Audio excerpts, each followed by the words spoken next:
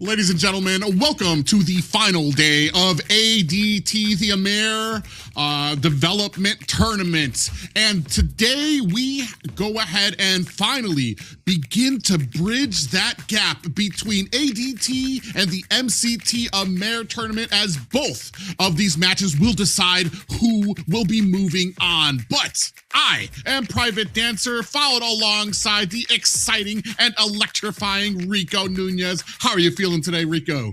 Not much as electrifying as you, my friend, but I'm here also with this very special guest here, and he's the boss here, guys. Private Dancer, welcome back. So nice to work with you again on this final day. This is the relegation day. The last chance, Private. This is the last chance for this team, so everything can happen, and one mistake could be lethal. So let's go.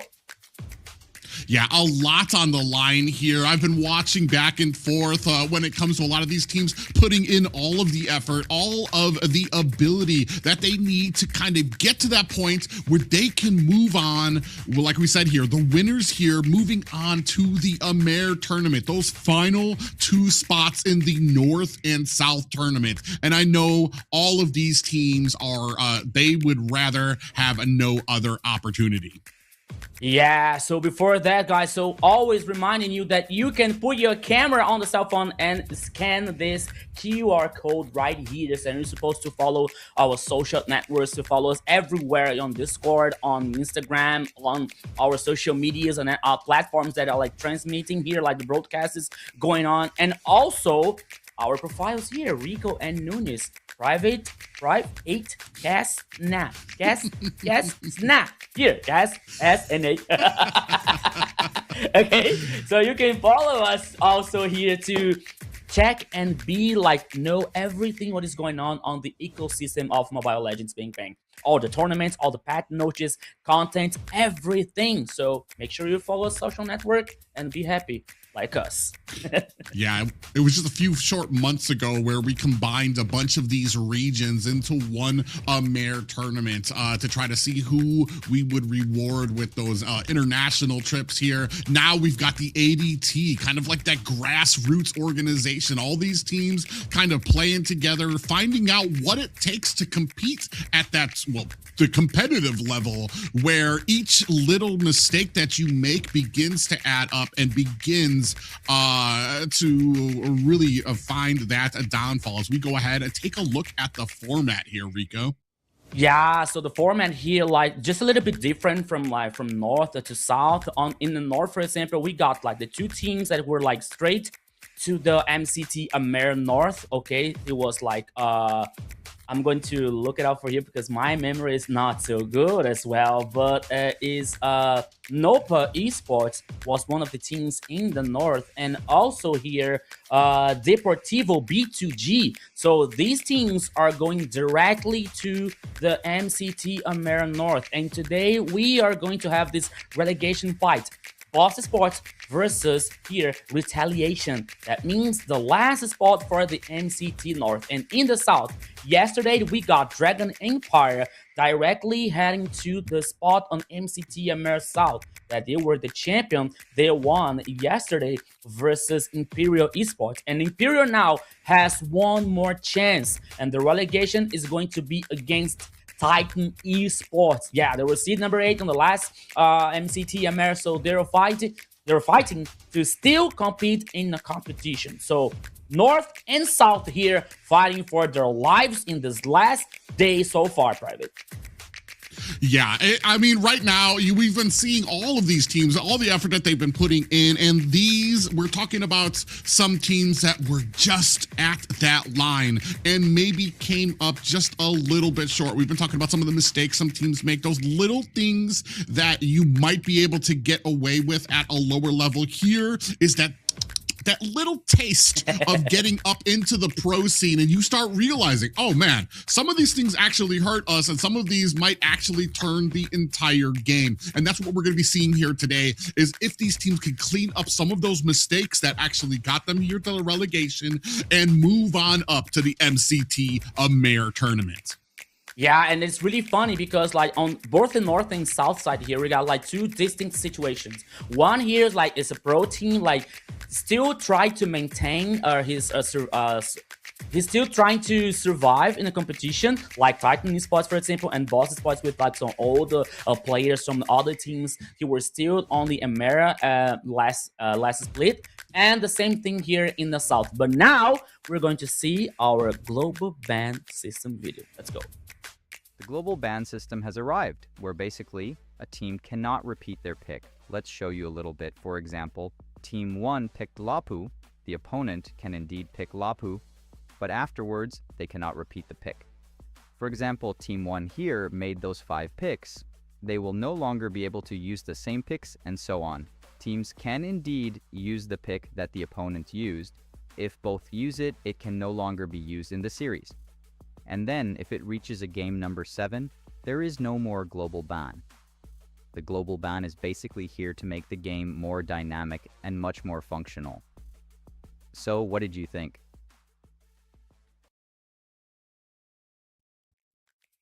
Yeah, it's something that's been a very opportunistic time here in the AMER tournament, where we have pretty much stuck with the AMER and the ADT, where we've stuck with this global ban system, meaning you can't just kind of one trick your way up through the ranking systems here. Your pool has to be pretty wide. Not just that, but you have to have a pretty deep understanding of how all of these compositions can fit into each other, especially when it gets to that game 4, that game 5. I know they talked about game 7. I think today is going to be all game best of 5s here, but especially when it gets to that possibility of a game 5 and you've kind of like stretched your roster thin, and you've got to think about some of those picks that you might not usually go for.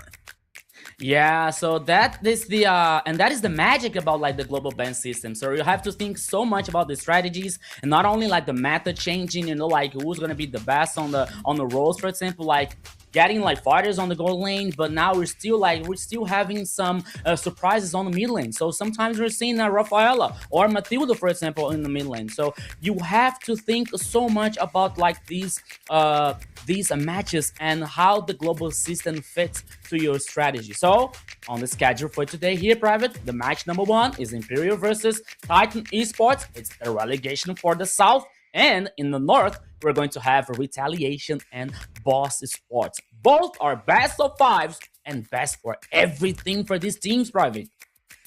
Yeah, we're talking about kind of a mix. Like I said, right now, ADT is kind of blurring that line between the MCT AMER tournament, as one of these teams in each of these matches has kind of been fighting their way through ADT, while on the other side, another team has kind of fallen just a little bit short in the MCT AMER tournament. But you know that no matter which team you're rooting for, both of them are going to be putting it all into here to secure that spot for the MCT AMER tournament.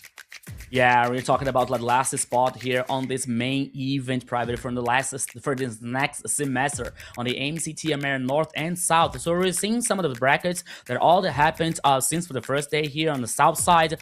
Los Grandes like losing to the Imperial like beating Los Grandes on 2-0, and then after Imperial versus Squad Phoenix was 2-0 for Imperial, and they lost in the grand final for Dragon Empire, but they lost. It was so close. It was the 3-2 with so many actions. We're so close fight here for this grand final. So that gives them a little confidence to fight the Titan Esports. Of course, Private, you were talking about Titan Esports. We're talking about like Hiro. We're talking about Hotun. You know as well, like you were like the casters from the last split, that this team has so many good players. They are so pro here on this MLBB professional scenario. So Imperial is going to have a hard challenge versus Titan Esports, but they are confident and they're powerful and they can win this game.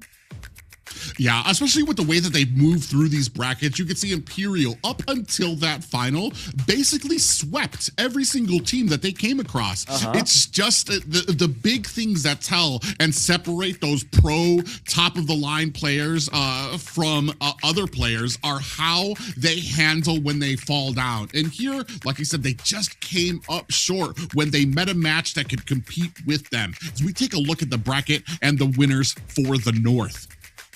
Yeah, so in the north here, we got Retaliation. Retaliation that won the first round here versus Judah, and then they went through Nopa Esports here. That was like the semifinals, like of a semifinal here, because we got two teams going directly to the MCT AMER, and also they lost for Nopa Esports, and yesterday they got a big fight versus DMX, and now they are having the chance versus Boss Esports. And Private is like almost the same situation as the South.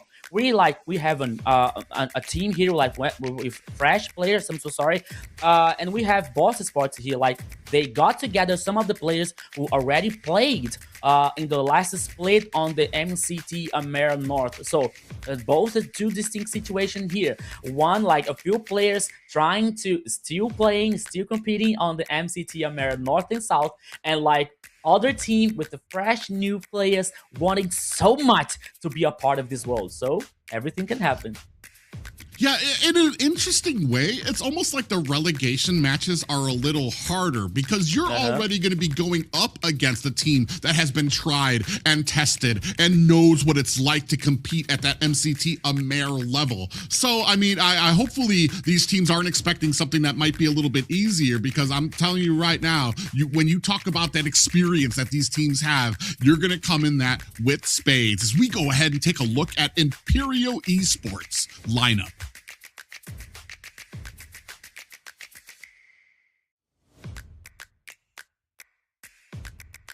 Oh, okay. I would go ahead and take a look at this. We got Uchiha, Super Cake, Emi-chan, Cleo, and a GFAB bringing it up for Imperial Esports. All of these players had a great showing yesterday, went to the complete distance, but just came up short, looking to sink their teeth into a spot in the AMER tournament. So with Uchiha, Super Cake, Emi-chan, Cleo, and GFAB here, I believe that one of the pillars on this team is going to be a GFAB. I believe that if GFAB has like some hero with like play make style hero, that can be good for Imperial. Just to make Cleo on the goal lane more comfortable to play with some late game heroes. And now we're seeing the roster for the Titan Esports, Arctic, Hotun, Syndra, Fury, and Paquito. My goodness, this lineup here, like, it's going to be a nightmare versus any other team. Paquito, which played on the Alpha 7 on the last split, now joins on Titan Esports here to play with his brother, Hotun. This lineup here, my friend Private, rocks everything. Yeah, and you know the communication's going to be solid. We're talking about a team that we saw in the last season of the MCT AMER tournament who just had nothing but bright things in their future. Here, though, at the relegation, they are fighting for that spot, and you know they're going to fight tooth and nail.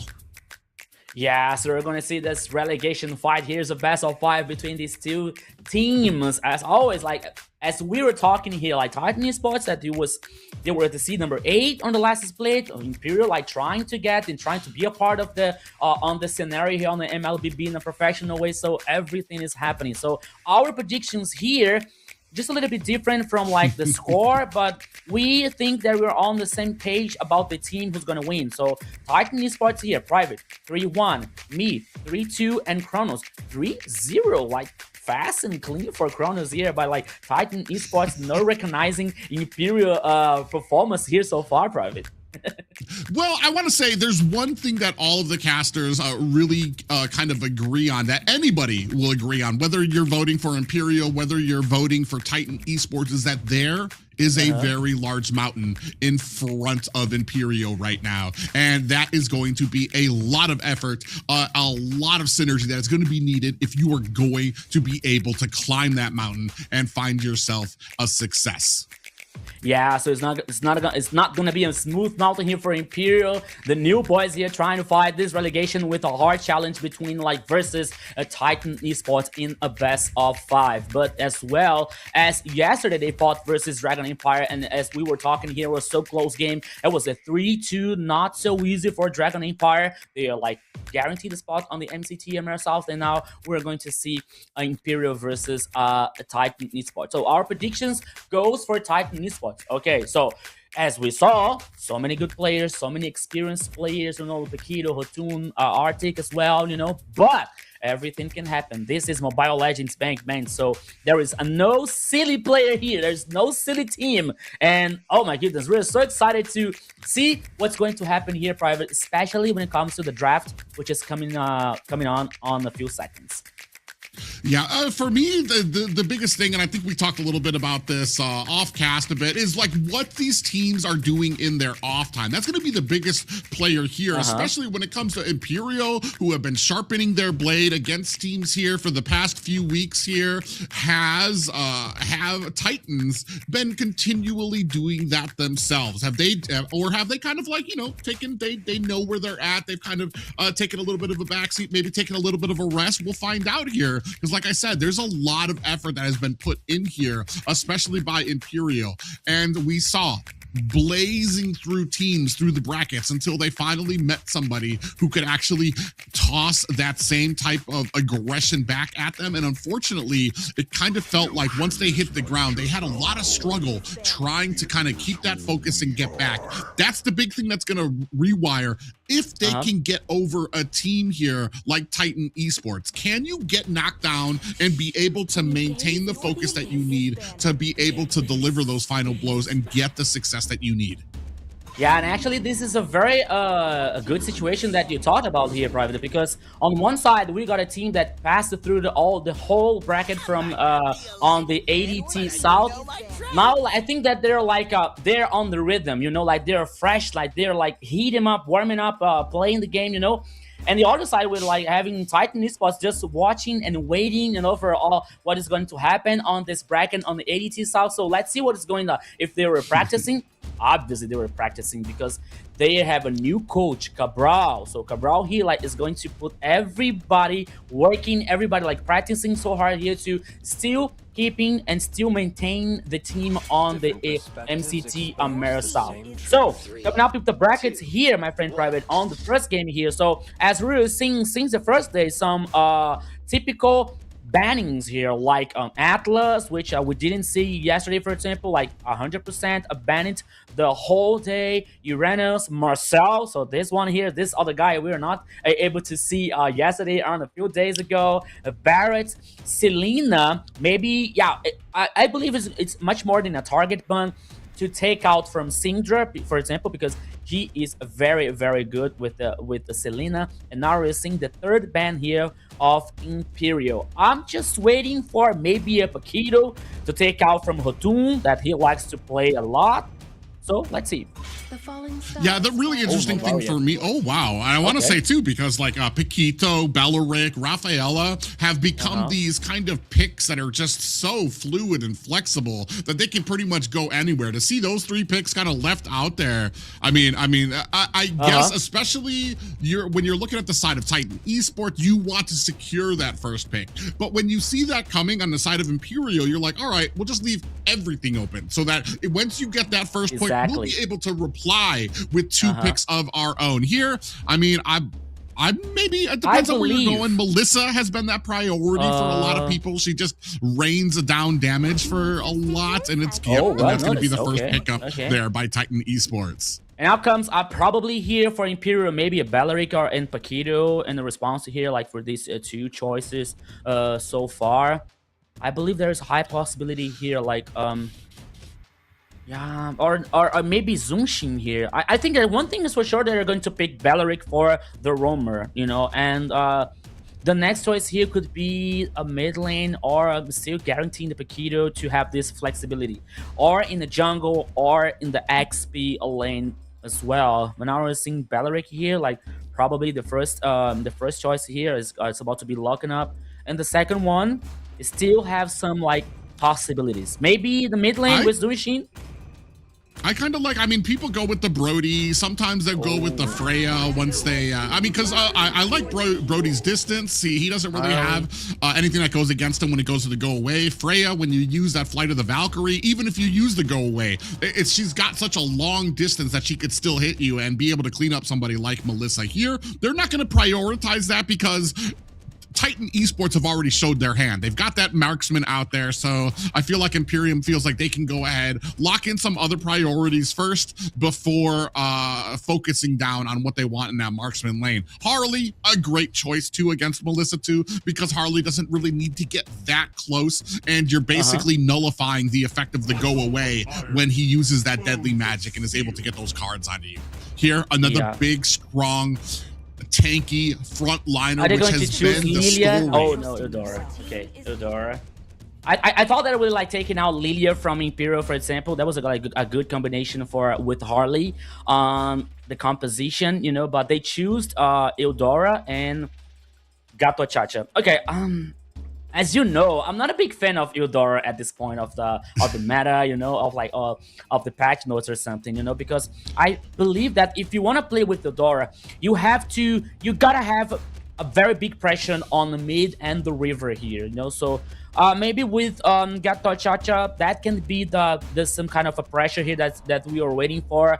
But I want to see like, what are they about going to choose for a jungle, for example? Maybe like an assassin to put more pressure. And now we hear Claude here on the gold lane here to guarantee this a late game plus the Dexter hologram, this mobility, you know, because it's a matchup versus Melissa, so on the lane phase, and in the very first minutes, it's not going to be easy as well, but still it's a good choice here for Imperial. But now see the bans is still coming up, assuming for Titan Esports here, so Imperial may be making focus on the jungle, for example, or the XP lane, maybe taking out an Alice, a very good initiation to take out from Arctic, for example. Okay, Ken, I love this emote. I love those little things too. I want to say Eudora, I kind of I half agree with you on paper when you talk about a Eudora and her kit. Especially in the current meta, high on assassins, people who can get in, get out. Eudora should be basically like one of the last picks that you would want to go for. It's just that right now the amount of damage that you can output in such a small, tiny amount of time almost guarantees a kill every single time. And if you have something else there, to me, sometimes it almost feels, it can feel like a greedy pick. Like when you see a Layla in rank who's basically saying, hey guys, I need you to protect me for the first 15 minutes of this game, and then maybe I might have all of my items here. But Eudora, she makes up for it with that boss amount of damage that she's going to bring in when she gets some of those items. So it has become kind of a mainstay, especially when you have those assassins that want to get in. If you are fast enough, you're going to be able to get that shock. You're going to be able to get that damage onto them and be able to blow them up before they're able to get out of harm's way here. And looking like with the burst damage being taken off the board, Farja being taken off by Titan Esports as well. And then we're focusing now, taking out the assassins on the side of Imperium. Yeah, and there was a good ban here, like taking out Hirata, especially versus Harley, for example, like using the invulnerability. It's a hard word for me, like to pronounce it, because of the deadly magic, you know. Too. Because of the deadly magic, you know. So it's a good choice here of banning. Nolan is another one, maybe like for choosing some squish heroes coming out from Imperial. So this assassin, this high burst of physical damage coming out from Nolan, that can be a very good choice too. But now let's wait for in Titan Esports. Are they still going to focus on the mid lane? Maybe taking out a Lilia, for example, here to have a very interesting early game for Imperial or other magician. Oh, no, Freya. Okay, all right. Yeah, this is what I was talking about too. The Freya pick has been one of those big primary pickups on there, especially if you know how to use it. Even when you see it coming, there's nowhere that is safe, even underneath some of your towers there as well. There's still some good picks. I'm not sure if Titan Esports, if we have a Ling player on the team, that's still a big steady one that I would like, depending what we got. Flying Clouds here. I was going to say Ling is good depending on the map. You don't want to use him. I believe, what is it? The Broken Walls, where Ling's got he has some traversing he needs to do on there. And we're going to be picking up some big damage on the side of Gord here. Almost, It's yes, I see what I already know what you're gonna say too, because right now the big problem with Gord in the current meta is that he's kind of a sitting duck, and you're gonna need a lot of CC to be able to lock people down to protect Gord, make sure that he's not getting jumped on. And on the other side, what do we have out there? We've got an Avatar of the Guardian coming from Gatakacha, so he has a huge tool that he can be able to launch onto Gord if wanted. Yeah, and I was thinking about all the situation here. Like you have Claude, so Claude with the mobility, so he likes to play along. For example, you have Harley with teleportation, another mobility hero. So Gord has no mobility. So like maybe in the block team fights here, that could be not the best of the roads for Gord here. So he is gonna need the protection coming out from Valoric. So I believe that this Valoric most of the time is going to be in a reactive situation, not being proactive, using the Wrath of the Dryads, for example, to maybe make some hard initiations, you know. So I think that with the Gord, I still prefer Lilia here, you know, like with using the Dark Shoes, the ultimate, so has some kind of independence on the lane, you know, but Gord, no mobility, no escapability, and he's gonna be like very needy from this protection coming out from Valoric, or maybe from the XP laner who's about to coming up. Or we switch Valoric to the XP lane, pick up Cho as a roam. This is exactly what I was gonna say. Is now you've got some peeling ability for your Gord. You've actually got a decent amount of peeling ability for your Gord, and not just that, you've got a setup on your own. And what we used to have with the old Kalea pickups, where she'd be able to snatch somebody up with the Tsunami Slam. Here, you're going to have a way of the Dragon Kick, be able to isolate somebody. Gord comes in with that Mystic Gush. It is a wrap for one of those players to start off a lot of these fights. I really do like Imperium's draft here against the team of Titan Esports. Yeah, I gotta be honest with you, Private. I didn't see that Lancelot coming. I thought about like Lancelot possibility here, but we didn't used to see Lancelot since for the first day here. So we did not see Lancelot, you know. Okay, versus the Deadly Magic to guarantee objectives. Lancelot, it's a perfect choice. But as we were saying, no Lancelot until this day, until the last day here versus this Harley. And now with the Cho, as you well said, now we have a situation here. We have a possibility with the Way of the Dragon, the Mystic Gush, you know, plus the Blazing Duet, if everything works well for Imperial. So that's gonna be a way for Imperial to get this victory, okay? But in my opinion, it's not gonna be that easy versus this composition coming out from Titan Esports. Yeah, there's just a lot of different answers on the side of Titan Esports. Some of them, even if you lock somebody down, you've got that burst damage that can come out from Syndrak on that Eudora. You've got the tankiness of the front line, and then the iframes from the Lancelot pickup. So it's going to be very interesting. The only thing I'm kind of questioning right now would be possibly the Esmeralda.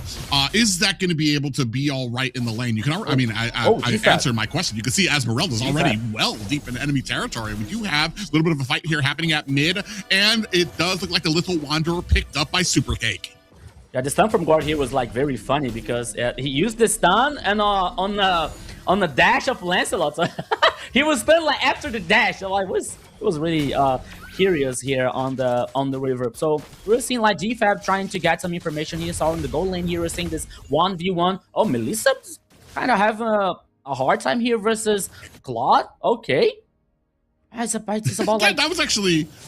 Okay, very interesting to me. I was about to say, like, you usually don't see Claude actually being so dominant here. Not just that, pushing into her lane to the point that she has to hide underneath the tower. The only problem with that is if you're going to be having that good of a time, maybe kind of lean back a bit, give Imperium some time to gank up into that lane. You know, let her get that ego that she needs to push a little further, which will allow your jungler to come in and get those ganks that are necessary for it. Now, a little bit of a peekaboo here with Paquito on the side. Okay, Supercake is able to guarantee still, and with the Harley with the level 4. So now the turtle is on the pitch. Hotun immediately started. Ooh, big Mystic Gush comes out, Paquito. It is a, oh no, he's actually able to get away. Supercake in trouble, gets taken out by the damage from Syndrak. A little bit of an assist there coming from the Esmeralda coming out from Arctic. And that's going to be a clean turtle coming out for Titan Esports Club.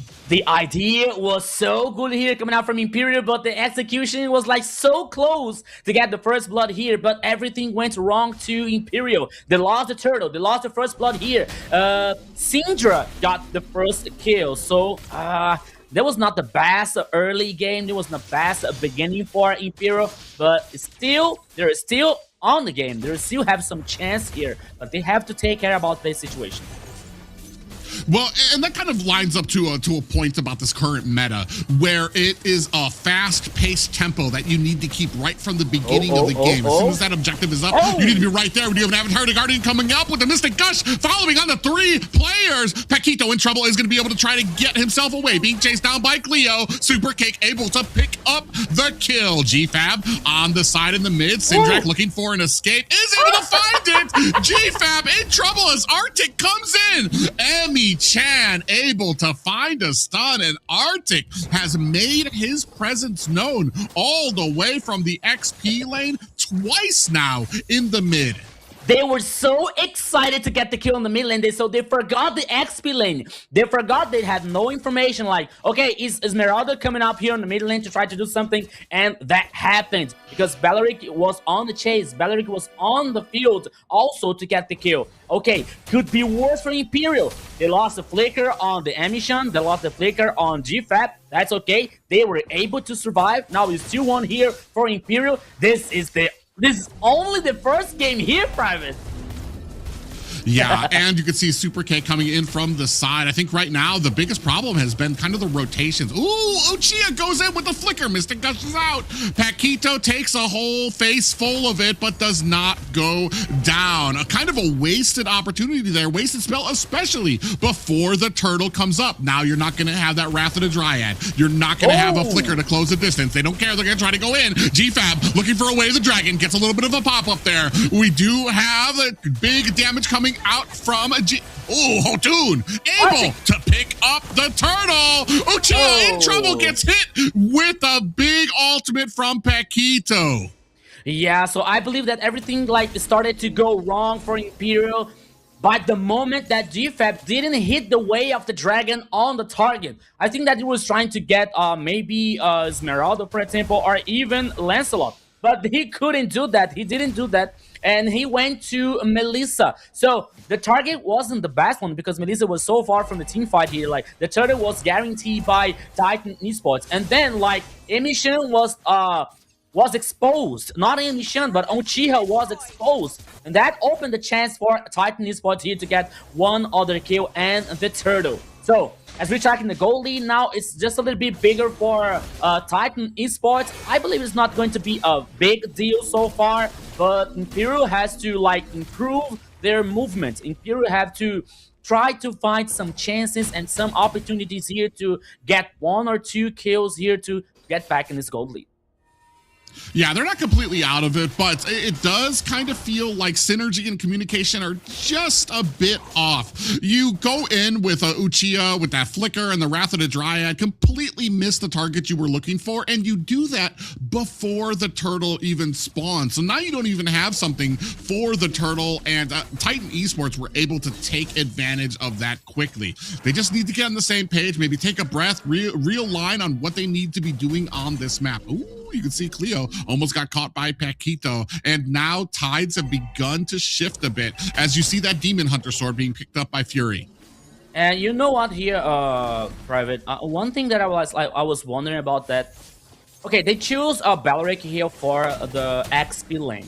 I believe, and I have the impression that Belleric was like officially to go on roamer. But since they were like following the composition, like following the draft, and they were saying like, okay, maybe Belleric is not going to be a good idea on the roamer, so we have to choose Paquito, for example. Okay, the response was really interesting, but Belleric lost the tower on the XP lane because Esmeralda has more split push potential. Here we go, Private.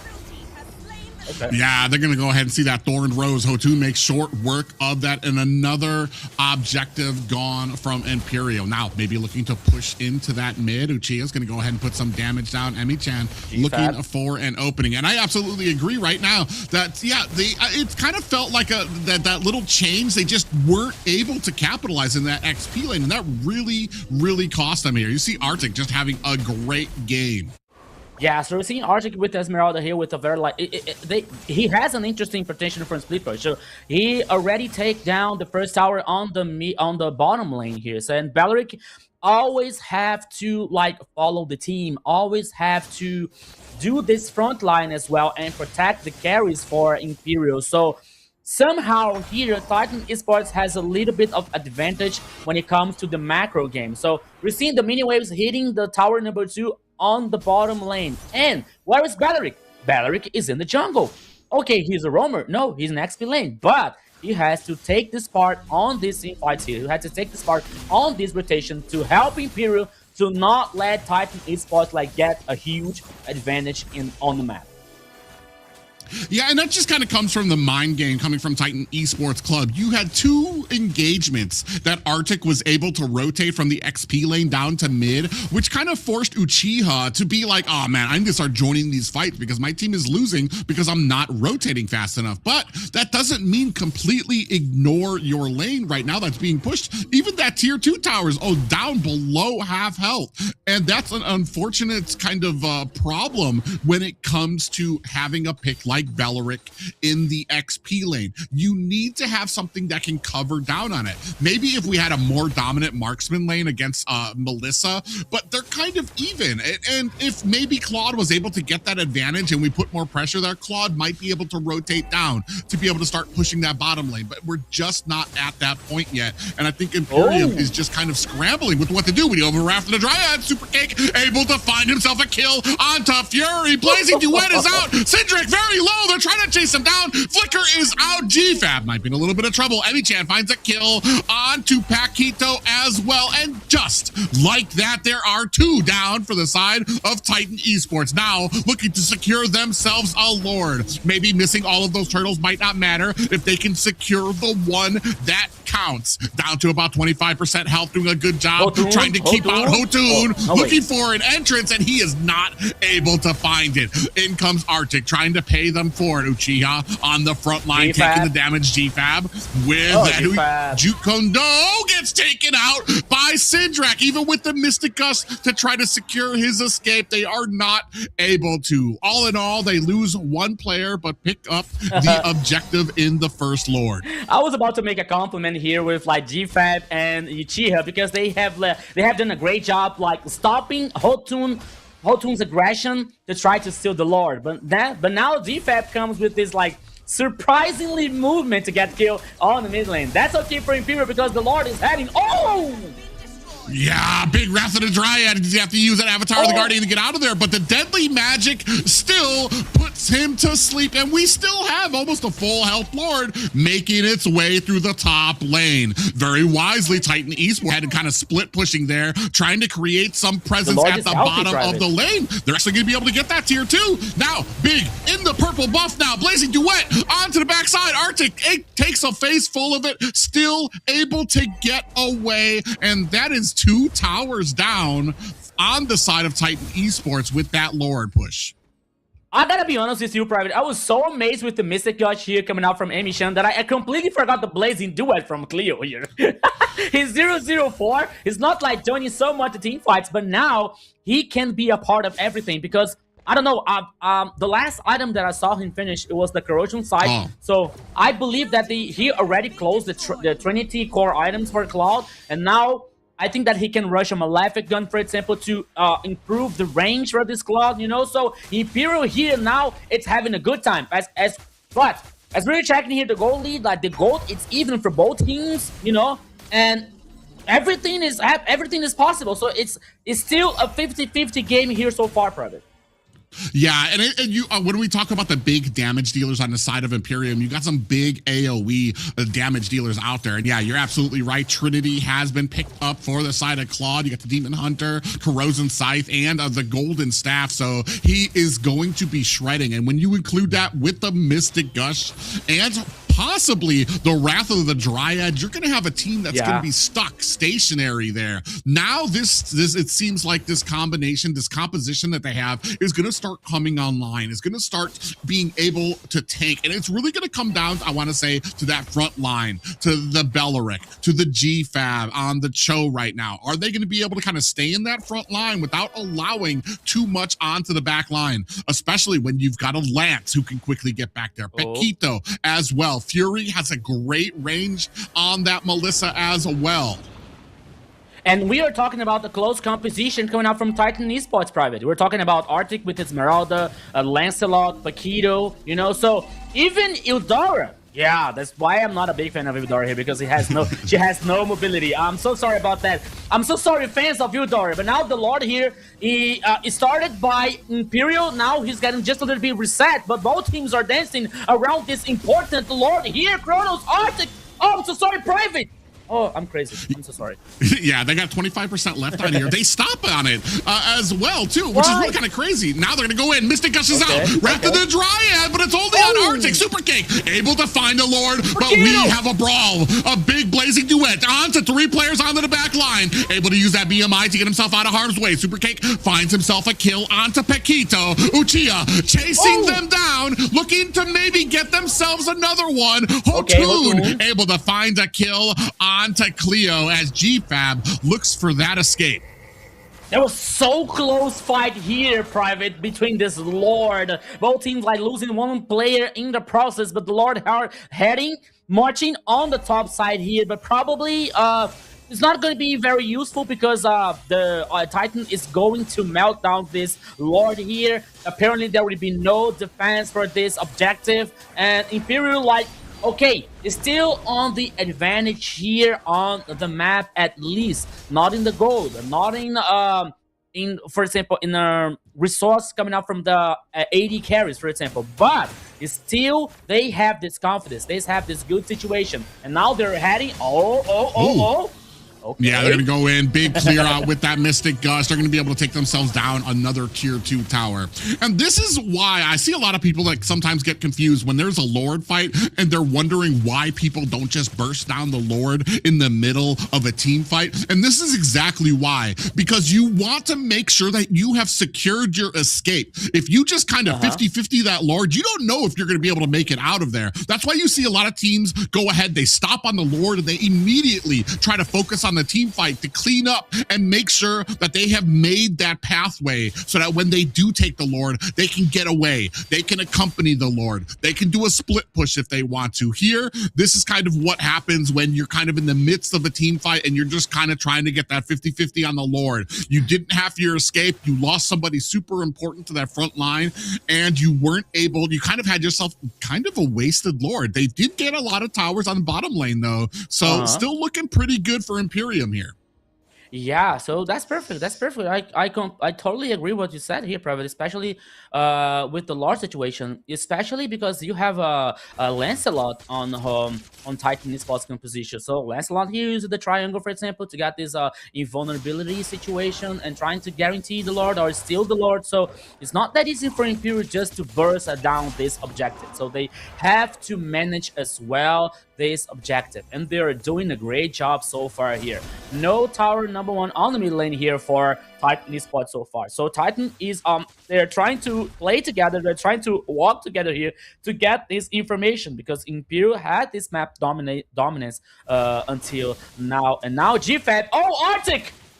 Yeah, might be a little bit of trouble here. 3 members. Arctic gets kicked back, and Super Cake finishes the job. Right now, Hotun just having a little bit of trouble being able to kind of find some of these kills. We're really banking on Fury to kind of build up the damage he needs to be able to kind of hold off these teams. You see Imperial looking for a way in here. 50% on this Lord. They do back up. Now they're going to go ahead and start the Lord on their side. They pulled it out. They want themselves a little bit of a fight here. They're looking for it. As you can see, lanes beginning to push mid-tower. Avatar the Guardian comes down. Wrath of the Dryad is on a super cake. Able to find a kill onto Paquito. Cleo finds one onto Hotun and Sindrak. 2 for the marksman of Imperio. And that's going to be a Lord for the side of Imperio. Super cake scoops that up. Fury in trouble alone against 5 members. No more dreams, Fury. No more pain. Only dreams here. No more Fury, Private. No more pain for Titan Esports here. Losing 4 players in this last team fight. And now the Lord is coming up in favor for Imperial one more time. That's Imperial, my friend. That's the Peruvian team. Chasing down, ruling everything here. And Arctic, oh my goodness, 1v1 here. Okay. That was an honest 1v1 here. Yeah, a little bit of tap dancing there from Super Cake. They're going to be able to get away from that falling star moon from Arctic there. And just like that, things have begun to flip back onto Imperio, or for Imperio, Titan Esports. Now, Lord up at the top. They're about to lose the mid-high ground too, trying to kind of force that as well. Big burst going on to the Lord, while Imperio maybe looking to push things at the mid. They don't have the lanes synced up just yet, so that might be all for them. One high ground tower. They're going to go ahead and try to force it here. A little bit of a fight coming in, then deep into the back line. Emmy Chan finds a kill onto Hotun. Cleo takes on the tower. Imperio looking for the upset in the first game, looking to take down this core. Are they going to be able to? Now, backing up, looking for an angle to maybe find their way in, but Titan Esports do a good job of clearing out those waves. Yeah, one more is heading up on the mid lane here, my friend Private. It could be the end. Yeah, that's going to be the last high ground tower for Titan Esports. Oh, we do have a concealed play out there. Paquito might be in a little bit of trouble here. Maybe looking for a Wrath and a Dryad. Damage is out. Uchiha in trouble. Do have a Blazing Duet. Immortality has been proc 50% on the base. Imperio looking for the upset. Can they find it? Oh, they're getting very low. This might be the defense that we're looking for from Titan Esports. Sindrak goes down and traded off by Cleo. Titan Esports do find themselves a defense, but at what cost? No more high grounds. And I want to say 3 players that got hit down from that last defense.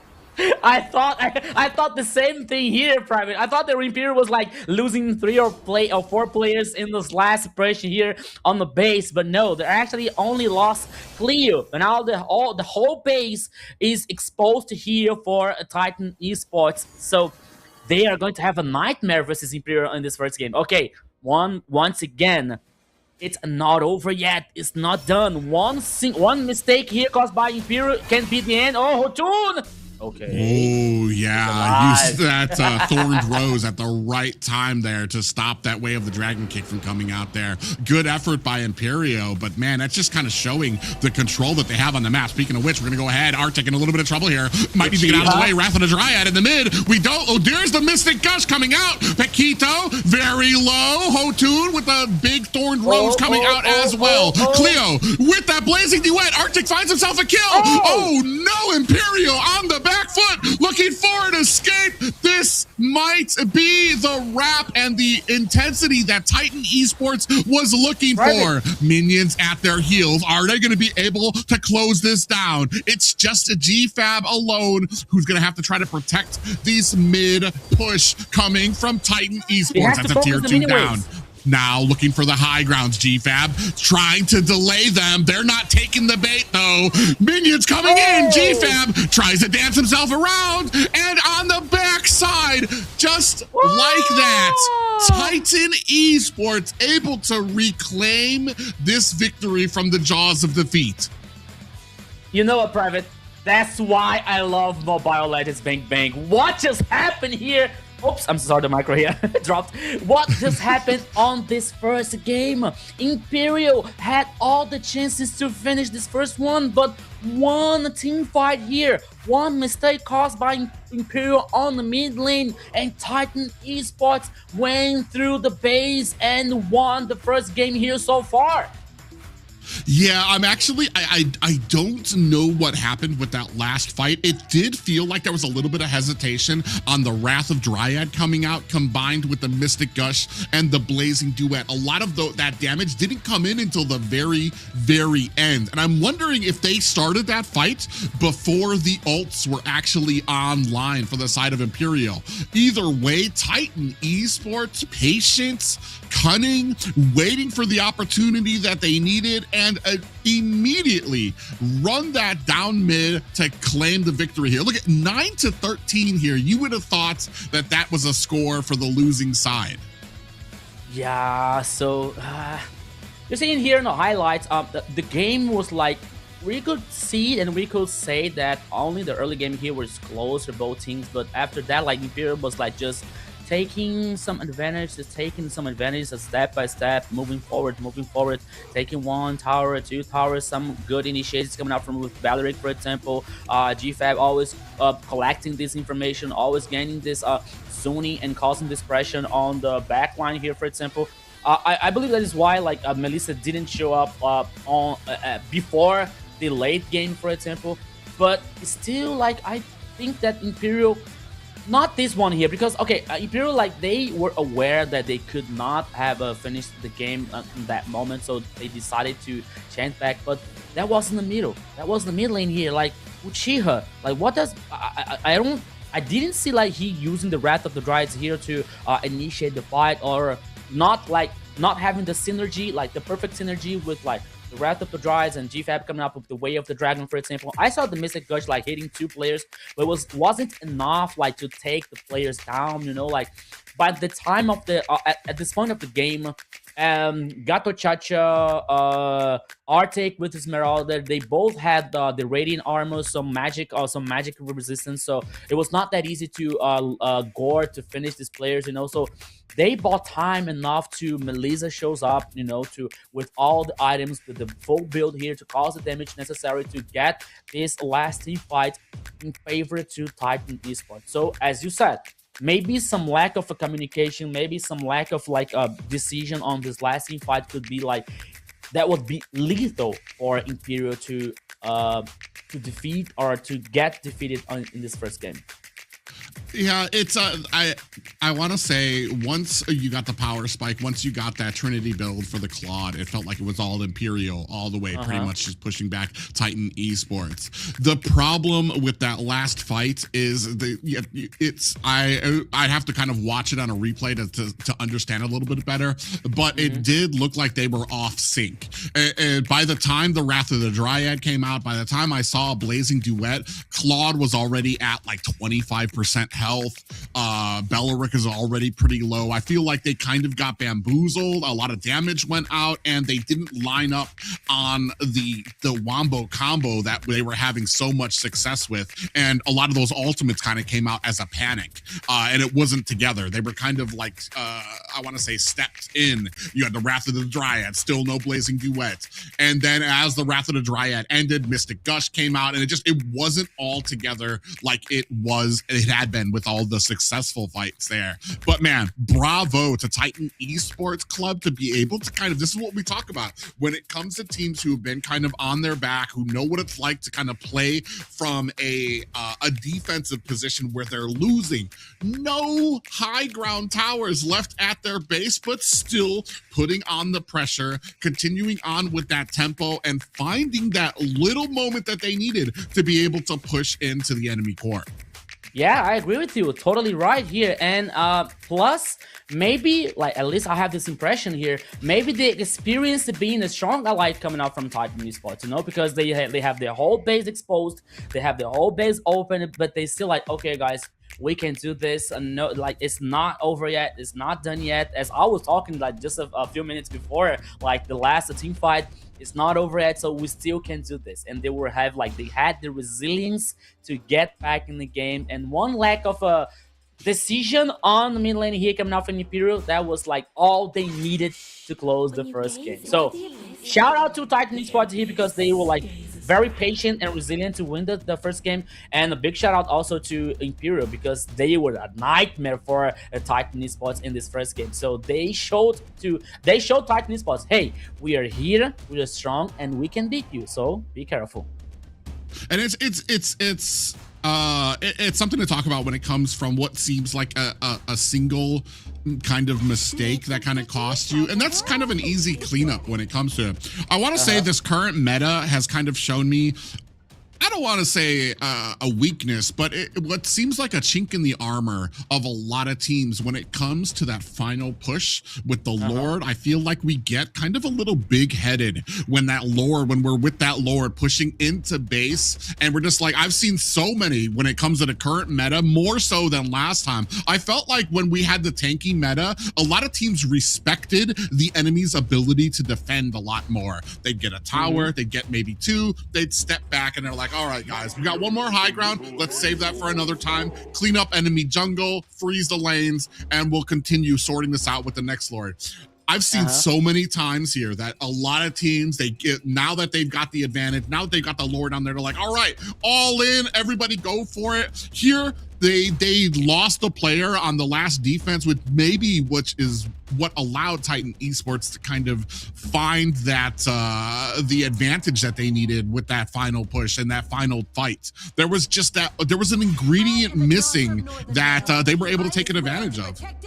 Yeah, so we're seeing the meta like situation coming up for everything and every side, especially when it comes to the closing game. And as you well said, we're not seeing so many victories coming up like from a team say something like, okay, we are 5, so it's a 5v5 on the base, you know, it's a real battle and we are going to win. No, like most of the wins coming out with the 1 pick off or maybe 2, you know, so you have a superior number. So, okay, now we can go to the base and win the game, you know. So if you come like with a 5v5, the possibility and the probability is going to be like, or 50-50, or even worse for you, because it's the base, it's a very like tight space, you know, so you can defend the base very like better than you were like in the jungle or in the middle of the map, for example. So everything can happen. So most of the victories that we are seeing, as you said, it's not only a 5v5, it's after you like get 1 player loss or 2, like 2 pick-offs here, so you have the advantage to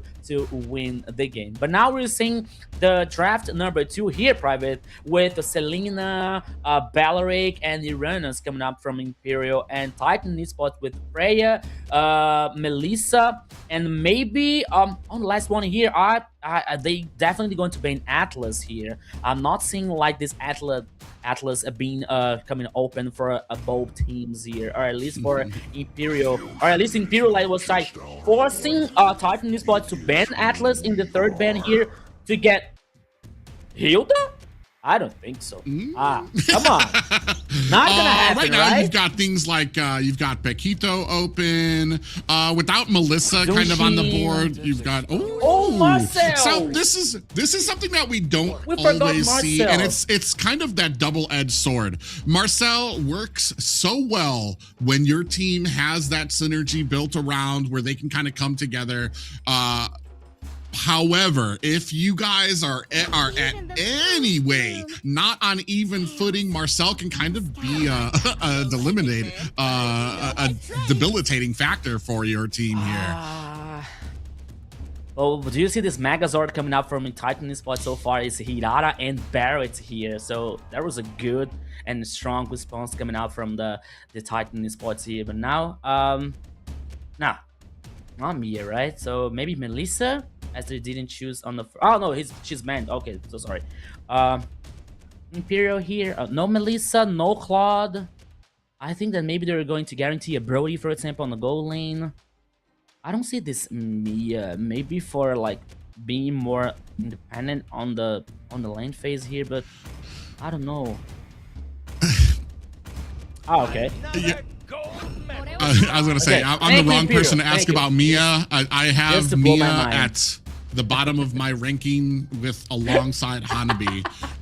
When it comes to marksmans, I like to kind of see out there.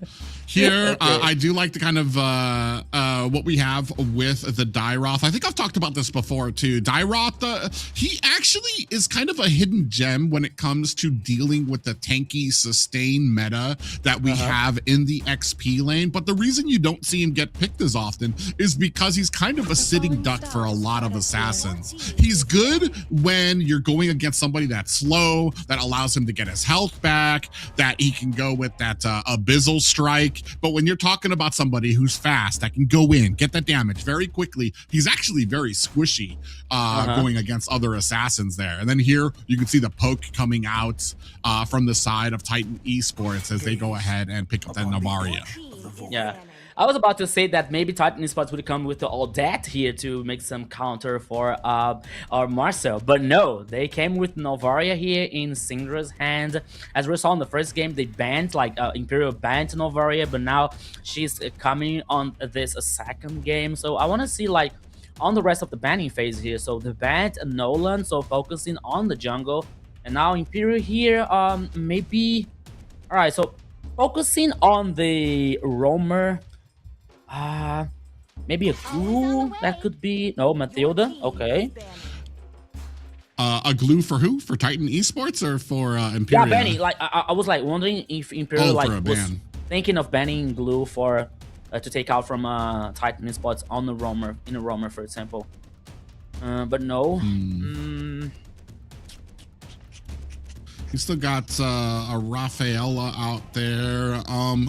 You've got a very mobile composition here. You got a lot of, I want to say poke. So I'm assuming we're going to go with something heavy so that it's not just on Barats to kind of tank that front line. So that will give the time for our Novaria, give the time for Hirara to find a way in to do some damage as well. Especially with the, I want to say, a very squishy lineup so far from the side of Imperio. Oh, and there's the Paquito taken off the board, which is interesting because I feel like Barats does a good job of kind of dealing with the Paquito in the lane anyway. And now we're seeing, waiting for this last band coming out from Imperial. Okay, they focused on Mathilda here, maybe for roaming. Rafaela? Alright, so assuming a Barrett's on the XP lane here, so in the roamer, they're about to see and about to choose any other, maybe a tanky hero, perhaps, but I want to see like how is Imperial thinking about like on this last banning here. Still like missing, they're still left Imperial, roaming and gold lane here, probably for Titan Esports. So Brody was the last ban here. Okay, focusing on the gold lane. It's still clinked. It's available for Titan Esports. Maybe that's a good that's a good choice here with a late game, or maybe in a transition from mid and late game here, like solid for Titan Esports, waiting to Hirara grows up, Novaria grows up, you know. So maybe a clinked here. That can be a good choice, Private. Yeah, the only other thing I'm thinking, Carry is one of the better picks that they usually go with, but you don't have anything that Carry does well against on the side of Imperial. You usually want her against those tankier lineups. They're gonna go with the Clint. Or the Claude. Okay. They're going to go with the Claude, which it'll be pretty interesting. You've got some pretty mobile heroes on the side of Imperial's side. So you're going to have to kind of set that up with something before you go in with that blazing duet. And when it comes to setups and when it comes to CC, we're hovering right now over Zushin, who's been I want to say kind of back and forth. I want to say 50-50 when it comes to how she kind of goes in the compositions right now. Hayabusa comes out on the side of Imperio, which is, I'm not going to lie, Hayabusa was one of my first assassins that I ever played in this game. And he has kind of fallen to the wayside, especially with the current meta when it comes to some of these faster assassins that can get that tempo right from the beginning. And that's because there's just these tiny hesitations in Hayabusa's kit when it comes to his abilities. You have to go in, quad shadow in, get your shurikens on them to get your stacks. That already tells the enemy, hey, he's coming back here. He's going to do some damage. And not just that, but when you come in,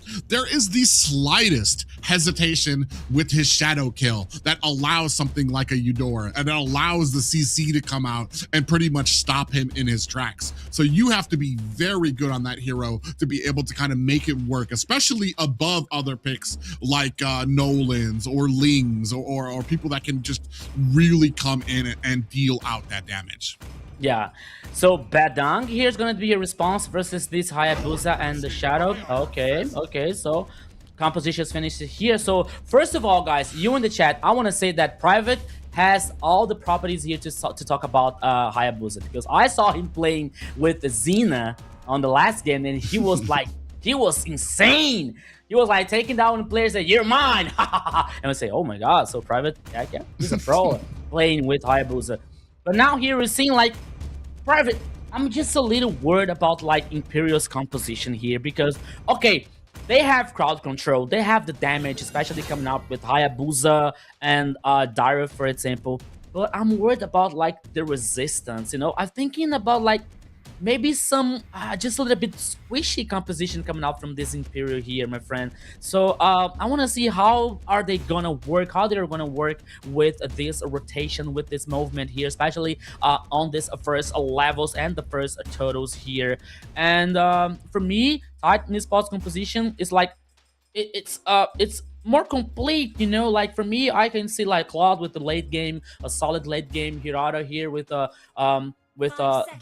dashes and the invulnerability thing here to guarantee the objectives. You have Novaria with a very hard poke. You have Barrett with the ultimate here causing so much pressure, especially when it comes to objectives, you know. So I don't know, maybe Titan Esports here, like for me, has just a little bit advantage on the composition, but let's see, everything can happen.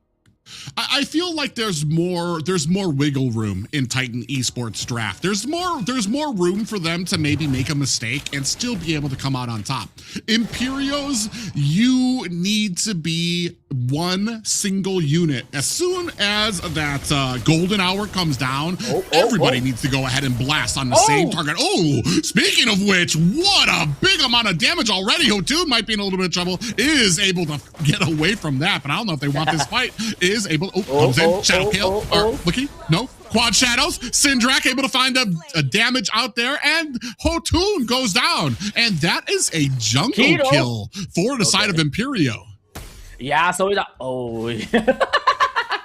this poke coming out from Navarre is going to be a nightmare here versus Imperial, but there was a high risk here coming out from both teams, especially when you have like one side you have the Lantern of Zunshin to stack and have this crowd control. On the other side, have Novaria and Badang here causing this pressure on the mid. And now, okay, GFAB here gained this information, like seeing what is happening on the purple buff here. So both teams here like starting so chaotic, starting so frenetic. 1-on-1 here, and 15 seconds left to the first turtle on the top side of the river.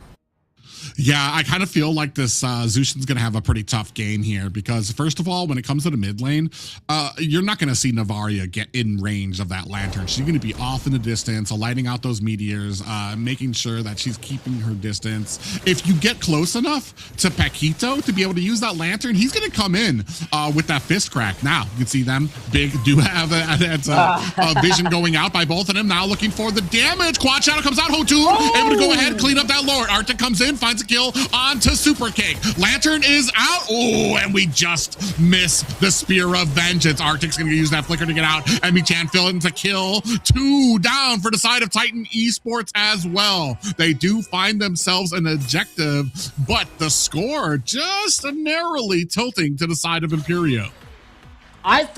For a second, I thought there would be like a disaster for Imperial here, but at least like Uchiha saving the day, and Super Cake as well here, because Arctic came so good with the flank and using the ultimate, like stacking and stopping some players from Imperial, and gave the opportunity for Titan Esports to get the first turtle, you know. And 2 kills for Titan. Okay, Emi Shun. All right, the wall here from Badan.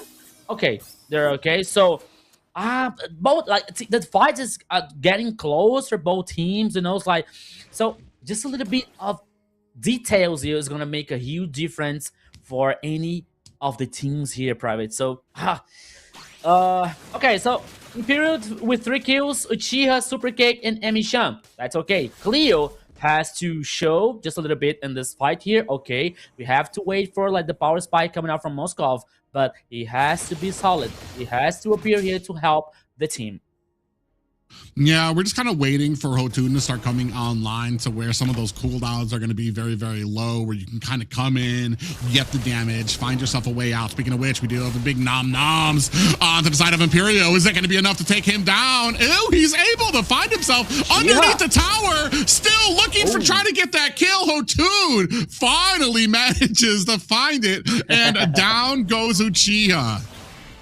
That was a dangerous 1v2 here coming out from Titan Esports, but they got the kill. And now seeing Supercake trying to respond, trying to compensate something.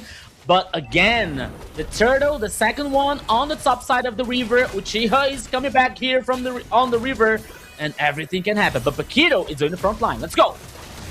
Yeah, we have an Astral Echo go out there. Ooh, big freeze out there for the Marcel. Hotun finds himself another turtle. As we see a Hunter Strike now picked up by Hotun. He's going to have that movement speed plus the damage and penetration needed for that assassin.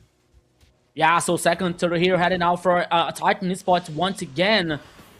When it comes to the objectives, they are going very well. So we're seeing the belt here coming out for Marcel and Hunter Strike for Supercake. Both teams are like being very cautious on this first minutes here on the early game because like it's a best of 5, it's a relegation time. Hotun, okay, all right.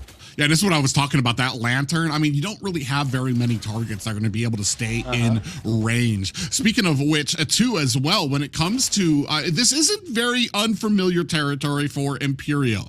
They started off the last game a little shaky. They lost a lot of the objectives. They weren't even present for some of the objectives in the early game, just kind of waiting for those power spikes to come online before they really put the pressure on. Here, I think they're kind of waiting, still trying to get those, waiting for Cleo to kind of get some of those items. Now tower starting to go over to the side of Imperial, but up at the top, Titan Esports making their way from a tower as well. Yeah, so that was a good movement here coming out from both teams, especially when the third turtle is heading on the downside of the river. So there's no tower for on the bottom side here for Titan Esports. No, at least the first one here. So that's gonna be an interesting situation for Imperial. Now, okay, rotationing for roaming for the mid lane here, so no minion waves, and both teams now like heading and concerning of this third turtle. We're seeing the glowing wand here on Syndra's hand, Hunter Strike as well on Arctic here. So Syndra both works in a stop healing situation, especially when you have like Uchiha and Dareth here. So it's going to be very important to this itemization. So the third turtle here initiated by Imperial, but here comes Titan Esports, Private. Yeah, they're going to come in here. You do see that fist crack out now. Uchiha in a little bit of trouble here. We do have the golden hour out as well. Hotun able to find a kill onto Uchiha. Turtle still at about 50% here. Everybody working on it, looking for an angle to get in there. And Hotun finds himself his third turtle of the game. Now a kill on the Supercake. The rest of Imperial now have to disengage from that fight. Titan Esports has just been on a roll, and this time they are not letting up. Not letting up here, so the third turtle, the last one guaranteed by Titan Esports, plus the tower number 1 here on the mid lane. So the goal lead now just getting a little bigger for Titan Esports. And you know what, Private? I'm noticing here that Titan Esports, the players, like the teammates, okay, Golden Staff now on Cleo's hand. They're talking something like I guess they're talking like, hey guys, we're dealing against Hayabusa, so we can play together. Because with the shadow kill, so with many players together, okay, here it comes. Yeah, we have a fist crack coming out there. Emi-chan in a little bit of trouble there, trying to get that damage onto Paquito. Okay. Hotun from the backside, looking to come in. Quad shadows are out. Hotun looking for an escape. Gets taken down. Uchiha. We have a blazing duo on the backside. Fury gonna use that BMI to get away. That's gonna be 2 down for the side of Titan Esports. Arctic in trouble. Golden Hour freezes Fury. Is that gonna be enough for Imperial to get the advantage? But they do find themselves 2 kills onto Titan Esports. Looks like Titan maybe crossed that line a little too early, staying a little too long in enemy territory. Yeah, we cannot make compliments here for any other teams, because every time they will say something like good about the team, like they are going to make some mistake. They're going to, I don't know, maybe some nasty things here in the map. So now I think that Titan Esports was just a little bit, just a little too early on the jungle here, trying to pick off the rest of the Imperial players. But now here comes the first Lord here. Okay, both teams are with the 5 players on the ground, and now we're seeing Titan Esports starting this Lord, and they have a better position here. So they have to face check. GFAB is doing the front line, but now the Lord with the half in HP. Let's go, Private. Yeah, Super Kick not in a position. Fury's going to be able to go ahead and pick up that Lord. We do have a Spear of Vengeance out there, but he hasn't come in just yet. Arctic in trouble. Super Kick able to find himself a kill there as well. On the backside, Uchiha backs up on to this purple buff. Going to go ahead and start that for Super Kick. And I think you're right. When it comes to kind of the early game, that mid game, where you want Super Kick to take the advantage of a Hayabusa, where you're in the laning phase, where you can find these singular targets. We just have not been able to really fully take advantage of that, because I find that Titan Esports is doing a good job of sticking together. Shadow Kill comes out, you've got the entire team there tanking the damage for it. So a great job by Titan Esports to really be able to kind of show the weaknesses of the Hayabusa and be able to really play around that. Uchi in a little bit of trouble, gonna have to be out there. Fury comes in with a blazing duet. Oh, he gets frozen by the Golden Hour. Great play there from GFAB to come in, see it, and freeze. You know what? This Golden Hour gives us some funny moments, some funny like curiosity things here when it comes to these abilities, and what is going to happen when you use a Golden Hour at the right time. So once again, with the shadow stacks on the Golden Hour, see, they're so nice. It's so like interesting to see. But which is not interesting for Imperial, because they lost the tower number 2 on the sides, on the top and the bottom side here. So as we're checking the gold lead here, like not so big for a Titan Esports, but still it's an interesting advantage, because it's not only about the gold lead. We're talking about the map dominance, the map information here. So Imperial is not allowed to play so forward, play so aggressive, only if we're seeing the GFAB trying to gain this information for the rest of the teammates. But still, Imperial, you see that pole coming out from Syndra? Oh my goodness. Yeah, for right now, we're just not making use of the picks. The Golden Hour's been used more as a reactionary type of ultimate to save our teammates, to get them out of harm's way. I don't really see us taking full advantage of us. I don't see us triangulating our fire, focusing down targets with it. It seems more that there's this big happening when it objectives when it comes to the Lord or Turtle fights. We kind of use it out there, but we're not actually finding kills with it. We're not actually finding successful team applications for it. Oh, Fishcrack comes out. Might be in a little bit of trouble here. GFAB able to go ahead and get himself out of harm's way with that flicker. That's going to go ahead and leave us a 17 seconds for this next Lord. Yeah, so the second Lord here is about to be on the downside of the river. At the same time here, we're seeing Titan Esports trying to take down the lost player from Imperial, but as they're playing in the background here, but now we're seeing Titan Esports trying to do something on the top side here, maybe working on the sides, especially when it comes to this minion waves here. And now, oops, GFAB, he doesn't have the flicker. Yeah, conceal players out. Fistcrack now. GFAB in trouble. A beautiful Novaria Meteor comes out to be able to take some of that damage down. And Uchiha in trouble. 2 ultimates out. Epi-chan looking for an escape. Cleo's very low too as well. This is a bad look right now for Imperial. All of these engagements. Paquito has just been a huge menace for the side of Imperial. This is going to open it up for this next Lord take by Titan Esports. It is a bad moment now for Imperial Esports here after like 30 minutes on the second game. They lost GFAB on the crucial moment here. The Lord was open, so Titan. Ouch! Once again here, Super K. Novara, Syndra is gonna like. They're like this orb here is gonna like so much damage. Oh, almost like trying to steal the orange buff. But now the Lord heading on the top side here. Imperial has to do something. Okay, Emi-chan. Okay, that's what I was talking about during the draft here of the Imperial composition, because like Syndra is having a good time here with the poke situation from Novaria. Emi-chan lost half of the HP on one skill casted by Syndra. They have to take care. They have to be they have to pay attention about that situation. But now the Lord heading on the top side here, and Titan Esports are going to defend this objective.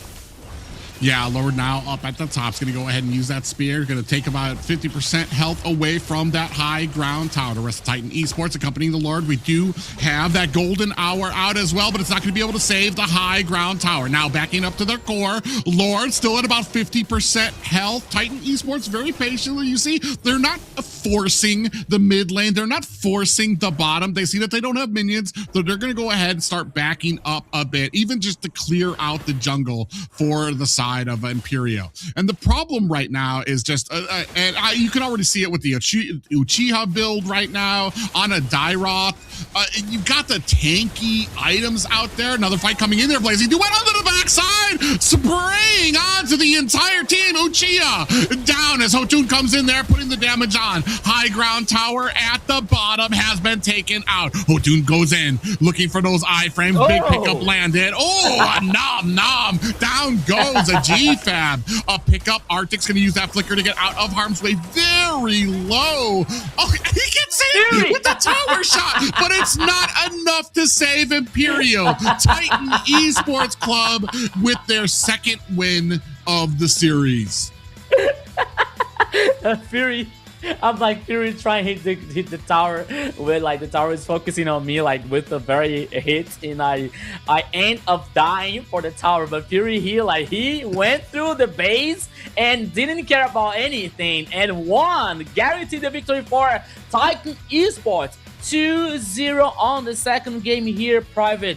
They are one step ahead to still continue to still surviving on the MCT AMER South. And once again, you see, we can talk about the difference between Cleo's Cloud on the first game and now Furious Cloud on the second game here, Private, because we saw like, I'm not saying that Cleo was bad, you know, but I think that Cleo was not so like proactive as Fury was in this second game here for Titan Esports with Claude. So we were about to see on the team fight on the bottom lane in the tower number 3 that they got the initiation, and you got right away the blazing duet, like causing so much damage in like maybe 2 or 3 players from Imperial, you know. So they got the advantage, they got the superior situation on the bottom lane here to help them to guarantee the second victory. So that is the difference between the gold laner here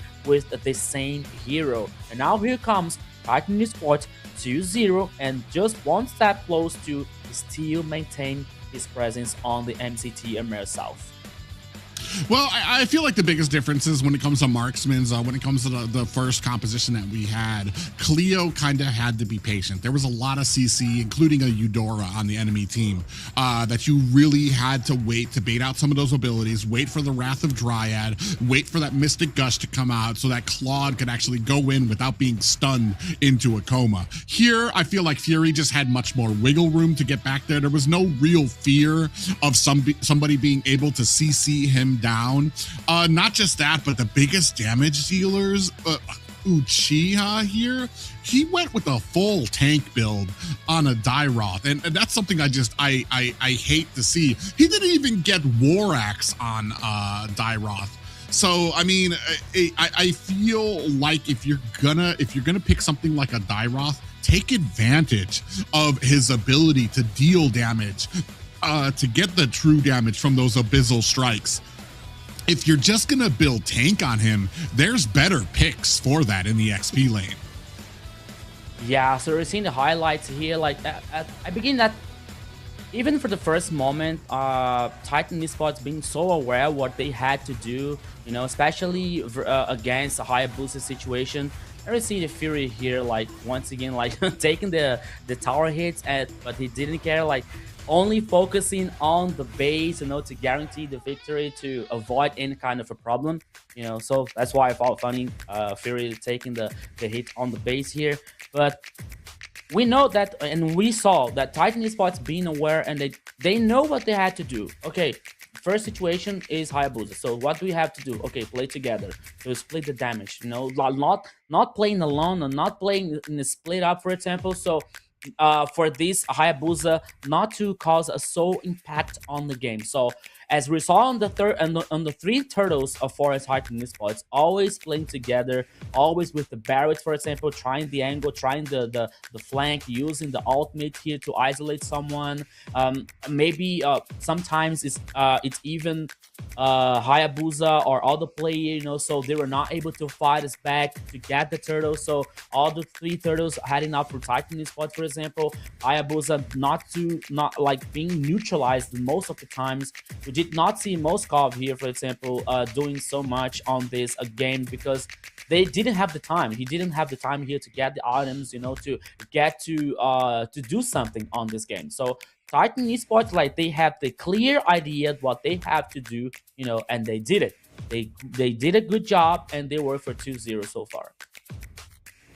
Yeah, I kind of feel like you brought it up when it came to the draft. Titan Esports Club just had a more standard meta draft where you had a tanky front line, you had the damage, you had mobility and CC.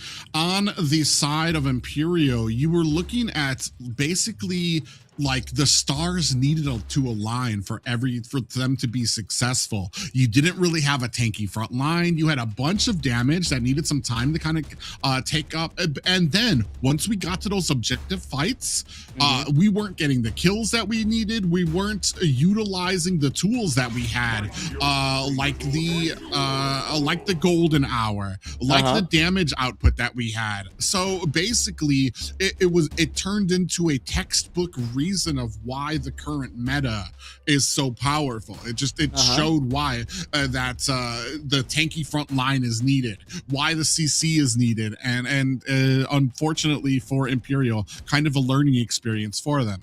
And I want to say, like, right now, I mean, it kind of feels like the kind of at that slope going down a bit. That first game, they had a little bit of a rough start, but they were able to come back, lost it right at the end.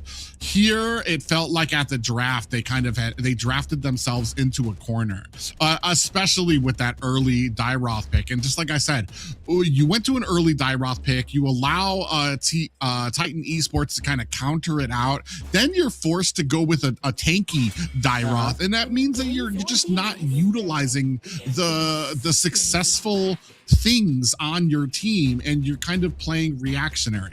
Here, we're going to see what they have left here, as both teams kind of at the third spot with when it comes to the global bans. A lot of things that they aren't allowed to use right now. But I want to say some standard bans out there, especially kind of taking Melissa off of the field as well. So let's see what is going to happen on this third game draft system so far. So banning Valeric and Selena coming out from Imperial, and now Hirata and Melissa on a Titan Esports so far. So now on the third ban here, maybe once again Imperial trying to force Titan Esports to ban Atlas. So they're hitting for, okay, they're heading for ban Marcel here. Now Atlas, that has to be the third choice here for Titan Esports. Or maybe they're thinking, okay, we can let Atlas open to Imperial, and we can work on something to neutralize his ultimates, for example, with I don't know, maybe a range composition. But now let's see what is about to happen here on the third ban from Titan Esports.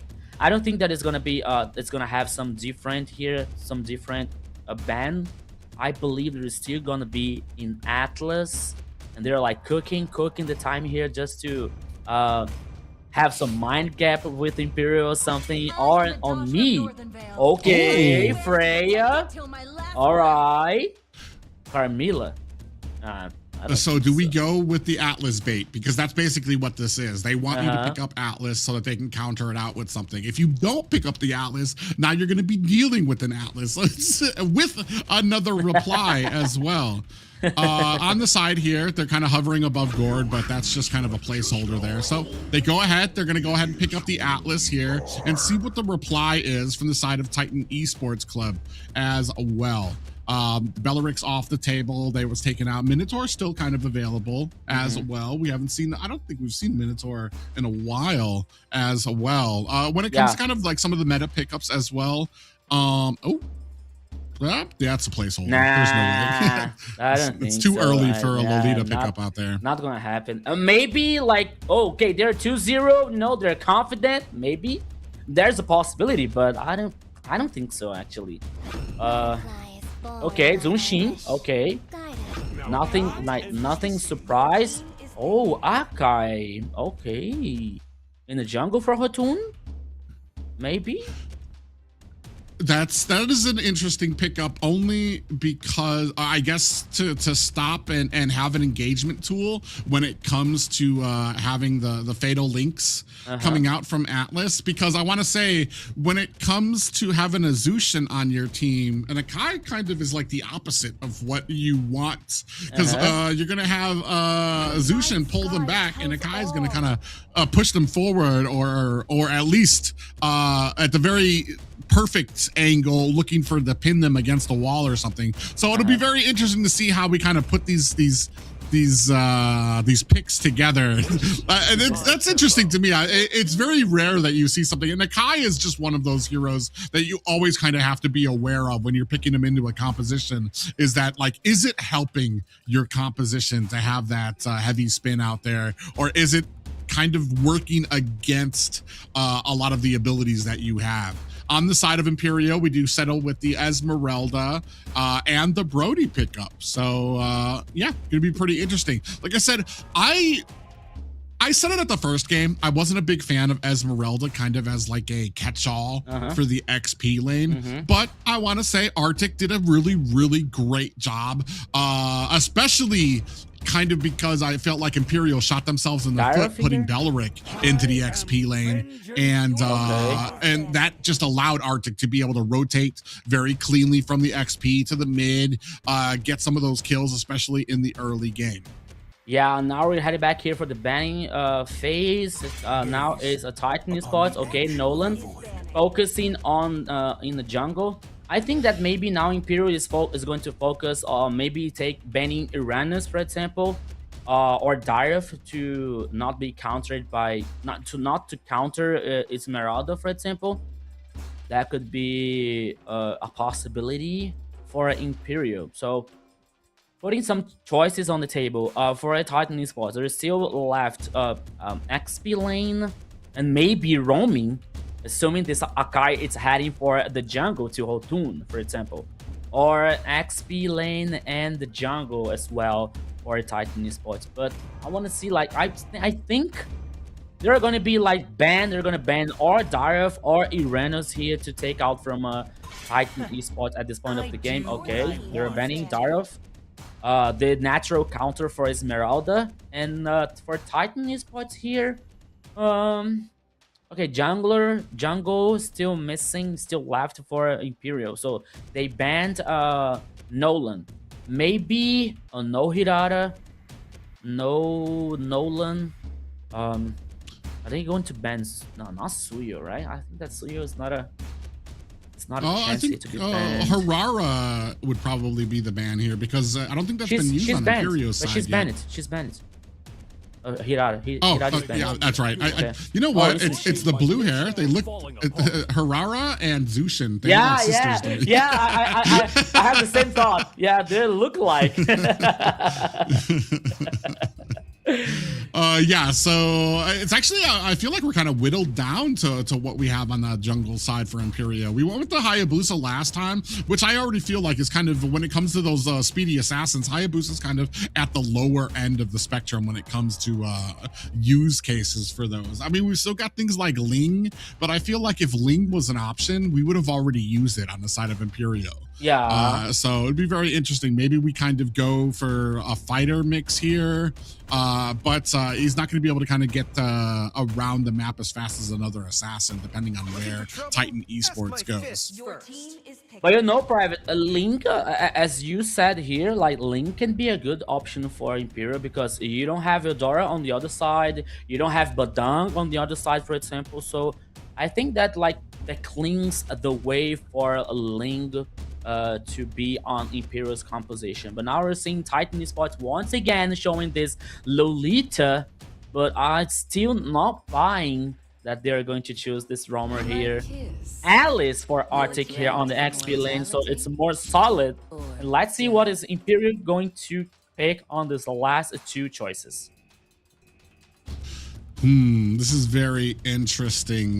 Because I was gonna say with the Alice, I mean, do we maybe go for a Boxia? Boxia is probably one of the only tankier junglers that has survived the meta so far, just because of what he can provide. Ooh. Lunok's gonna come out, possibly. I think we're kind of looking for a counter to try to get against this Alice pickup.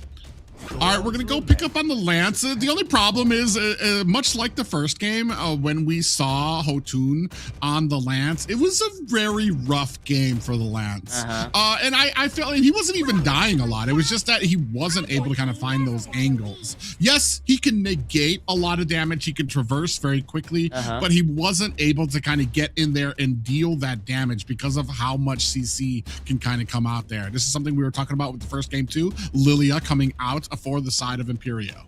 Yeah, so now here the last pick coming out from Titan Esports.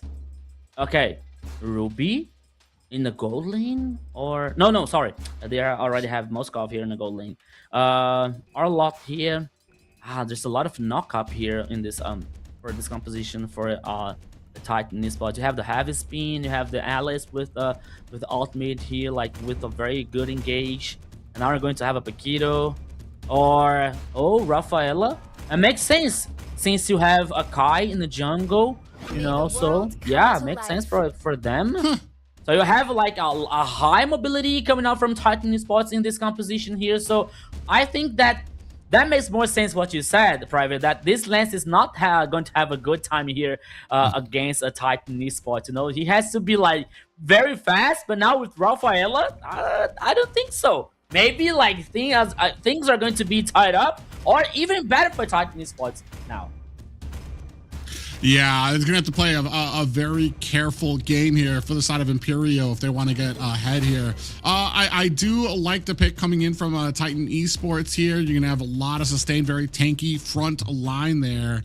The only problem is I feel like in the early, we might not have enough damage, but we have more than enough CC to kind of hold people at bay. A CC and a tanky front line coming on from the side of Titan Esports. And we're really kind of aiming towards that mid to late game when it comes to the side of when it comes to Imperio, when this composition is really going to start on fire. Yeah, so everybody here, welcome to the Land of Dawn for the third time today. This can be the last game on this best of 5. Once again, guys, that means very much for both teams. That means the spot to the MCT AMER South.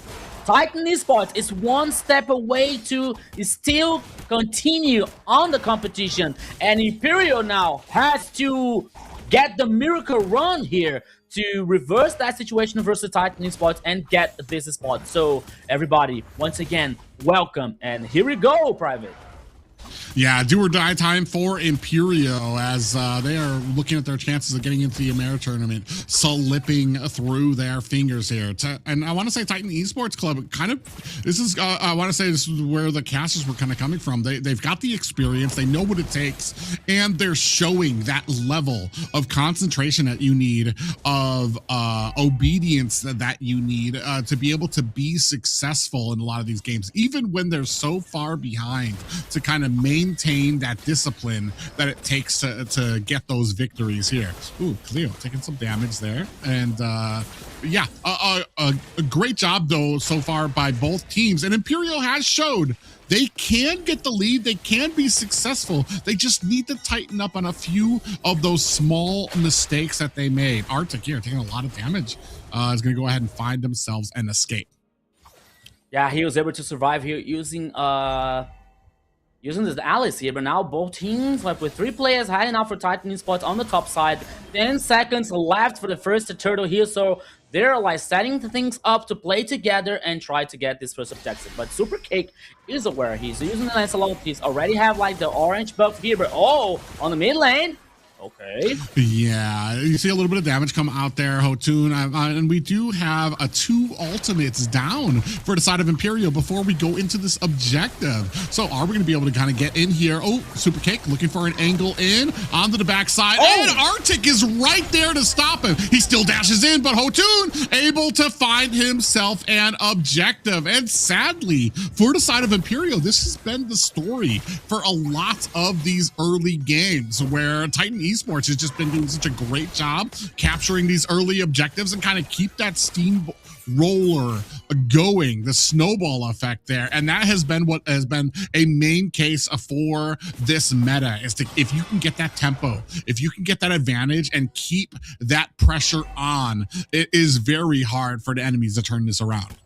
And not only that, Private, it's like a dream when you're playing Nakai in the jungle, when you use the half spin to get the objectives, you know? You don't have to worry about anything. You're just like using the half spin, like take the time you need to get using the retribution here. So that's so nice. That's so cool here for Hotun. And now here Imperial trying to compensate something on the purple buff. Oh, here we go. Ooh, I like this. I see the pressure coming in. Syndrak in trouble. Okay. Anychan able to go ahead, find the pressure. And this is what I want to see more of from Imperial when it comes to focus, forcing themselves into the jungle, taking the advantage that they need, getting that confidence. Yeah, the confidence, the power that they need here. And now they're heading on the bottom lane here to trying to... Oh! Oh, yeah, and there we go. Paquito gets taken out. That's going to go ahead and let Imperio go ahead and put some damage onto this bottom tower. I think that's going to be a bottom tower down for the side of Imperio. A great early game right now for the side of Imperio, 2-0 with a bottom tower.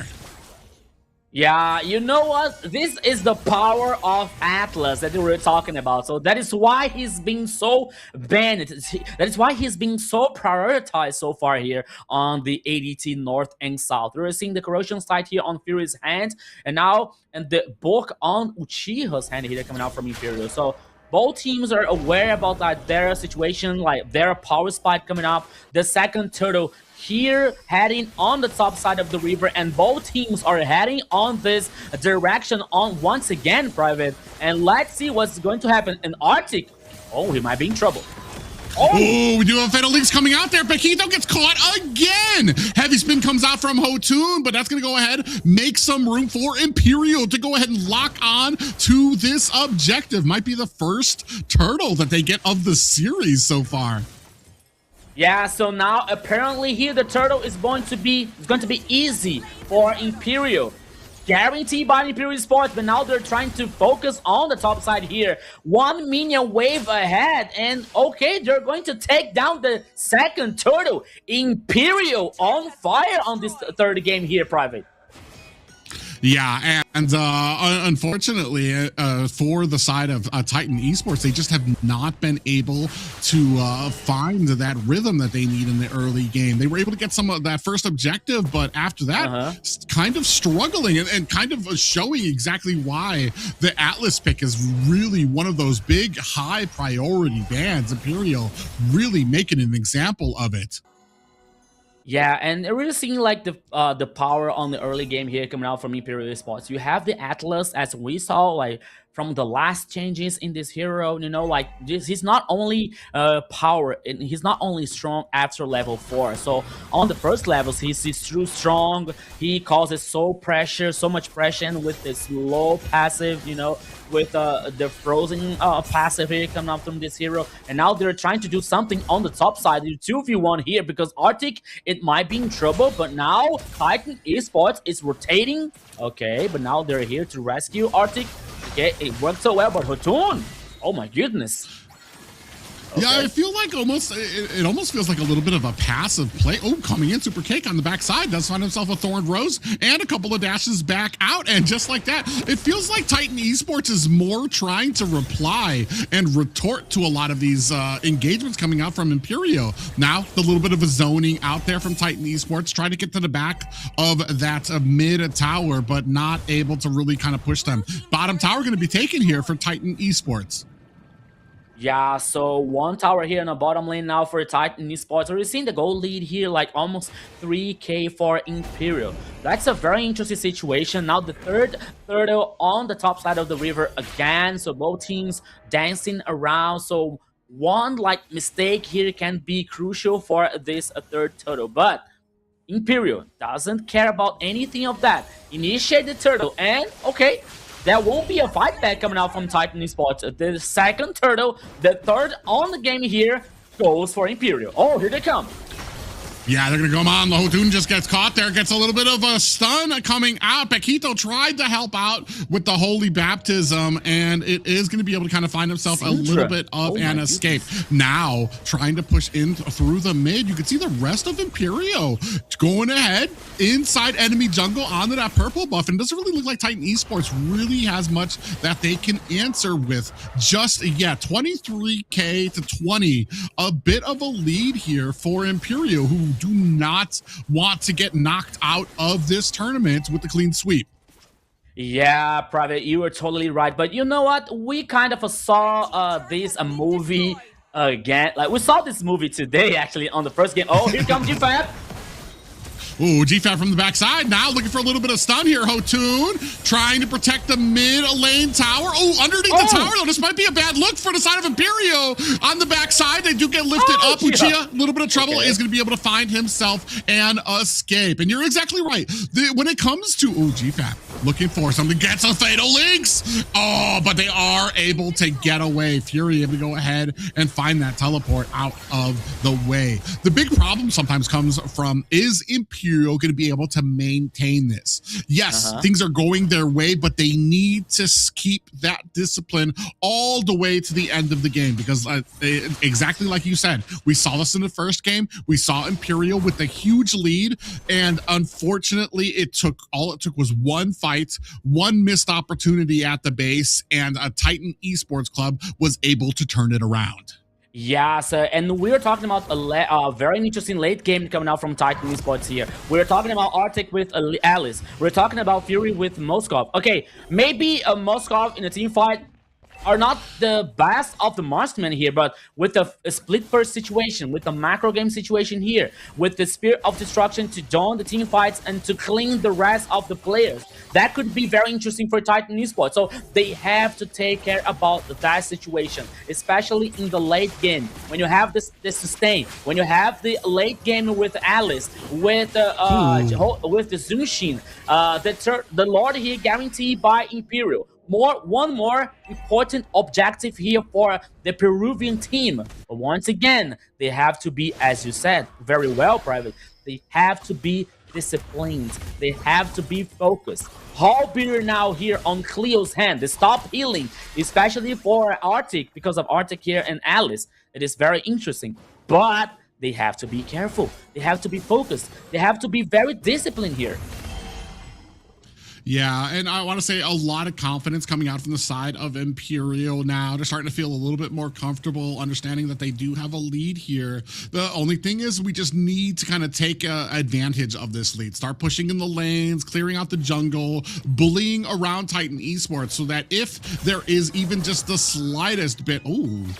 GFAB tried to come in there, tried to go ahead and find himself a stun, not able to. Oh, we have a conceal play coming out here. And, coming in again underneath the tower. Very risky. These are the little plays I talk about that I get a little worried about. This is what we saw from the first game, too. Just make sure that when you are pushing on the base, when you have the advantage of the Lord, we make sure that we have minions. We make sure that if we have taken all the towers we need, if we don't have the superiority of the minions beyond our backs, we need to disengage from some of these fights. They do make short work of the Lord down at the bottom. Now they have minions looking to maybe find themselves a high ground tower. Imperial makes short work of it. Cleo finds himself a tower. Look at the damage coming out from that thorned rose onto Paquito. Okay, guys. Okay, you're right about the damage, but okay, they took down the tower on the bottom lane. They have super minions, but now they have to get back. They they don't need to get some high risky movements here to get some high risky play, but here goes GFAB. Yeah, now they're going to go in looking for another ultimate onto Paquito. Paquito has a huge target on his back. Hotun, a little bit of trouble here using that heavy spin to try to get himself out of harm's way. We do have the Wishing Lantern on spraying onto Imperial, but they just don't care. They're working too quickly for the Titan Esports to be able to respond. Yeah, but here they come again. Here, Private, no Paquito, but he's about to get back. And maybe Imperial is trying to get the final push here, but that can be too risky. So they head back, they choose for the safest way. But meanwhile, Fury is heading the tower number 2 on the bottom lane. He's working on the spin.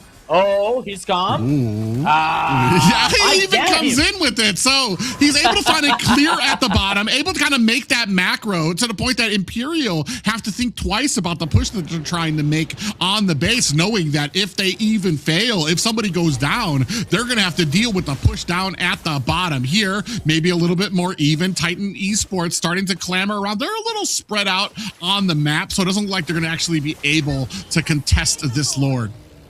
Yeah, so no fight back here coming out from Titan Esports from this Lord, and now they're focusing on defending the base.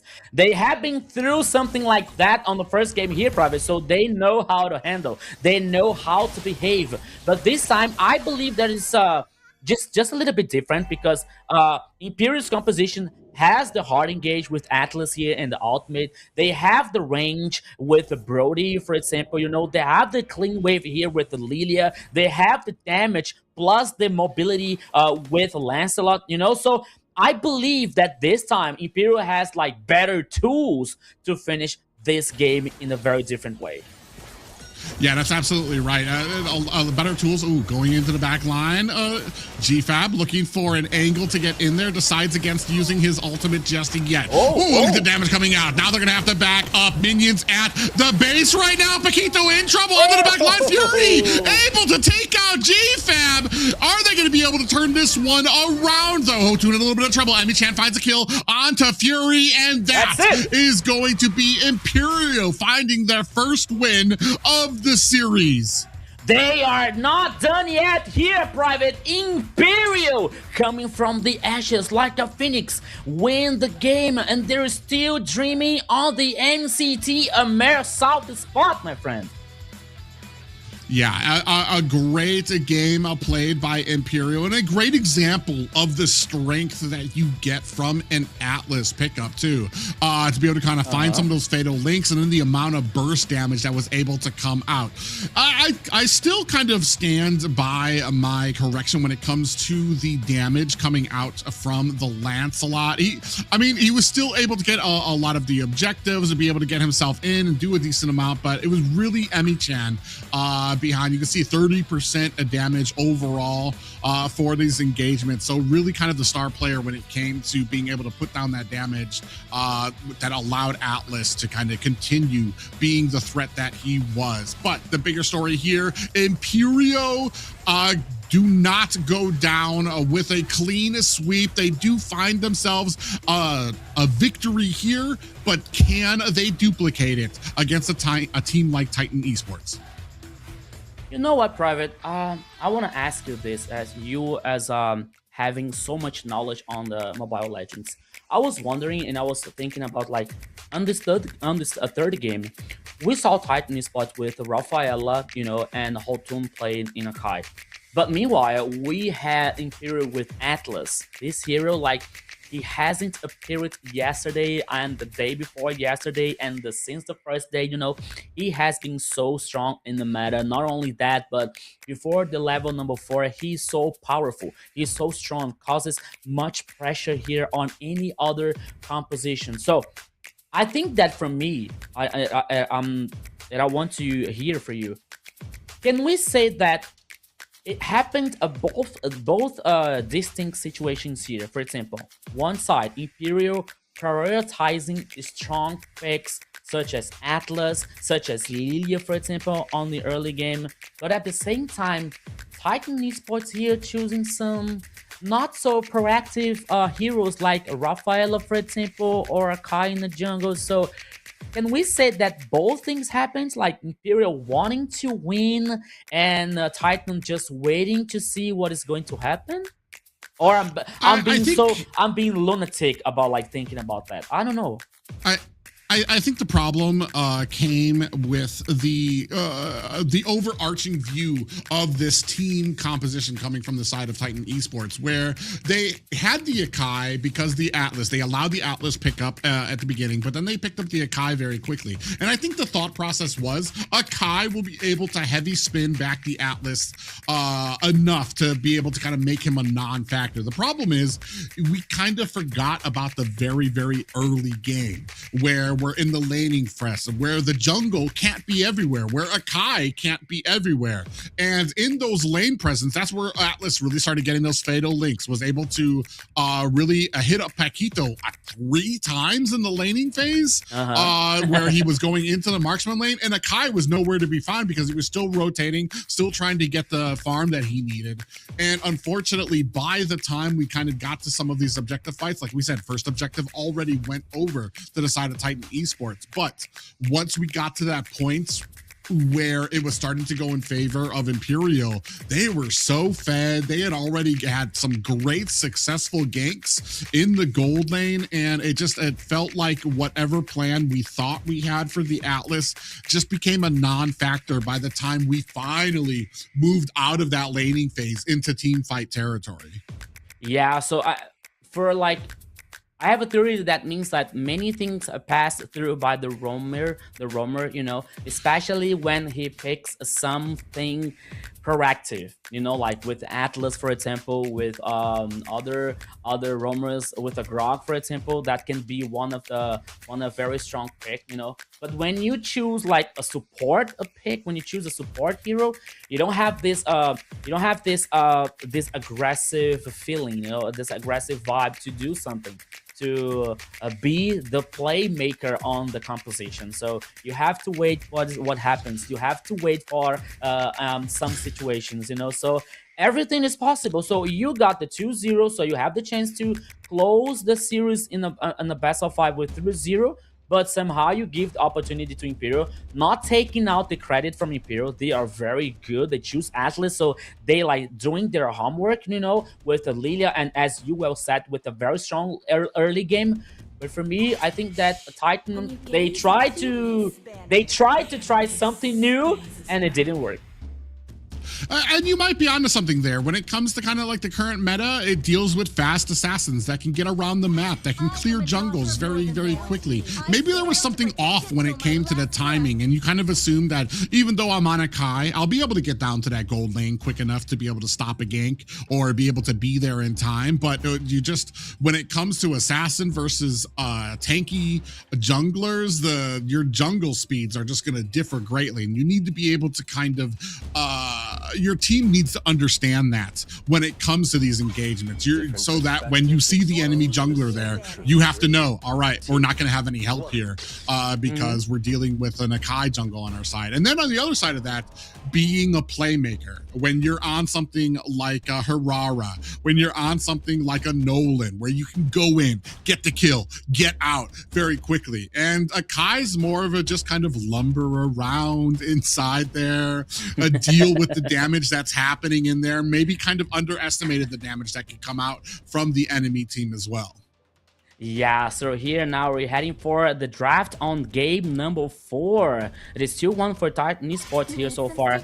Reminding you guys on the chat that they're like stay tuned and watching us since from the very first game. This is the relegation fight. This is the last chance for both teams.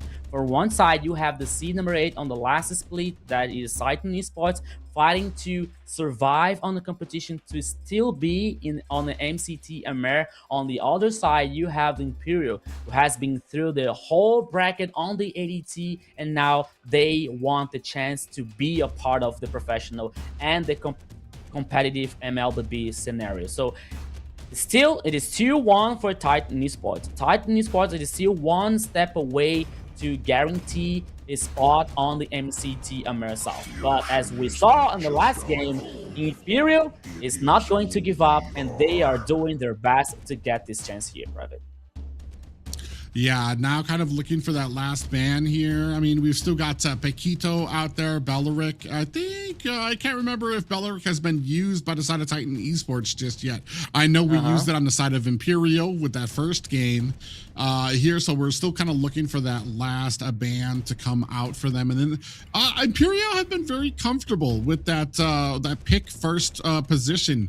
I think we've talked about it a little bit, or I've heard it talked about a little bit on some of the past casts when it comes to like who really has the advantage. I'm pretty sure the numbers are with the second pick, because you get to reply to that first pick with 2 OP picks of your own. So it almost kind of feels like you kind of got your back against the wall here if you're Imperial, but they are very comfortable with that first pick and picking it up here. Here now, a lot of picks open for them. I believe Paquito's out there as well. I'm wondering if we have with Barat's taken off with Barat's taken off there, I think you've got maybe a Phoveus that could counter Paquito, but I still feel like Paquito he makes up for it with the fact that he can roam around, get a lot of that damage very quickly. Oh, and we're gonna go ahead, possibly pick up the Harara. Okay. So for a super kick here, that might be a good that can be a good choice here. Like as he used to play with the assassins ones like Hayabusa and Lancelot. So Hirata is going to that's a very pick here for Imperial. But talking about Paquito here, like not allowed to use the Atlas or Belleric, for example, or any other roamer. Maybe I think that they're thinking about like giving the show for Paquito.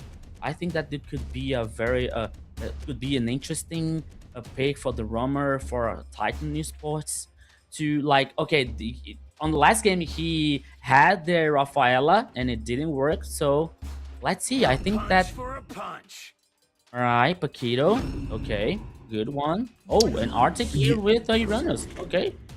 No Esmeralda for not just side, Paquito, but you kind of have Paquito kind of in a flexible position here too. Does he go XP? Can he go jungle? We've even seen him in gold as well. I'm not sure if we've seen him in gold in the ADT yet, but he's kind of been making his way through the professionals internationally. I do like these pickups here. Harara, I am a believer. I wasn't when she first came out. I was one of those doubters when it came to it. But especially with what we've seen from Titan Esports, the ability to kind of get in there, get some damage output and put in there, even steal away objectives is just a huge plus for them. Ooh, it's gonna be very interesting for carry. I know you're able to kind of shred down things like the Uranus, but she's not as mobile against something like a Paquito that can come in and get that damage, especially in the early game.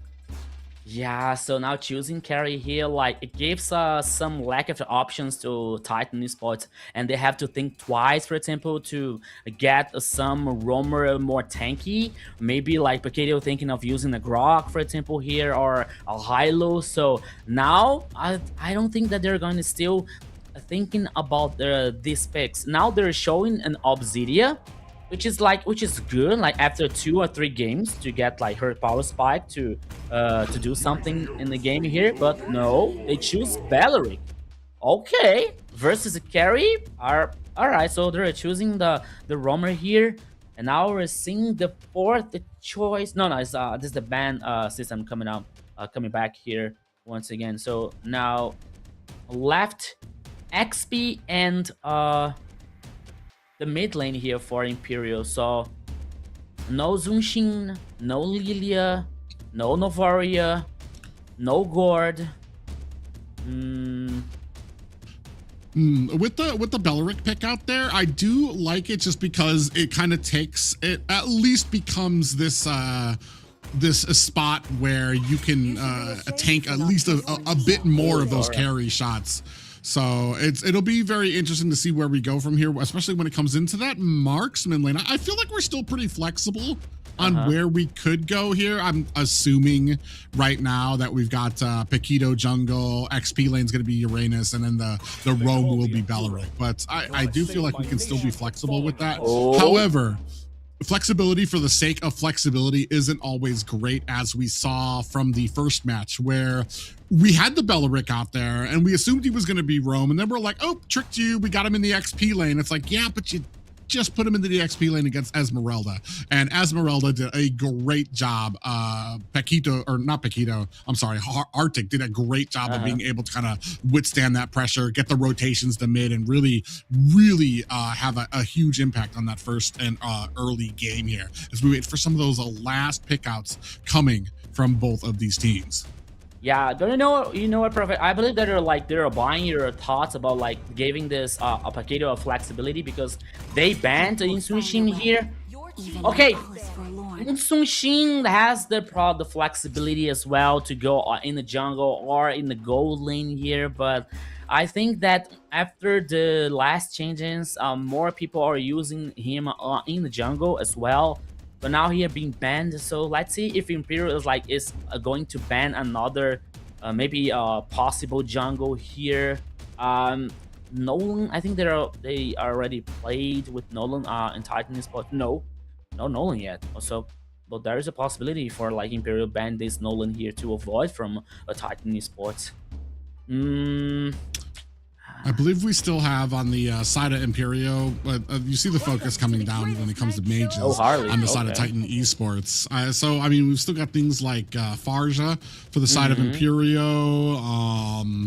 I mean, it's been making its rounds in international, and she's one of my favorite mages. Lu Yi is still available, and I haven't seen her in a very long while, especially with this frontline heavy kind of makeup that we have on the side of Titan Esports. The only problem with the Lu Yi would be the Paquito, because it'll make short work of her. So it depends on how fast your fingers are with it. But yeah, so hovering above this Mia pick up here. I guess we'll see if that's gonna make the cut. I do like the front line. I do like that this Uranus is paired with something that's got a bit of CC, a bit of what's it called, peeling ability. I hate seeing Uranus out on his own as the only tank for a team, because yes, he's tanky, but it doesn't stop the enemy from running right through you to get the back of your line, and be able to kind of get to your. I like it. Nasty. Yeah, you're gonna have your own bits of. You're gonna have your own Wrath of the Dryad on your team. It's just that Valentina herself has kind of dropped off there, and then plus we've got this double tanky front line possibility coming out from the side of Imperial. Oh my goodness! So I have the mid lane here with the pack of ability to copy. The ultimates coming out from all the side. Okay, they choose for Alice and Valentina as well. So that was a good choice here coming out from Imperial, but because now they have this, as you said, they have this their own pack of ultimates here from the enemy. And now the last pick here for Titan Esports, a mid lane, Louis, because you have Alice, but Alice, she has ability, she has mobility. You have Carrie, you have Valentina, you know. I believe that Louis would make more sense on Imperial's composition, than with Titan Esports. But I think that they're gonna still keep this idea to get a Louis here. No, they trade for Farsa. Okay, Farsa. All right. I was about to say, there's no way Lu Yi works here. There's just too many distance closing abilities for a Lu Yi on the side of Titan Esports. You kind of you got the Avatar of the Guardian. You've got Super Cake who can get back there. Like Lu Yi would be a sitting duck unless somehow you're just using these diversions on and off. But we go with the Farza pickup here, so you're gonna have a lot of damage. And the reason, I mean, we talk about a lot of these sitting duck mages right now in the current meta, but like Eudora, Gord, but like Eudora, Farza just kind of makes up for it with the amount of damage that she can output in just such a short amount of time. So yeah, you might be able to get back there, but all she needs is 1 or 2 shots, and then she can kind of wings by wings away before your reaction is able to kind of really close the distance on her. Yeah, I believe it's gonna get very wildness here in this game here so far, Private, because you see a Titan Esports once again with 1 step ahead for still maintaining his presence on the MCT AMER South. But let's see what's going to happen here, because we have Titan Esports versus Imperial in the best of 5. This is the relegation fight. This is the dreams come true for any of these teams. So let's go, Private. Yeah, Imperial right now fighting for their survival in this tournament, looking for a seat in the MCT AMER. Titan Esports already has that taste. They understand what it takes. And for the most part, they've been showing Imperial that you have to be on another level if you want to compete with teams like that. Here, though, Imperial looking to show that they are not out of this thing yet. Yeah, I've seen the first movement here. Both teams concerned to get to level 4 as fast as they can, but I don't think that maybe Imperial is gonna cause any kind of a pressure when we talk about the river slash the mid lane here, because we have a Valentina plus a Gato Chacha. Oh, the Super Cake. Okay, coming out from the mid lane here just to be show up, and now moving for the downside here to do his clean path on the jungle. But meanwhile, still, I'm so sorry, 42 seconds left for the first turtle, and now, all right, so I believe that the first team that gets some kind of advantage impression on the mid lane here is going to take the advantage to get the first turtle here. Now Paquito and the 2v2 situation here, Defab, Paquito, and Syndra. But you see now, Private, they're like really cautious about like taking an aggressive movement, playing forward here, because any mistake can be lethal, even if they were okay. GFab now, just because I said it. All right, so let's go. 10 seconds to the first turtle. Yeah, it does look like Imperial looking to get themselves the first positioning on this turtle. 3 seconds left up there, but coming through mid, Paquito checking in that bush. Ooh, might be a little bit of trouble. Hotun might be in a bad way here. Does find himself a way out, but that's going to go ahead and mean that this first turtle might be going over to the side of Titan Esports. Paquito not finished just yet, still looking for a way in here. While the jungler for Titan Esports going to be able to get that purple buff. That's going to leave open this turtle for the side of Imperial. And I want to say their first objective here. Paquito in trouble. We do have the feathered airstrike raining down the suppressive fire onto the side of Imperial. Does save their teammate. I was about to say that Brody went to tried to win to the turtle fight in vain, but he was still in the mid lane here, so it was a good response coming out from Titan Esports to not to get any player down on the mid lane team fight. So it works somehow here for Titan Esports to keep Brody on the mid lane. But now Fury is back on the top side here in the gold lane versus Carry. And now both teams are adding... Oh, and this is what I was talking about, that surprise damage that can come out from a Farza. But you combine that with Hotun and the damage that a Paquito can unleash, and you're talking about not a bunch of survivors for that. That's going to give them just the littlest bit of the lead, a first blood in their side, but still about a minute left before the next turtle comes up. Yeah, so 1 kill here. The first blood comes out from Titan Esports on Syndra's hand with a Farsa, which is going to be very interesting for her.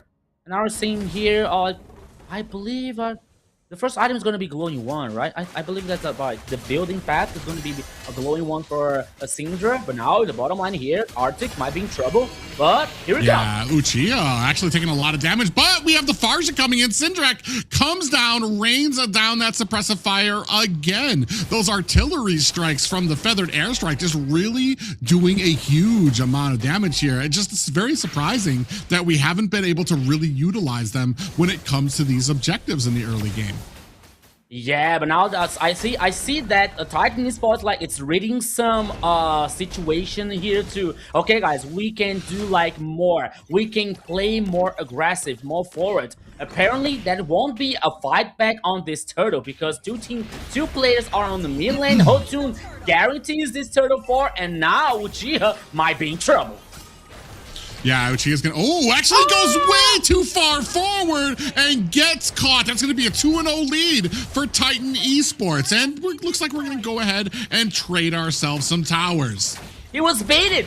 I believe that he was baited here because I believe that he thought there was nobody but a Farsa on the bottom lane using the Feather Ice Strike here. But no, there were 3 more players in the bush. They were so nasty here, caught up. Oh! Yeah, and a little bit more trouble here too as well. Down goes a GFAB 3 and 0 for the side of Titan Esports. And I want to say Imperial really having trouble in this early game. They were able to get that first objective, but man, after that, just have not been able to find success elsewhere with this composition. The burst of damage coming out from Hotun and the Feathered Airstrike just seems like way too much in this early game. And we are really banking on this late game for Imperial. Yeah, and you know what, Private? We're talking about Arctic. Okay. Oh, here they come. The chase continues. Yeah, as you were saying, we were saying for what for Arctic? Okay. Arctic, like, this like HP recovering from Uranus is ridiculous. Look at him. He's like full HP again. Oh my god. How I hate Uranus in this game here, but that's okay.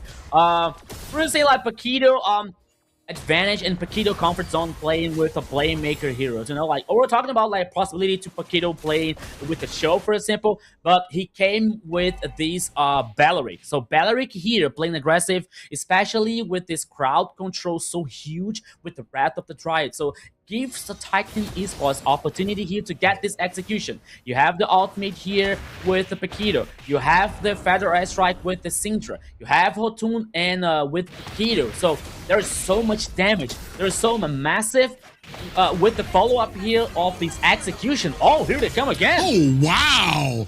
Way onto the back end there. Syndrak, even with getting the turtle, still forced forward. Hotun comes in the back to clear out. That's going to be another tier 2 tower for the side of Titan Esports. And it feels like Imperial just really have been powerless to try to stop them. Kind of banking on this mid to late game power spikes coming in. But the early game absolutely belongs to Titan Esports with the amount of damage that they can output with both of those abilities. Ooh, do you have a little bit of conceal? Paquito coming in at the purple buff. At the Dryad is out, but out comes the feathered airstrike as well. GFAB gets bursted down by Fury. He came in with that avatar of the Guardian, but left him way too exposed. And Titan Esports cleaned him up quickly, now forcing their way through the mid and bottom towers. And you were talking about the late game protection coming out from Imperial with the carry, for example, and Alice. But you know what? Titan Esports neutralizing so clever on the gold lane, on the top side here. There's no tier 2. There's no way to carry getting the items as faster as he can. How many items does she? Okay, golden staff now. So probably the Trinity core items for the carry. But you know what? It's still not enough for carry to cause the damage necessary to like reverse the situation, to reverse the team fight here. So Titan Esports with a huge pressure, with a huge massive pressure here on sides. There's no tier 2 here, Private. None on the top side, and in the bottom side, only the tier 2 on the mid lane. So they're playing aggressive. They're denying resources in the jungle. They're denying items here for carry. everything is working so well for Titan Esports because they're really aggressive, they're really like proactive, and Paquito all the time trying to find someone lost. And this Lord, that won't be a fight fed coming out from Imperial here, Private. Yeah, it looks like this is going to be a free Lord for the Son of Titan Esports. A big problem with the composition coming out from Imperio. So you've got a lot of heroes that need to get very, very close to be super effective. If you want to get that IMU, Wrath of the Dryad, you need to be in the middle of this pack. If you got that Avatar, the Guardian, Cleo on the carry, oh, super gets taken out. Syndrak with the finishing touches there already, as we were talking about the damage output coming out from Titan Esports. It's just you need to get too close for the damage that comes out from a Feathered Airstrike, that comes out from those knockout blows from Paquito, and it's just becoming this huge adversarial hill that Imperio needs to climb right now. 0-6 right now. Titan Esports working their way through the mid-high ground towers. Fury puts the finishing touches. Lord up at the top as Titan Esports try to focus down this tower. Feathered Airstrike IMU from Emi-chan trying to clear out these minion waves, and they might actually get themselves the bottom high ground tower as well. Lord finally going down. Titan Esports, Arctic, you can see him well up in front, tanking the damage that he needs. Not really afraid of what is coming out from Imperial. Yeah, Imperial here is able to clean the minion wave. Oh, Feather Airstrike once again, Private. Yeah, great job by Syndrak to get right in the middle of both of those lanes, the mid and the bottom line, to release that Feathered Airstrike to try to get them a little bit more of an opportunity. Wisely, Titan Esports see that they are about done here. They're going to go ahead and return to the jungle to clean up those minions. I was wondering, like, maybe in their communication now, it's someone's like, hey guys, it's time to win, let's go, let's go. And the rest are like, no, God, no, calm down, let's get back, let's like take a breath. You know, like, let's decide what's best for us here. Maybe find someone lost here. Maybe 1 or 2 pickoffs here, like, to get easier our game finished so far. But Arctic, okay, he's in arenas, right? So he is not dying so easily. But okay, he's trying to do something dangerous. Oh, there's 4 members there, and he just uses consecration, and they are still not able to bring him down. A big flicker with the Feathered Airstrike on the backside. Wrath of the Dryad. Down goes Emi-chan. Rest of the team looking for a disengagement too as well. Down goes GFAB. 3 members left for Imperial to try to stave off this final push coming from Titan Esports. They go in. Down goes Supercake, focusing onto the core. And ladies and gentlemen, Titan Esports will be moving forward to MCT AMER.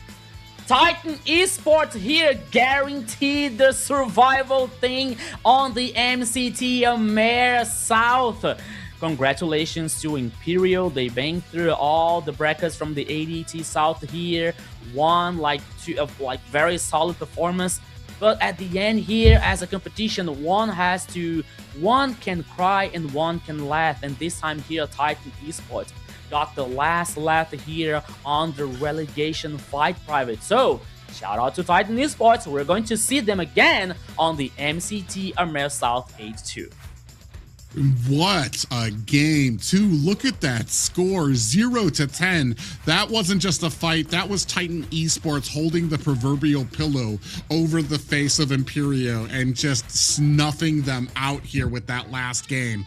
Dominance personified by Titan Esports. And we were talking about this before, basically showing Imperio that if you want to compete in the MCT AMER, you need to step it up to another level. And unfortunately, Imperial came up just short with a few of these games. I want to say the biggest problem for me possibly coming at the drafting phase of a few of these games, but there were a few mistakes that came out during, I want to say, some of the games. They showed that they could keep toe-to-toe. They could even get victories off of Titan Esports. But at the end of the day, Titan Esports really showing their prowess here, especially in this last game, a 10-0 defeat Yeah, so in the last game here, like the experience, like being a strong ally as well. Once again, when you have the Paquito using so well this Bellaric, using the Wrath of the Dryades with a very good hot engages, coming up with the rest of the execution. You have a Featherized Strike coming out from Syndra.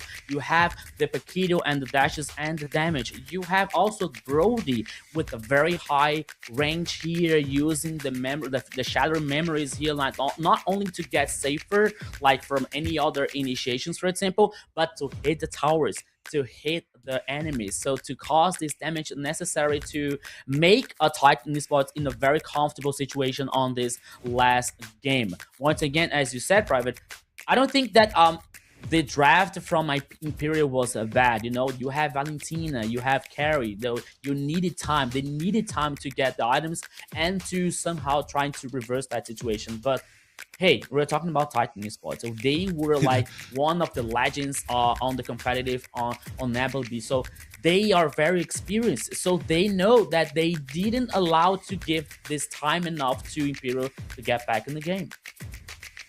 I don't think that the draft itself was bad on the side of Imperial. It's just they got countered out very hard, especially this last one. You had a lot of heroes that needed to be pretty close to be effective. Carrie, Valentina to get that Wrath of the Dryad, a lot of these heroes, and then you've got a Feathered Airstrike and Paquito on the other team. So anytime you even tried to get close to closing the distance, you were just getting hammered with so much damage, and not even just with engagements, but even when you're trying to disengagement, you've got the slow and the damage coming from the Farza. So it was, I want to say, masterfully drafted by the side of Titan Esports here. Imperial, I mean, better luck next season for them. A heck of a fight that they put up. Like I said, I kind of consider these relegation matches to be probably harder than any of the other matches here, because you're dealing with an opponent who has already competed at the MCT AMER level. So like I said, hats off, and hopefully this turns into a learning experience and we see more coming from Imperial next season. Yeah, so that is why we were talking about like yesterday on the grand final on the ADT South versus Dragon Empire. And we were talking about like, okay, maybe that was the best chance for like Imperial to get the direct spot, like beating Dragon Empire. But hey, Dragon Empire, my friend. So Bozizio, Luis, you know, Yuji was not that easy, and they were so close. And versus Titan Esports here, you have Paquito, you have Hotun, you have Cabral as a coach. So the team is getting really strong. And now we're going to see what they're going to do on the MCT AMER South 8-2. So big shout out once again to Imperial Esports. You did an amazing job. You did great, guys. So please don't give up. Continue, like keep going, keep doing the determination, the dedication, okay, because you are brilliant.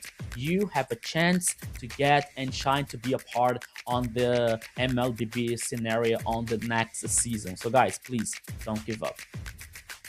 Yeah, a great effort by both teams. But Titan Esports, like we've been talking about, and this is just something, and maybe it's kind of biased because I was able to had the opportunity to cast the AMER South last season. Some very, very strong teams that I was able to kind of get accustomed to and see over across the border, which have come as a surprise, I want to say, to the North. As we've seen, North pretty much got beat out, and I've been talking about this for a while, is that North is at a very delicate spot right now where we need to kind of hunker down and start putting in that effort, because South, I mean, they're very strong. You've got talking about a lot of formidable teams here, even when it comes to 8th or 7th place from for teams that didn't even who were last place in the MCT AMER tournament. You're talking about a very, very strong teams who stick together, who understand and have that history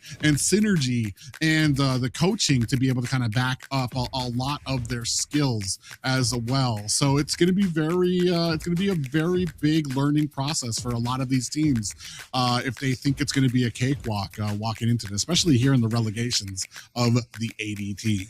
Yeah, and I agree with you, Private, especially Because we gotta remember on the last season, the grand final, Entity 7 beat Alpha 7 North, you know. So the South like showing their strength, the South is showing the powerful on the competition, you know.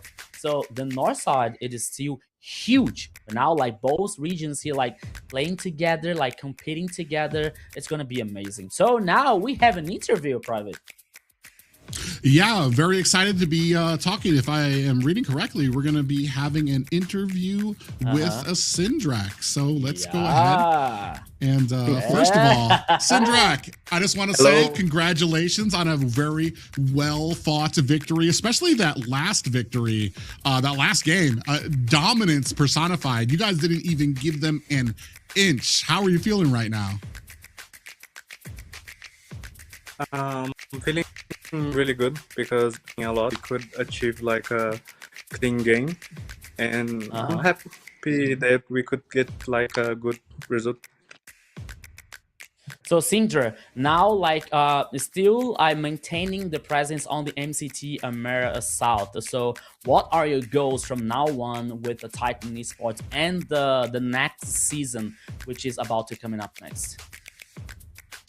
We actually are trying to like develop it in style, so we were clean games like we did today. So I think we're gonna focus on that, so we can achieve like a better performance, and with that achieve the win.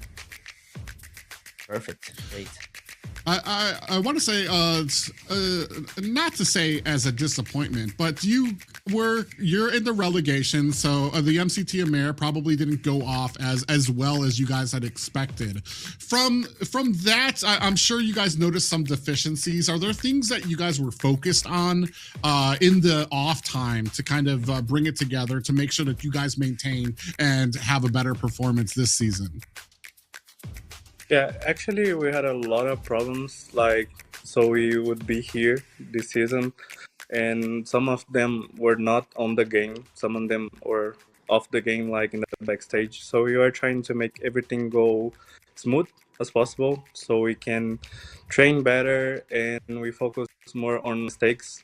We had a few ones today, but that's okay because it's part of the process. We are gonna make sure that nothing gets in our way this time.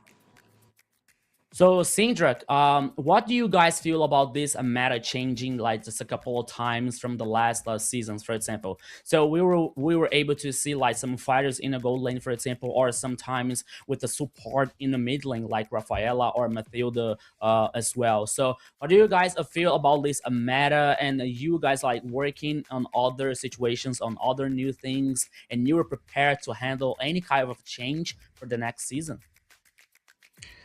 We're still trying to see how you can go with this up, because there's a lot of possibilities, and some compositions like they work better on like a stomp game. They go really hard, like this last game you can go all the way into the Nexus. So we actually, for now, we still like trying to see what we can do with which kind of composition, like the supports and this kind of stuff. Great. I did want to ask, the second to last game that we had, where you guys went ahead and gave up Atlas, prioritized the Akai. What was the plan going into it, and where do you think it kind of fell apart for you guys? This composition, we tried a little bit to have a control of the objective. At the same time, we have the macro of the Moskov. And like we built the composition to play the objectives and have the Rafaela, so you have the passive, like you can be more calm if like there's any mistakes. But we fell hard in the game of like fighting for everything. I think this match we were too reactive. Okay, Syndrak, I gotta ask you, because Titan Esports recently got Cabral as a new coach, right? So I am not sure if you already worked with him in other times, for example, and maybe this might be too early to ask, but how is Cabral like working with you? So if you like, if you already felt the changes with this new coach, with Cabral like working with you. So how you guys are handled with Cabral being as your coach for now? For me, like I already worked with him on Alpha Okay. 7 before, Hmm. so it's not the first time. But with Cabral, I think I feel really good because I like how smart he is about some things, and I think in general he's like a really good person so to work with. He's very Hmm. smart on how to treat a person, how to deal with the players, and in the game, he's really good in macro. So if you like put the plus on being the good person that he is, it's very good to work with him. And he's always making like some jokes, some Enco jokes sometimes, but good jokes. So it's good. Great, great. Well, thank you so much. And is there anybody else you guys want to give a shout out for on your side? For me, I want to give a shout out to my mother and my father and my sister because they are this time that I fell short on last season. I had a really hard time because it's already like a year before too much hate on me, and I was falling at the same time with some other stuff. So to them, because I love them and they always make me go stronger from each season. Okay, so that's it. But Sindras, thank you so much for your time. Thank you so much for talking to us here. So keep doing the good job. Keep doing great here on Titan Esports, and we hope to see you on the next season on the MCT AMER South. Okay. Thank you. Bye. Thank you, Sindra. Bye bye. Congratulations. Thank you. That's it. That was a Sindrak here, my friend Private, to talk to us, to talk with us on this victory on Titan Esports here to still fight on the MCT AMER South. Yeah, great job to him and the whole team and the coaching staff, which seems to have been really turning it around. They seem very positive about their outlook coming into the new AMER South, and the amount of effort that they put in, especially because it's been in the off time. They haven't really been in a tournament since. It really shows. So like, and that's kind of a big thing that a lot of people don't really understand when it comes to the effort that needs to be put in here. Even though there's not a tournament, that doesn't mean that the work stops. You guys are gonna have to keep on continually getting better, improving, and keeping that talent and those swords sharp. So yeah, so now we're going to have a little break because right after that we are going to have the relegation on the north, retaliation versus DMX. So it's a short break, don't leave it.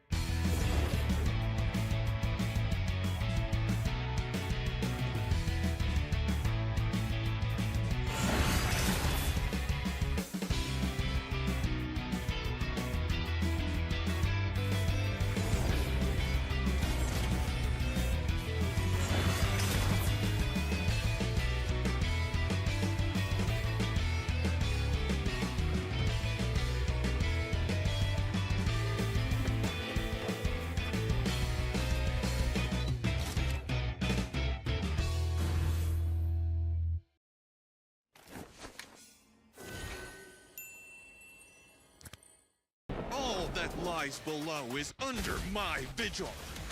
Take on, soar high, dive deep. Ride the wind. Lightning fast. To strike again. Yasuo out. No evil can hide from me. Round 'em up, drag 'em in.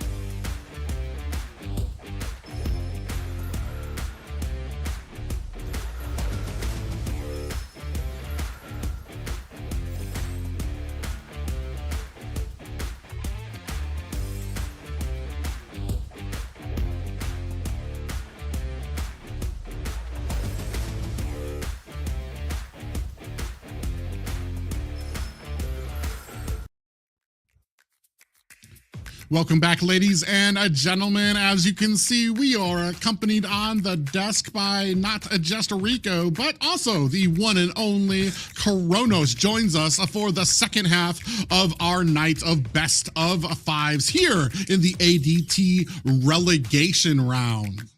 Yeah, first of all, guys, here I gotta apologize because I made a mistake. It's not retaliation versus DMX, it's retaliation versus Boss Sports before the breakup. But now here, Kronos, once again, my friend, welcome to shine brighter here with your presence.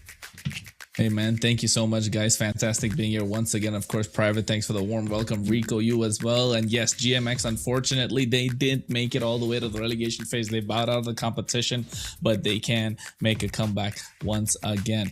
Although, when we're talking about retaliation versus Boss Esports, we were looking at this lineup, and Rico, we were talking about this yesterday. We were talking about Titan Esports Club. Congratulations, they made their way to the MCT South group, but of course, we kept talking about them. Excuse me. Okay. And we kind of forgot about God bless you. Boss doesn't massive sneeze. So yeah. But yeah, we kept talking about them, and then we completely kind of like disregarded the fact that even the north side, the north group, has like heavy competition when it comes to Boss Esports.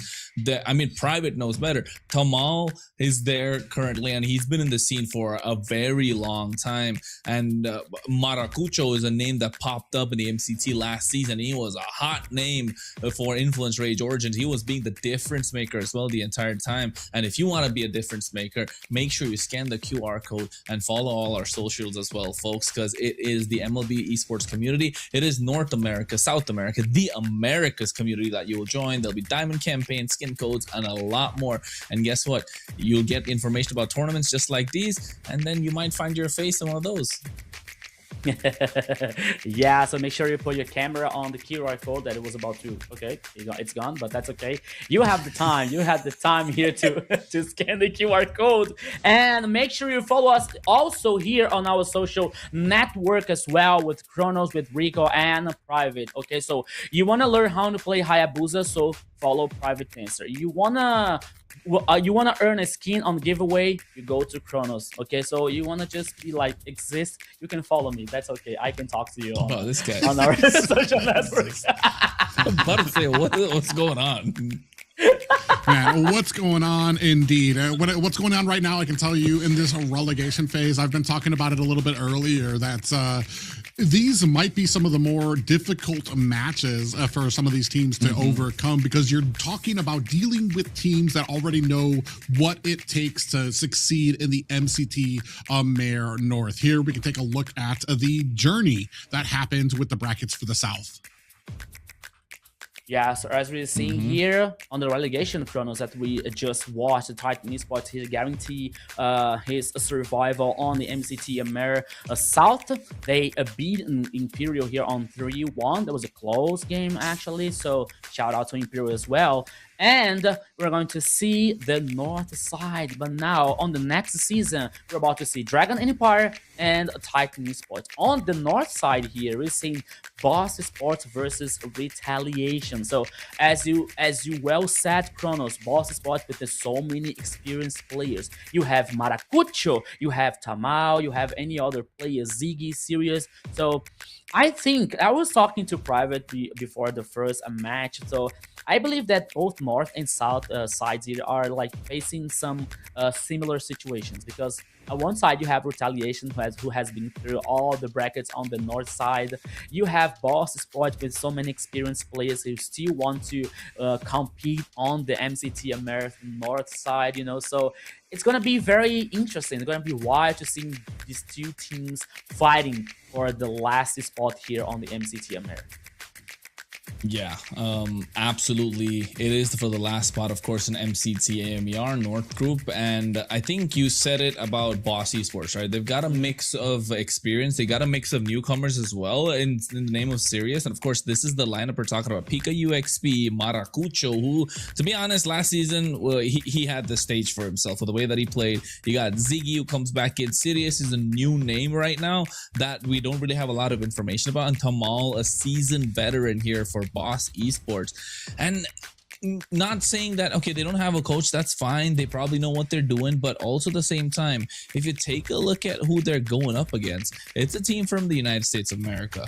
And right now, back, you know, piggybacking off what Private said earlier before the break, the north side, the competition doesn't feel like a competition anymore, right? It feels like the South Group have gotten so much more ahead that the North side is desperate for an injection of new blood into it. And I think Retaliation can be that team, because you got Joy, Dragos, Kaito, Shu, as well as Song coming in. I don't know if Shu has shifted his lane from jungle to gold, so that's news to us, because Dragos hasn't played until now.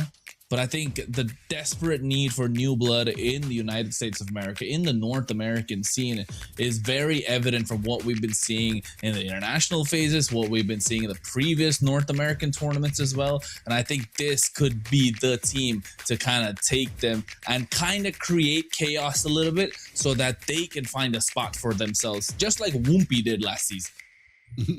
Yeah, and aptly, I want to say the North American scene has been kind of aptly named the Wild Wild West when it comes to a lot of these teams, whether they stick together, if people are rotating in and out when it comes to rosters. So there can be a bit of a problem when it comes to stability. You can have some of the most skilled players in the region, but if you don't have that synergy, you're going to be playing an uphill battle against a teams that have that organization, that have that coach, that have that person that's kind of keeping the team together, which I want to say probably is one of the things that I feel like North America might have fallen a little bit short in the last MCT AMER when it comes to what they were put up against. But I think you hit the nail on the head, Kronos, when you talked about the need for a new injection of fresher talent that has that hunger for the game. And I want to say, when it comes to hunger, both of these teams are going to have that in spades. Yeah, and not only that, so as Kronos well said about like this changing. Okay, before that, here's the caster's prediction. So Private 3-1 Retaliation, me 3-2 Retaliation, and Kronos went through Boss Sports here. The only different 3-2-4, yeah, Boss Sports. Kronos almost got the perfect score on the first match. He went to 3-0 for Titan Esports, but it was a 3-1. But now let's see who's going to be the top here on these predictions, Kronos.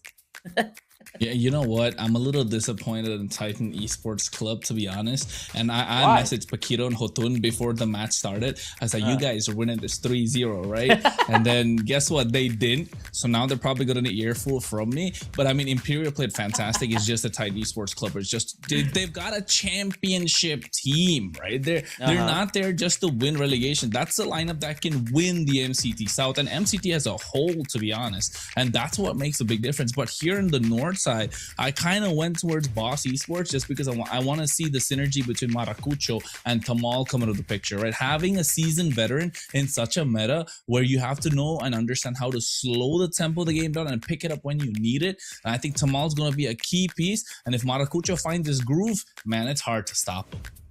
Yeah, I agree when it comes to these guys building up synergy. But as I said, the reason for my pick when it comes against Boss is like that Wild West factor. A lot of these teams, when it comes to the off season, there's not a lot of motivation if you don't have a coach, if you don't have an organization behind you to kind of keep that group together and keep playing. Right now, Retaliation, they have that history. They've been playing for the last few weeks together. They've got that momentum behind them. So we're going to see if Boss can kind of come up with something to kind of counteract that as they've kind of, you've got some great players on the team, don't get me wrong, but they need to be able to put that together to form that cohesive unit. Okay, just hold on. Is Shu in the jungler? Because we saw Dragos, right? Oh yeah, it's normal. We got Rimu QT back, so he's the goal laner. Shu's in the jungle. Forget about what we saw in the pictures. This is what we're gonna go with. Because Private, I know you were watching the games previously as well, right? Yesterday and the day before that would happen for the ADT, and I think Rimu QT, he's been one of those players that kind of puts himself in danger rather than being the danger himself, which kind of puts back Retaliation a little bit. You take 2 steps forward, 1 step back, and I think Joy is the one that's really putting the team on his back so far and carrying them across the finish line. And I want to see Rimu QT do that. So hopefully, if he's able to do that, I might just change my prediction, because I want Retaliation to win, because we need that new blood, that new hunger coming in. And speaking of that, they get the Paquito first pick as well. A big pick. Oh, I'm sorry, big pickup when it comes to these flexibilities. I think I've been talking about these before. The big 3 flexing ones right now are Paquito, Belleric, and Rafaela, where you've got some multiple areas that you can put them in. But as we've seen from the first series, flexibility doesn't mean that you have to use it. I know a lot of people are like, oh yeah, we got this. It's going to keep them on their toes. But if you flex them into a position and into a losing lane, you might have yourselves a little bit of a problem. As we saw, Belleric got himself flexed into an XP lane against Esmeralda, and eventually it slowed down the rotation, slowed down that early game advantage that they thought that they were going to be able to have. Yeah, so now we're seeing here in the draft, like the Boss Sports, like taking the Esmeralda as a 3rd ban here, like taking this possibility to bring somehow the Freya for an XP lane possibly here. So it's going to be very interesting as well, but I don't think that there was like the right idea for like Retaliation leaving this Belleric open for a Boss Sports on this first game. I think that this first game is going to tell much for us, which is about like what is going to happen in this best of 5. You know, so when you let some strong picks open, okay, we know that there's not a ban enough to like let this heroes banned all the time, but now here seeing the Retaliation with Zunshin and Lapu. Okay, we're seeing like from this at least from yesterday, Kronos, like Joy with some heroes that were about like to be the playmaker and to be comfort as well, to be comfortable as well, to impact in a good way for Retaliation. Now playing with Lapu, that can be a possibility. Not with a hard engage line, not with like this a very strong initiation like Analyst, for example, but that's okay. But now seeing Rafaela for a boss here, we already saw the Rafaela today in the Roman and it didn't work. So maybe for a mid lane, but still, like, I think their boss is going to focus on this in a strong and tanky composition so far.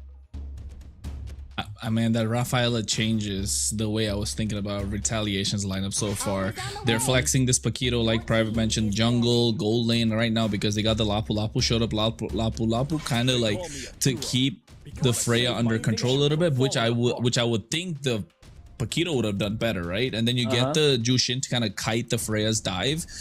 And you get the Freya with the Belleric, so you don't get the Belleric countering the Freya, so you're allowing the Freya to be the real big threat. And now you add the Rafaela, who's already having right now, what, a 60% plus pick rate across all MPLs. She's getting great win rates, and it's because of the fact that she can up the tempo of the game, and you got suspiciously high damage in the early game, and then that extra bit of heal and mobility just make sure you get control. You don't got to go back to the base not a single time, and you start becoming a problem. And who thrives in such an environment is the Freya. So clearly Freya is what they're building around. Now, how will they maximize this with the rest of the bans?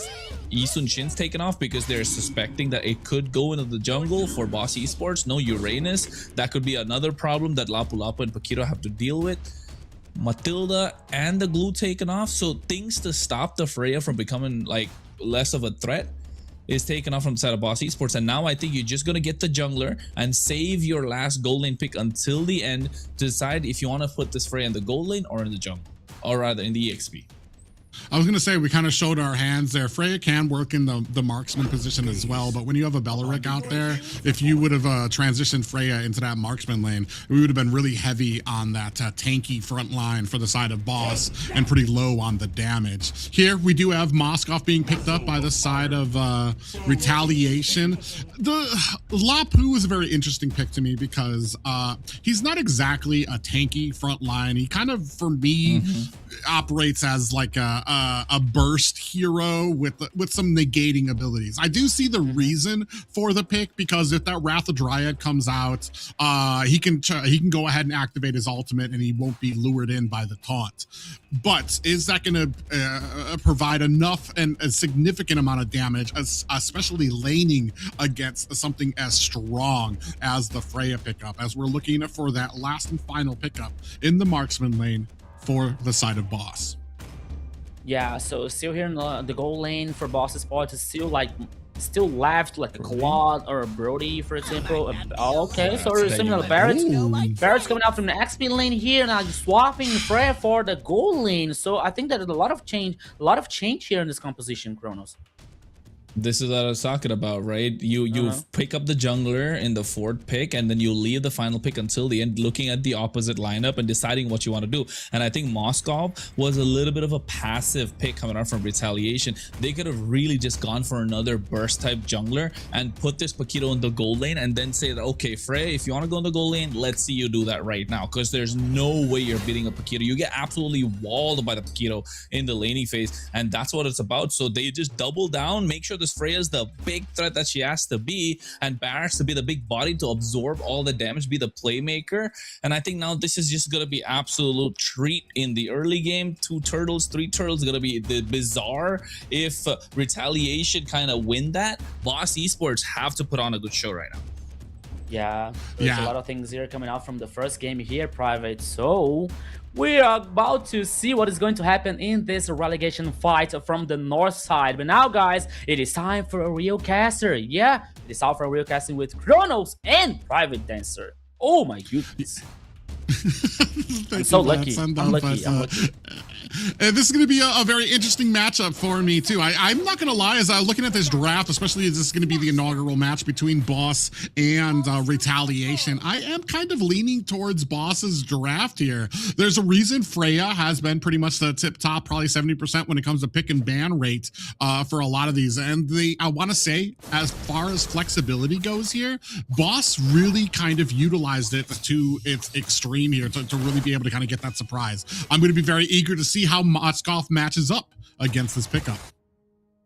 Yeah, I think the idea is you want to make sure this Freya is absolutely being a bully in the gold lane. Rimu QT, on the other hand, playing it safe, doesn't want to show himself quite a lot. Pika UXP, expected, takes a lot of poke against the Lapu Lapu. But what we got to watch out for is Maracucho on this Nolan. When he comes in, who's the one he's going to target down? Able to use the Retribution, secures the Lethal Wanderer. He should be able to level up a little faster than the Paquito, knowing that he can jungle. He can clear his jungle much faster. What I do like about it is I feel like there's just an intent art behind Boss's composition here. You've got the Detna's Welcome that can come in and isolate a player out, and then you have the burst damage coming from the Maracucho and Sirius on the Freya. So if somebody gets caught in that Detna's Welcome, they're going to get absolutely blown up. Not just that, but even when if you're going to try to get an escape, you're going to have the Wrath of the Dryad there. So it just feels more intentional on the side of Boss. Now, even with great compositions, it does come down to the execution and the synergy that these players have with each other. And I think we're going to see that when it comes to this first turtle, which will really give us a good taste, a good weight on how these teams are going to be able to play against each other. Yeah, and you know what, Private? Another thing to add on to what you said as well, if they're trying to run away, you got the healing that comes out from the Rafaela to chase them down, to provide that extra bit of mobility. And all of a sudden, like Boss Esports lineup is starting to make a lot more sense, right? For everybody else who didn't get it so far. And I think Retaliation needs to find an answer. They need to play it safe. That's why you're seeing not a lot of risks being taken by them. Ooh, big fight coming up here. Maracucho does find himself a big turtle put there and a kill onto Song. Coming in from the backside, Sirius on the Freya, but gets blocked off by Shu there. So a great job by Shu to go ahead and try to execute that escape for the team. Joy gonna have to use that flicker to get away. A turtle going over to the side of Boss. Yeah, turtle towards the side of Boss Esports. They could have actually gotten a little bit more than that as well, but they're pretty happy. They got the turtle, they got Song. Call it happy days. They walk out alive. And I think Ziggy was kind of crucial to provide the healing at the right time, making sure Sirius doesn't get caught out, get too low, use the Purify. Could have been a little disastrous after he got caught in that taunt. However, Retaliation not able to maximize the AoE effect that they have in play for themselves. Joy did go in with the flicker, and I think thinking back to what we were looking at from Retaliation the past few days, Joy is the playmaker. And as long as Joy can make these plays, Retaliation will feel much more confident. This time, Tamal feeling so much more confident with the Wrath of the Dryad. Sirius jumps in as well, pinned to the wall though. Fracture coming out. I don't know if Sirius is this a good idea? Do you have the Valkyrie Descent? No, he doesn't. SOD. Oh, it connects onto Maracucho. But I think Boss Esports will live this. Yeah, that spear, the SOD, it looked like he was trying to connect with a Sirius, but just misses a wide and goes off to the back end, and that just really wasn't the fight that he was going to be looking for, especially without the backup of his team there. A big flicker, Wrath of the Dryad. I applaud the initiative coming out from Tamal. I want to say from the side, a great, I want to say reply coming from the side of Retaliation. Speaking of replies, Song enters a bush that they shouldn't have with 3 members from the Boss side there and still able to come out. Kaito might be in a little bit of trouble. Oh, I guess we're just going to focus on a turtle. It's okay. No worse for wear. Nobody gets taken out there. Joy on the backside giving that information, but doesn't look like there's going to be an attempt by the side of Retaliation. Yeah, Retaliation needs to back off. Not after what Song was listening to. I don't know, it felt like a funeral music for him, but you can see, oh, Sirius might get caught out. Taunt comes in, purifies. And with the Valkyrie Descent, able to make it out alive as well. I think this is what they're trying to do. They want to make sure they keep Sirius under control, but they're committing so many bodies on one side that they lose focus on the other, and Joy gets taken out, who has been, once again, call me a broken record, he's been the key piece for every single Retaliation victory. And you can see with the items coming out as well, he has the War Axe, so it could be beneficial for Retaliation if they start pressuring on that side. Yeah, the problem is just Lapu, like I said, he's just not that tanky front line. He's got a lot of burst damage that he can surprise you with, which is why you kind of use him against those kind of stationary heroes like the Eve or maybe like a Farza that he can jump onto and really connect with. Speaking of which, now another problem for Joy, who has to get out and gets taken down again by Maracucho. A big taunt here. Maracucho going to be able to try to find himself an escape. The SOD comes out and another ultimate from Song just goes wide. A big ultimate from Tamal. We do have the Wrath of the Dryad. Is that going to be enough? Tamal bursted down by Shu. Yeah, Shu has been crucial, but you can see right now gets respawned up as well to Maul, but they're chasing through with the back, and now Z comes in as well to provide more healing. Holy Baptism to catch one more. Raging Slash from Joy, try and make it out alive, but Sirius right now wants more. They lose 3 members in that one fight, and Boss Esports off the back of that, 3,000 gold lead in their favor. And right now, showing exactly what you need to be in this meta when it comes to kind of delegating the tempo. That early game, you can see them already pushing in through mid. 6-1 right now when it comes to the advantage. And unfortunate, even with the damage output coming from the side of Retaliation, just not able to capitalize. And that's going to be another turtle for Boss. They're not able to keep up Retaliation. They don't see how the game's kind of slipping away from their fingers. They're praying that, you know, Boss Esports leaves something for them to pick up, some sort of scraps at least at this point, right? The crumbs from the entire pie. But Boss Esports, they've got this Rafaela, making sure they stay in the fights. And again, goes back to what we were talking about in the draft. Look at the Wrath of the Dryads coming in as well at the right time. Holy Baptism, making sure they keep them in place. PK UXB taking so much, and Sirius comes in at the right time. Valkyries is sent, all the damage being dished out. No way to stop him. Maracucho comes in, tries to clean out AOG, try to catch him in place as well. Kaito Kid is kiting all right, but Rimu QT, he might be next on the top of block, just survives barely. And off the back of that fight, they don't lose a lot of HP. They just keep getting towers.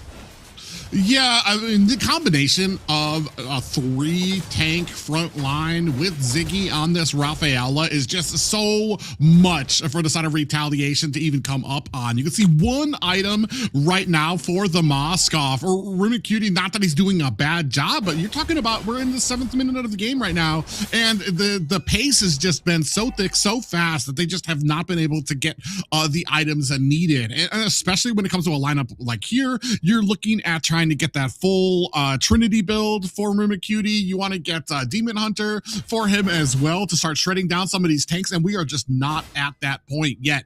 And while we're trying to get to that point, that pathway is being blocked by this 3-tank front with Rafaela feeding up all of this health to them. And this goes back to what we were kind of looking at the ENC as well, right? Private, that 3-tank front line that was kind of working out for multiple teams. And now all of a sudden it's working here as well. Oh my God, Maracucho, man. I'm telling you, he's caliente. He's hot.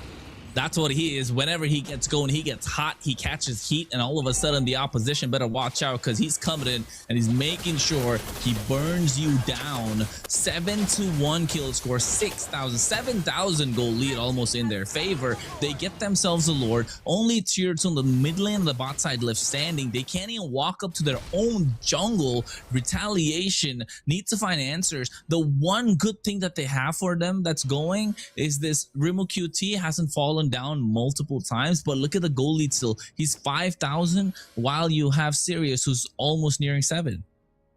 Yeah, and the like I said, the Paquito, he kind of reminds me, like I was talking about the Dairoth pick, where he's got some great ability to kind of like get some of that burst damage out there. Dairoth specializes more in the tankier players that are slower, but on the Paquito, both of these guys really kind of suffer in that when it comes to burst damage, they're actually rather squishy. Now pushing their way through the mid tower here, you can see nothing really comes in with a fracture on the side. Maracucho is like, hello, boom, and then he's back out again, putting the pressure onto the bottom lane. This is just textbook full lane pressure coming from the side of a Boss. Retaliation trying to come in, trying to pay them for it, and they just don't even have a source of damage right now that can compete with this front line. Minions now going towards the mid. Oh, coming in, we do have Wrath of the Dryad coming out, and the ultimate side of Retaliation. Maracucho finds himself a kill onto Shu.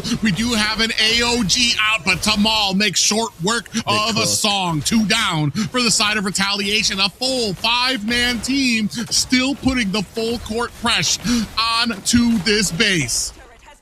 Man, Retaliation are trying to man mark them the entire time, but not happening. Look at Maracucho. This is the 3rd time I'm seeing that happen, right? He has taking down Joy on this Lapu Lapu, full HP to less than half from just one combo. And yes, Lapu Lapu is a fighter, he's an initiator, but he is also built slightly tanky. He definitely has the Queen's wings to help him survive, but my god, he has been a monster the entire time. Kind of feeling, kind of remembering and recalling what happened in MCT the previous season. We called him Caliente because that's how he's playing right now. 4-0-5, gets himself a BOD, and now look at Tamal as well. What the rather ads, and Sirius just making sure he gets the job done. Song AOG out of there just to survive. Pika UXP could make a play. Rimu QT getting caught, taking out super low. Tamal right now being a front line. Maracucho comes in from the side, flanks and gets the kill, and now Joy's trying to survive, trying to take out Pika UXP, but he flickers out, and the next set of waves are coming in, and all of a sudden the HP's back up to full. Joy is gonna go down. Maracucho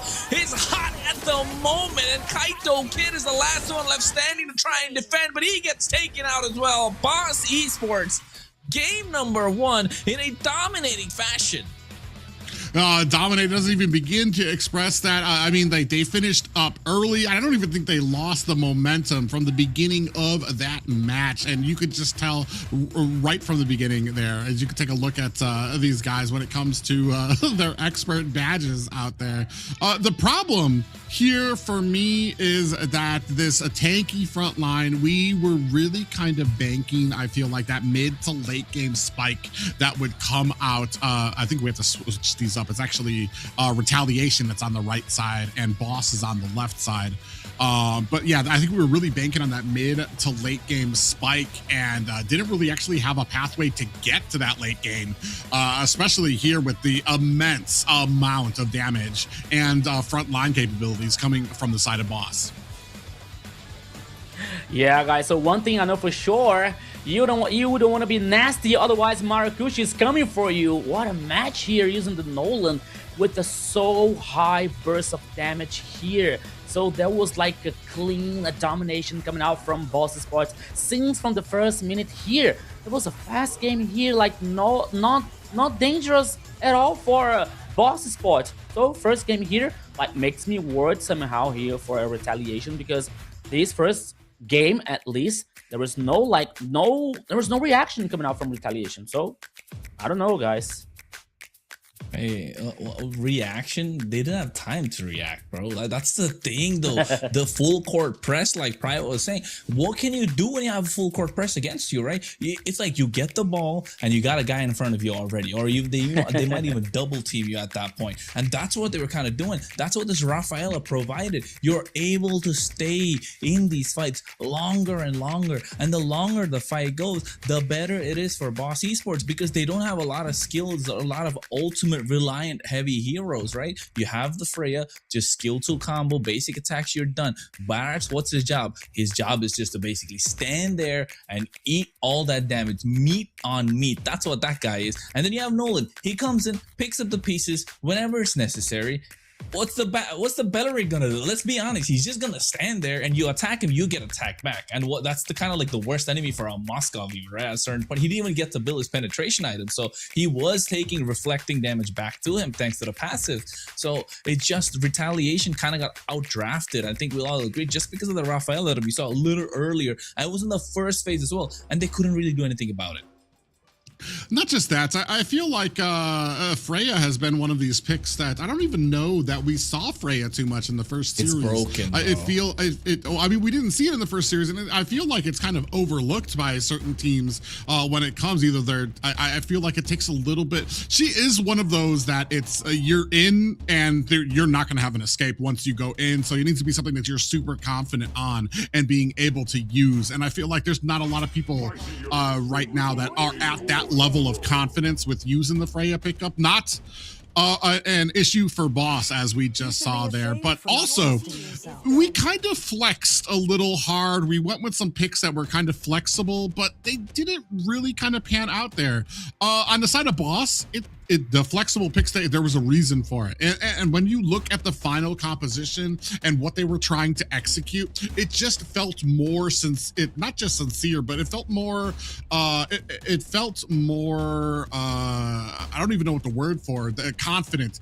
You could tell right away when you look at their composition how this combo would go down, how the Barats would be able to go in to isolate somebody down. Then you had this immense amount of burst damage to take them down. On the side of Retaliation, it did feel like a little bit more kind of some things that were thrown together without thought about how they were going to be able to get to these points in the game. The Moskov, very late game. Not really a tanky front line that we had on our side. We had Paquito and we had Lapu Lapu, and not really a tanky front line for our team here. Unfortunately, kind of a great opener for Boss, and really kind of, I want to say, putting down the line, drawing down the line in the sand right now and be like, if you want to compete, if you want to get to the MCT AMER, this is the level you're going to have to play at. And unfortunately, a learning experience for Retaliation in that first game. Hell yeah. And you know what, guys, this is what happens when you have like a very good players on your team, because we saw like a few hours ago, a few moments ago, like I forgot the name. Imperial using Rafaela on the it was Titan Sports using Rafaela on the roaming, for example. You know, so they decided to choose another hero on the mid lane. So here we got a different situation. We got like Rafaela on the mid lane, but he said, okay, Ziggy, just be the support here, because we have like Maracuja, we have the Sirius using the Freya, so they were like so aggressive, like so forward, you know. So okay, we got the support that we need on the mid lane here. We got like Tamal with the Belleric. I remember one fight on the purple buff, you know, like Tamal was like laying there, like the whole team from Retaliation went through Tamal. They used all the ultimates, and Tamal was like, okay, are you done? Are you done? Are you done? And then we came the rest of the teams. They responded back, you know, with the elimination. So yeah, when you have this very strong players, when you have like when you can trust your teammates here, this happens, you know. So one victory for Boss Sports here that was so good. Now here on the draft of the second game, Boss Sports here like locks down with a Paquito. Meanwhile, Retaliation respond with a Barrett and a Melissa. That was a good one here. Two strong heroes on the meta, so let's see what happens. Yeah, I'm about to say, I think Boss Esports kind of fumbled that first pick, right? They could have really just gone for the Melissa themselves, because you're not going to get Paquito on the other side. Barrett's okay. If they want, they can take it. It's all right. I think Melissa was definitely the top priority pick in that first pick on the blue side. It's all right. Paquito's not bad, but now the problem is, how do you get to the Melissa? I'm wondering, does the jab reach through the go away? No. So that's yeah, what I'm saying. It doesn't. You get pushed back. Yeah, I was actually really expecting the Melissa pick to kind of be up front there. Even when you have the circling eagle coming out from Tamal here, the go away is going to be a heavy price to kind of try to get into that back line. They go ahead, scoop up the Rafaela with the tanky front line, and I think you talked about it a little bit, Rico, with that Rafaela we saw in the first series. Would that have been different if Rafaela was trying to protect the Freya instead of a Moskov in that position too? So it's not just about the roam being a good or one of those big prime meta picks, but they have to be paired with something that really kind of synergizes with that kit. And unfortunately, when it was that game, the Atlas was just able to get into that line and really be able to kind of punish the Rafaela here. I do like the amount of shielding. I like the synergizing coming from both of these compositions thus far. You're going to have the guiding winds and that shielding that's going to be able to help Uranus, the shielding that's going to be able to help Paquito as well, and the added mobility that's going to come out of there, especially for something like a Paquito who already can get around the map with some blinding speed. You add a guiding winds to that, you might have a little bit of a surprise going into your back line. Yeah. Now we're seeing here Rafaela on the Retaliation's composition here. Like, once again, I really want to know, I really want to understand here, like, which role is she going through? Like, so she's going to be roamer, she's going to be on the mid lane, for example. With the Barrett here, like, we already saw some kind of this duel working well, but now with Retaliation, we are about to see what is going to happen. But now, like, back to the draft, back to the ban system here, back to the ban phase. We're seeing Insunshin in a part of the Retaliation, and Kaja for a boss spot here. So some focus now on the gold lane here, taking out Brody. And the last here, like assuming that there's still okay. Oh, right away, there's Minotaur here. Okay, roaming prediction coming out from boss spots. But now here, okay, so maybe they're like buying the idea that Raphael is heading for the mid lane here. So now we're seeing retaliation coming out with the roaming. Who left? No Atlas, no Bellaric. Maybe a Brock or something. Maybe I don't know. Maybe Hylos. Yeah, I was about to say Hylos here. They don't really need a lot, to be honest, for the side of retaliation. Hylos Chip is another great pick. We keep forgetting. He keeps flying under the radar for some reason, right? Chip is super solid now, and now all of a sudden you got the crowd control, you got a frontline presence, the Raphael is in the mid lane, things are working out. Now you're lacking magic damage though, so that's where they're gonna lean in towards in the jungle side of things. But in terms of Boss Esports, I think they need to find more damage. They've already got the mobility that we were talking about, right? They need a way to kind of reach into the Melissa. I don't like the Clit so much. I think Carry could be a better pick if you go for it, just because you have the option to hit a Purify. You can just straight up shred this Barat's. Claude is just going too safe. You're playing passive by picking up the Claude. Although you do get map control, I guess they just want to make sure they don't get caught out too often. And yeah, if they get the link, this is crazy. Yeah, my only problem is when it comes to Chip and really utilizing his ability to kind of get around the map, to surprise heroes, and to really kind of have some of those teleporting. Until the mid to late game, we really don't have that burst ability to be able to kind of lock down somebody. Like if you're looking at who they can surprise on the side of Boss's team, I really don't see too many targets, because there's a lot of, we just have a lack of damage on the side of retaliation a bit, if not for the Ling, who's gonna take some items. Yeah, so yeah, he's right about that. Rabbit is right about that. We're seeing some lack of damage here coming out from retaliations at composition, because you got Rafaela, you got the Chip here. So okay, all right, you have Melissa, you have Barrett and Ling here for the late game, you know, so they have to maintain and they have to manage their rhythm and the pace here in this second game here if they want to have a chance to get through the victory so far here, Kronos. You know what? On the contrary to what you guys are saying, I think retaliation have good early game damage, right? They've got the Rafaela, who kind of like her damage flies under the radar. Chip got a lot of damage too. Rimukuti can close the distance against Sirius. Sirius is gonna have a hard time in the laning phase. All Ling has got to do is come and clean up shop, and I think Barat, yes, he's gonna have a tough time against the Uranus, but he does have decent amount of damage as well. So I think retaliation compared to Boss Esports' Paquito, of course, they don't have that much, but I think retaliation, they could come up and surprise us in this game. I'm liking the draft of retaliation a little bit more, only because Boss Esports draft looks so much more harder to execute. Yeah, well, we're going to find out here, ladies and gentlemen, in a game 2 of Boss taking on Retaliation. Winner here vying for a spot in the MCT AMER tournament, the final spot available in the ADT. It is indeed. Look at Shu. He needs to become a threat as soon as possible. Farms his way up to look at a target at the top side, right? 3 purifies on the side of Boss Esports. You get Brave Smite for Joy. You get yourself the Warcry for Shu, so you know he wants to dish out that basic attack damage. So I'm expecting an endless battle somewhere in his build down the line. Rimuqt's got himself the Quantum Charge as well. Song picks up the Rapid Boots. He's going to be moving much faster on this map, especially since it's broken walls. He's going to be able to access the jungle of Boss Esports much more easily. Meanwhile, Maracucho, though, he just wants pure burst, right? Lethal Ignition, looking to one-shot someone today. Yeah, he said the only problem here is that you'd have the fighter versus the assassin kind of here. Maracucho just a little bit behind when it comes to those rotations, which means Shu's going to have just a little bit of a better time already. As we're talking about that, Peekaboo taking a little bit of damage, does use and takes that ride with that guiding wind to get himself put back and out of harm's way. First turtle is up. Both teams very even, but looking to start things off good with this second match.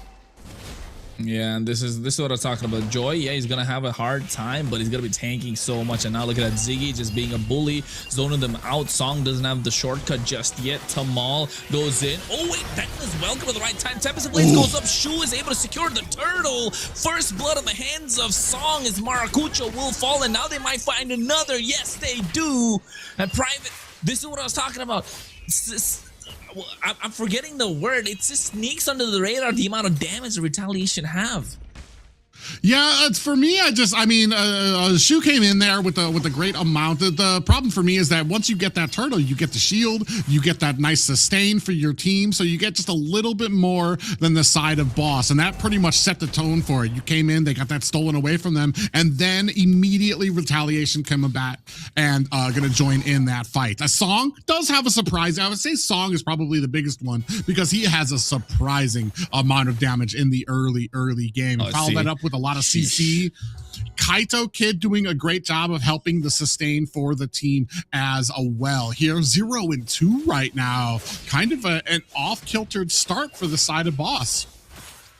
Yeah, I think Boss Esports, this is where their experience comes into play. This is where you want to see Tamal at his best, kind of like slowing the pace of the game down. That's what they're kind of doing right now, not allowing Retaliation to double down and maximize the tempo that they have, the control that they have right now of this early game. 1,000 goal lead, it's not a lot, but it is something to work off with or work with for the side of Retaliation. And another thing to point out, we completely forgot about this. Ling is kind of one of Shu's best performing heroes in the ADT so far. Detness welcome from Joy being charged up. Pika UXP. I mean, he's gonna eat that for days. He should be all right. And another thing also is Shu's got the flame retribution rather than the ice retribution private. Oh yeah, and so that's going to be able to kind of get the well, I forgot to even flame. It's been so long since I've seen. Yeah, you get a little bit more damage coming out of that as well. Most of these junglers are usually looking for either the slow or maybe even getting themselves a little recoup of health when it came to the tankier meta here. But now starting back up onto this turtle here, Joy front and a setter with a Kaito Kid trying to keep that sustain up. Are they going to be able to find it? You can see. Oh, on the backside, they're in the jungle. There's Shu on the backside. Finch pose, poised above the top of everybody here. Song takes a lot of damage. In comes the Tempest of Blades. Damage connecting. Shu takes down Maracucho. Now they're in chase onto the rest of the team. Boss Joy able to find a kill onto Peak, and Rimu is going to find that final kill against Ziggy.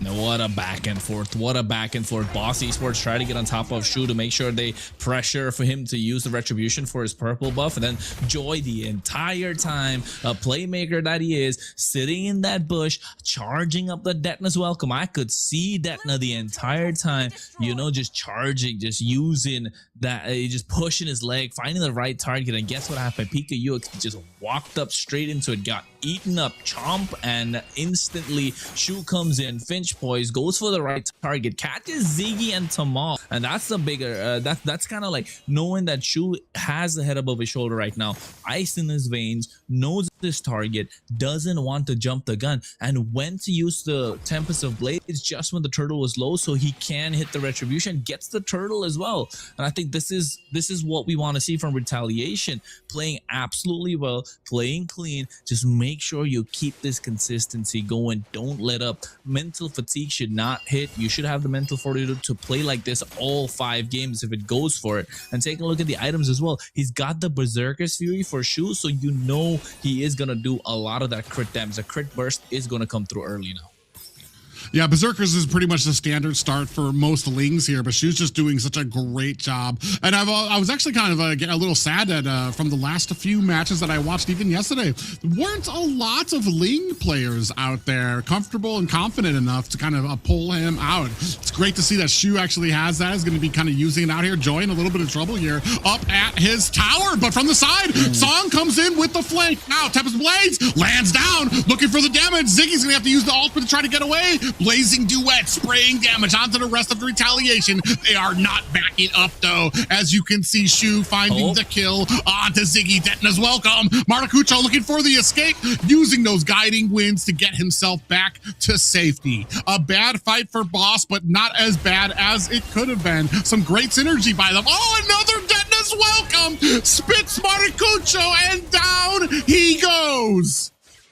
A little bit of a repeat from what happened in game number 1. The Rafaela made sure Boss Esports could stay in these fights longer, provided extra bit of sustain. They had the front line with that Belleric in the game number 1, and now Retaliation just copying the same script word for word pretty much. You're just changing the fact that you got yourself a fantastic goal that can close the distance with this Melissa and the assassin on this lane to clean up the rest of the job, but just finish the job. So Retaliation taking a page out of Boss Esports' playbook and making it their own, and they're able to play it so well. All tier 1s are down. Boss Esports needs to find a way to slow this game down and find the right target, and by speaking of the right target, it is Kaito Kid. You take him down, you might find an answer for yourself to find advantage on the map and maybe even in a team fight. Yeah, I want to say the problem is that the slower you make this, even if you get into the late game, you're going to be talking about Song on this chip, who's going to be a lot more tankier, have a stronger map presence. Speaking of map presence, portals are out, guiding, circling Eagle. Tamal, very dangerous in there. We did have a Detna's welcome attempt, but Tamal still gets taken out. On the backside, Blazing Duet. Cirrus spraying down, almost gets taken out. He's going to use that BMI to get himself out of harm's way. Tempest of Blades comes out. It is more than enough to take down Cirrus.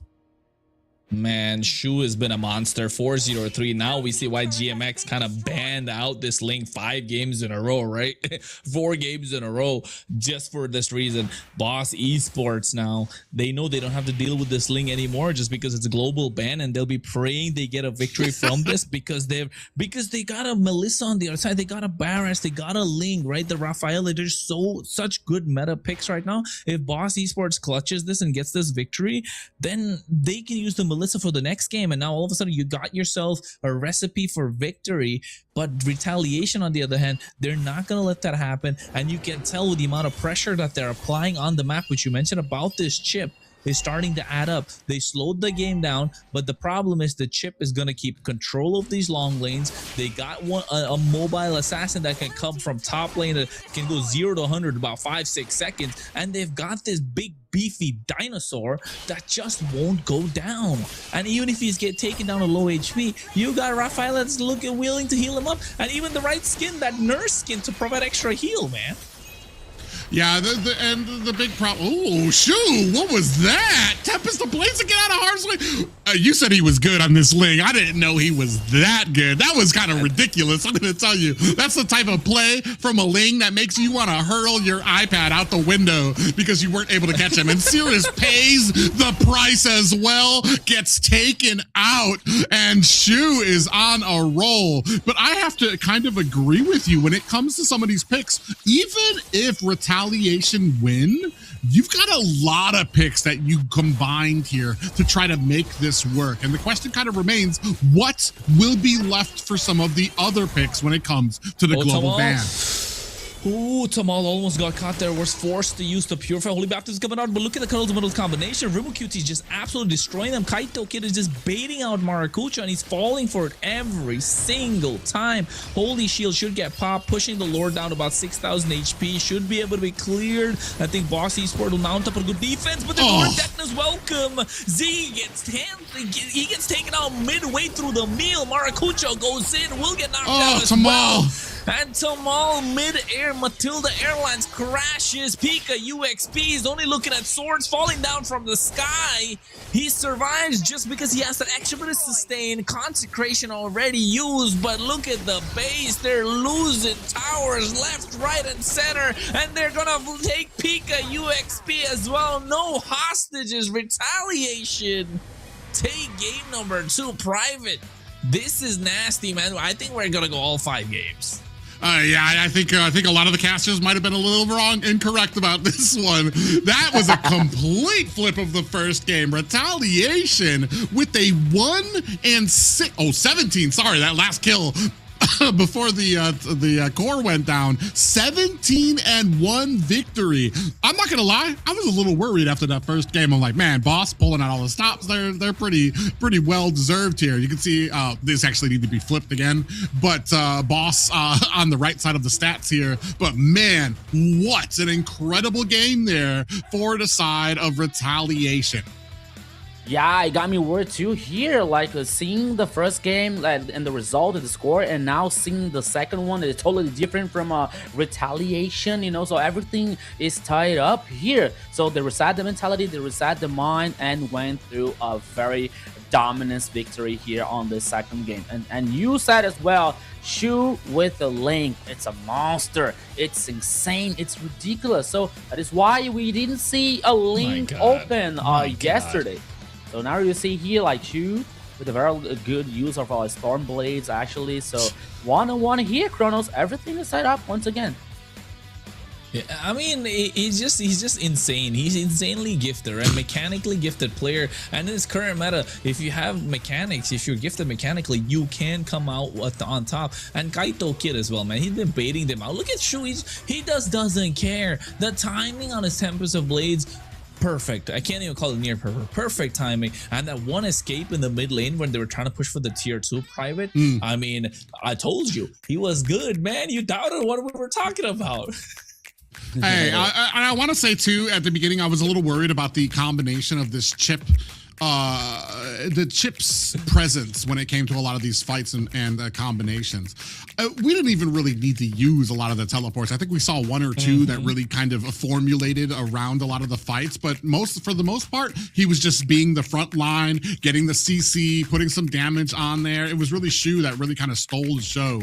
And if I would have known he was that good on Ling, I would have adjusted my damage expectations a little bit there. But man, absolutely wowed me. And this is something I've been talking about for the longest time, and something that I think a lot of people got so sick of hearing from me through the tank meta, is that I was so tired of tanks just slapping each other for all of these fights. I missed those great Tempest of Blades and dashing plays where heroes could get into the back line, find that kill, and still be able to find themselves an escape. And man, Shu really put the money where his mouth is for this one. Yeah, and I already seen some of that here, like with this assassins heroes coming up on jungler, for example, with Nolan, Hayabusa, Ling here with Shu as well, you know. So I gotta say here, it's very interesting to see like this, not only for like the meta situation, but all about like, all that is happening on the MLBB competition, you know. So here now 1-1 here still say that some of their predictions here still survive, you know. So that's one here like who predicted on a 3-0. Okay, I'm so sorry about that, but this 1-1 here. So let's see what is going to happen on the next game. But it's still like with not about like the mentality thing, but with the global ban system as well. So there's no time for another Link for a Retaliation, for example, no time for another Rafaela. So everything happens on this third game here, especially when it comes to this draft composition here, Kronos. And you know what? Boss Esports go on the blue side again. Right, they pick blue side again, so Retaliation get on the red side, so they still get the option of getting those 2 power picks in return. And I think Boss Esports are...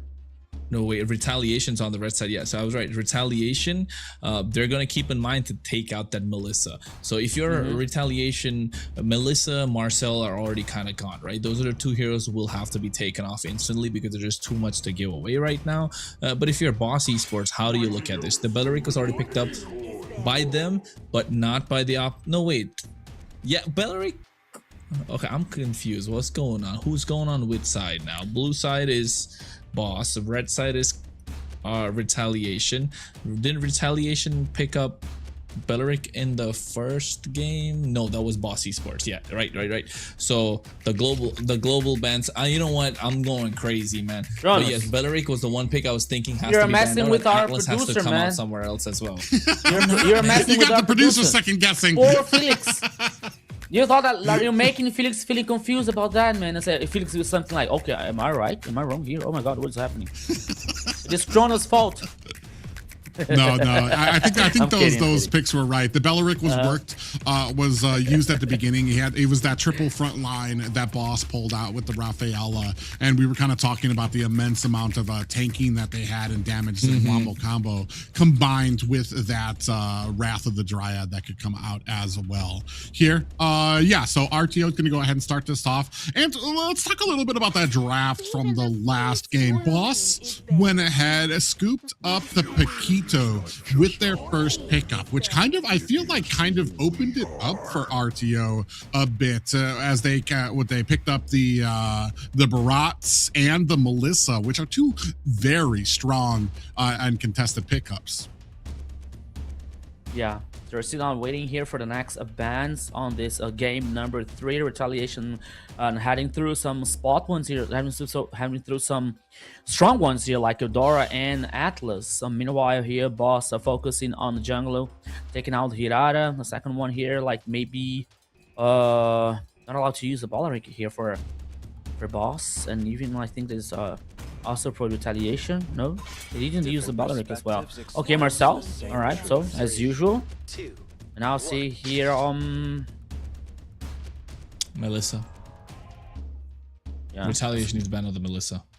Interesting. So that there you go. So Boss Esports don't get it now. Every single game, Retaliation just gonna ban up Melissa because Melissa is just too much to let go of. Right? You got away with it once, you're not gonna get away with it again because now the picks are starting to wear thin. So you don't take the risk. Now the other one that was left open is the Belleric. So Belleric's gotta go here, and now Retaliation will start looking for answers. And I think I wouldn't be surprised if they kind of pull off a first pick Minotaur as well. I guess that depends on where we go. First pick Minotaur. What for the side of Retaliation? I'm not sure. Yeah. That would be something. I feel like you're giving up maybe a a lot Freya of here. picks. Yeah, Freya could be a Oh possibility. yeah, Freya is still open. Yeah. So we're gonna see if Belleric gets a band out, and we're gonna see what that first pick is from the side of Retaliation. I mean, Valentina, I don't think we go with the jungler here. Valentina's kind of it's a reactionary pickup when the enemy's got something that you're gonna want. Yeah, I think it's a little too early for the Valentina. Maybe something in the marksman lane. It's gonna be very interesting. Or do we pick up something flex or something that we can put in the jungle?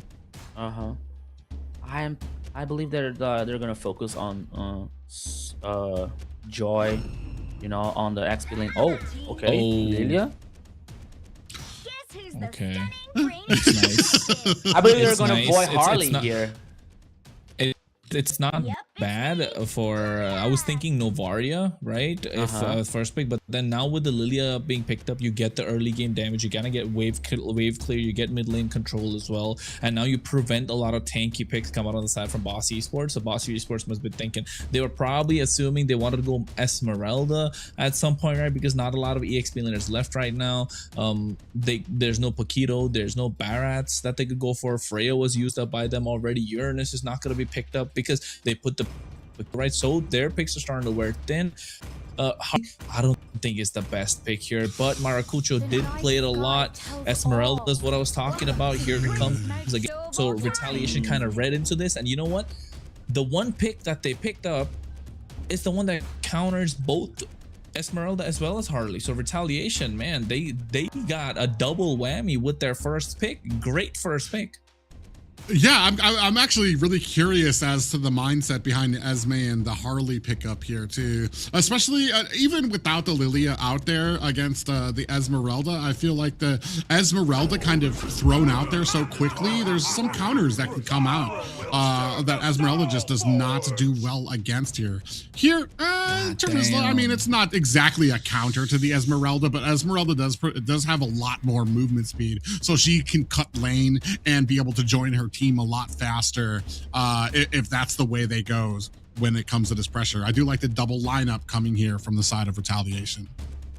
You know what though, like you know what, sorry Rico, if you look at the lineup that Retaliation kind of been forward the long run with this Terizla to control a certain part of a team fight, certain part of the map for the team fight, with Glue trying to mount on top of Esmeralda. Retaliation are cooking, man. They've got the ingredients. It's just that they're kind of reverse searing their steak right now, right? That's what they're doing right now. Well, Novaria comes out on the other hand, but you're not going to do a lot of damage to the Terizla, neither the Glue, because they're going to eat that poke like a champ. And same thing with the Lilia as well. So Novaria is not a bad pick by any means, but I'm liking the first half of Retaliation a lot more, Rico. Yeah, actually, I thought that with Novario, like we're heading for like the first two responses coming out from boss. We thought, for example, Harley and Novario, not Esmeralda as well. But that's okay now. Esmeralda making more sense here on this composition so far from a boss spot. But I want to talk about Terizla for Joy that we saw yesterday, Chrono. So Joy playing so well with Terizla, you know, like giving opportunities for the rest of the teammates, using the penalty zone and the execution that worked so well with a very interesting combo. So that might be like the same thing here, like Retaliation is thinking about. Like, so we're gonna see like the gold lane, maybe a Brody here, like with this composition Brody to ban. I don't know, maybe to get the burst of a damage here to help them to get an advantage before some objectives, for example. That might be interesting. But now Hayabusa, okay, coming out for Shu, like as we show like the link, so why not like making Hayabusa and do the same performance, do the same job here. Now carry, okay, and now the last ban here, like maybe Brody, I think. Fanny? They could get Brody because they got the fourth pick, right? I'm thinking Fanny ban here, probably. What do you think? Okay, that's a good one. Hi, Brody. Never mind. Yeah, they got the Brody out there, which only leaves what, the Clint out there, or unless we're just gonna go to the total bottom of the pile and go with like a Maya Hanabi pickup out there. We still got some decent jungle pickups for the side of Retaliation too here. You got the Nolan, which I think they're kind of like trying to steer him toward, is that Nolan pickup here. I think that's one of the last ones that's kind of left right now. Oh, the Natalia off the board. Oh my god. We saw yesterday, right? He played this yesterday. It was crazy, bro. It was crazy. Saw it, right? The tempo was controlled by Retaliation completely, and it was a similar composition. You had the Clint, you had the Natalia, you had I'm not sure if it was Blue or Terizla, but they had a front line. I think Terizla was there as well. So they're kind of running it back right now. The same play that they did yesterday, they're running it back. So it's a repeat. Oh, Tamal special with the Franco. The absolute cinema right now. I'm really excited to see how this goes, because I was kind of wondering, how do we close the distance onto the back line with this Novaria too, which can usually be the biggest problem. But yeah, when you got a Natalia out there, it doesn't matter where you are on the map, you have to be fearful of that ability to close the distance on you. Here, Franco's going to be very interesting to see, especially if he kind of sticks closer to some of those squishier targets. It might take away a lot of options for Natalia. If you have no Selena here with the Absolute Arrow, at least you're gonna try the same thing here with Franco and the hook to see and target someone on the Retaliation composition. So as we saw, like Natalia playing yesterday with Retaliation as well, and it worked so well. And like I saw that private making a comment on the chat yesterday, like about this and Natalia. So that made more sense, especially when it comes like no targets to work against Natalia, with the AoE being so effective as well. So let's see what's going to happen here on this game number 3, my friends. Yeah, ladies and gentlemen, we are at game 3. RTO and Boss at 1-1 apiece. Kronos, whose draft do you like here? I'm like, I mean, it's not that it doesn't matter what I like, to be honest, at this point, just because of the fact that we got a Franco, man. Who doesn't like seeing a Franco in the land of Dawn, especially in pro play, in the hands of a Franco expert at that too? Yeah, I would love to see some of those hooks, but also at the same time, you got this assassin who is actually a true assassin to the name, this Natalia, and first blood could be coming from Kaito Kid, forcing Ziggy to flicker out as well. I I just have to say, Shu has really surprised me here with his confidence in his role here. Oh God, and we have a little bit of a hook there. Shu, just as I was singing your praises, Shu, don't embarrass me. But yeah, like I was talking about his confidence, and especially to pick a Natalia against the Novaria, I feel like that's got to say something about your confidence playing something, especially when you have the potential of an Astral Echo that could give away your position very easily. So we're going to see how well that kind of plays out for both of these teams. Yeah, I think now that you mentioned about the Astral Echo, kind of, you know, rings a bell a little bit. Shu will get spotted out, so might not be as easy of a game that he had yesterday. But still, you know, now you're going up against one of the bosses of ADT and North. No pun intended. Although maybe full pun intended. But also at the same time, look at Maracucho. He needs to target RimuQT, who has only a flicker. Oh, RimuQT, you must smell something. Oh, Tamal goes out and lets him know. Oh, just misses it. He could taste that hook. RimuQT just narrowly gets out of the way of that. He does. And now Shu as well, right? Making sure he farms up level 5. Meanwhile, on the bot side, Pika UXP taking a lot of damage from this Lilia. This is what we were talking about. The Lilia is just a nasty pick against the Esmeralda. Oh, the top side though. RimuQT SOD tries to go serious. Comes in at the right time. It's first blood. He might be going down though. Yeah, able to answer back at least. Boss comes back very quickly, and Shu allowing him the time to be able to kind of pick up that first objective. So, I mean, they put a lot of pressure up top, and I don't really feel like Boss really was trying for that objective. They kind of, and they did what you're supposed to. If you're not going to be able to get the objective, or you feel like your chances aren't too great there, at least make something happen on the opposing side of the map, and that's exactly what they were able to do here. Oh, Pika UXP, he almost got caught. Forced the flicker instantly. Good reaction time, though, coming out from Pika UXP. Meanwhile, on the top side, it was a similar reaction speed from Sirius's SOD. So I think Retaliation do have something that they're working with, but also Boss Esports. Man, this is where, you know, we were talking about the tank meta that we don't like, and this is what we want to see. It gets a little brawly, it gets a little dependent on RNG, where you kind of want to maximize your chances with these hooks, right? If you land one of those hooks, it'll be so dangerous. Look at both of these XP laners.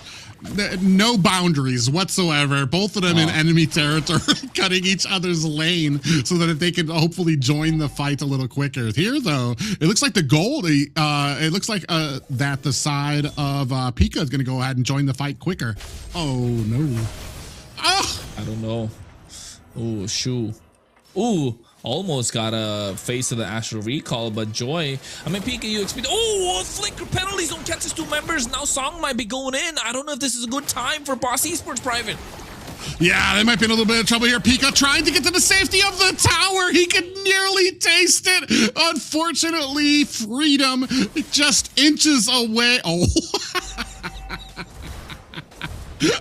The misjudgment from RimuQT to not get across that wall actually made Tamal's hook all the more funnier, because for all intents and purposes, RimuQT was intending to be in that position. It's just getting that little speed boost. He didn't get close enough to the wall before the boost went off, and the hook went totally wide there. So a little bit of luck for the side of RTO. Now sitting at 2-1 right now. Boss looking for a way to try to even this out. Man, I'm telling you, it's just goofy. It's just goofy the entire time, this entire game, with that Patrick skin being a little more goofy as well. Astral Echo coming out, Recall, SOD being expended as well. But oh, the fight will continue here. Yeah, all the way onto the backside. Shu able to go ahead and find himself a turtle, while Maracucho able to answer back at the team. RimuQT finds a kill onto Tamal, and now the fight continues. Pika in a little bit of trouble. Song trying to find himself another ultimate. He does. Shu finds himself a tower as well. Song able to find the killing blow onto Maracucho. The Astral Echo was just a little bit wide. Sirius has come online, finds himself a kill. Song might not be long. Oh, he he's still able to find himself an ultimate. A little bit of shield. Ooh, dancing around like now. I'm not sure if he's going to be able to get out of this right now. Trying to bounce his way to freedom. Sirius right on his heels. Oh, and just misses the SOD, followed by a meteor that goes wide. I mean, I don't know how you missed that SOD. That's point blank range, to be honest, right? Maybe he was trying to aim for Kaito Kid. That's probably why you missed it. But taking a look at the items as well, Pika UXP surviving a little bit just because you got the Dreadnought armor early on, where you have to see Maracucho pop off a little bit. Only has Genius Warren so far. Purple buff will be secured by Maracucho. Does have the Retribution. Goal lead on the side of Retaliation, about 3,000-ish. Right, once it passes the 5K mark, that's when you start being concerned for Boss Esports. But Retaliation, on the other hand, they're having a good time. They're happy days so far. The Natalia's not really had too much of a problem, apart from that hook that we saw less than 1 minute in the game, and the Astral Echo plus the hook is kind of being the combo that they're looking to make, Boss Esports. Yeah, and fortunately for the side of Retaliation, it just really have not been able to kind of throw that combo together in a way that has been able to really ward off Natalia. Although Shu, I want to say, is doing a great job of kind of really focusing on the objectives, not really going for kills. As you can see from the skill, or from the stats here, 0, 0, and 1. Oh God, oh, mess of members there. Ziggy able to go ahead and find himself the Lord. Rimacutie gonna go ahead and find himself a tower. On the backside, Maracucho in trouble, is going to be able to find himself. Oh, on the backside, Shu is following. Had the scent for blood. Kaido Kid able to find the finishing blow. Finally. A beautiful hook, followed by a flicker underneath the tower, and Joy might be in trouble. But Asa Terizla just does not have the. Ooh, just manages to sidestep a meteor and get out of the way. Sirius comes in with a great SOD to finish the job. Yeah, it finishes the job. And it felt like a moment where Joy was probably going to say call an ambulance, but not for me. Unfortunately, just ended up being for himself. And Boss Esports, this is a very brawly game so far, man. 7-6 the kill score, and Tamal landing those hooks are going to be crucial even more now. Although Shu has not been as impactful as we'd like to have seen on this Natalia so far, right? And looking at the items as well, Rimacutie, the good news is he's got himself a Sky Piercer, Endless Battle as well. Probably going to go into the Blade of the Heptaseas right now, or maybe even a Hunter Strike to provide extra bit of mobility. Oh, and another thing is, Ziggy, those orbs haven't really been landing too much. And similarly to what Shu's been having a tough time, Maracucho has been having the similar tough time as well, just because of how we saw in the draft that this Lilia will be able to eat that deadly magic and just use Black Shoes to get out of it. Yeah, I feel the same. I think the last time we saw the Novaria out there was combined with a Bedang, which allowed the fist crack to come in, and then that astral orb would come out. Oh, and here we do. Astral Echo is out. We do have those big and wider kill spots for the side of RTO. Next, Lord is up on the battlefield, and now you can see very quickly, Shu immediately goes for it. A big flicker, suppression, and Song able to get away.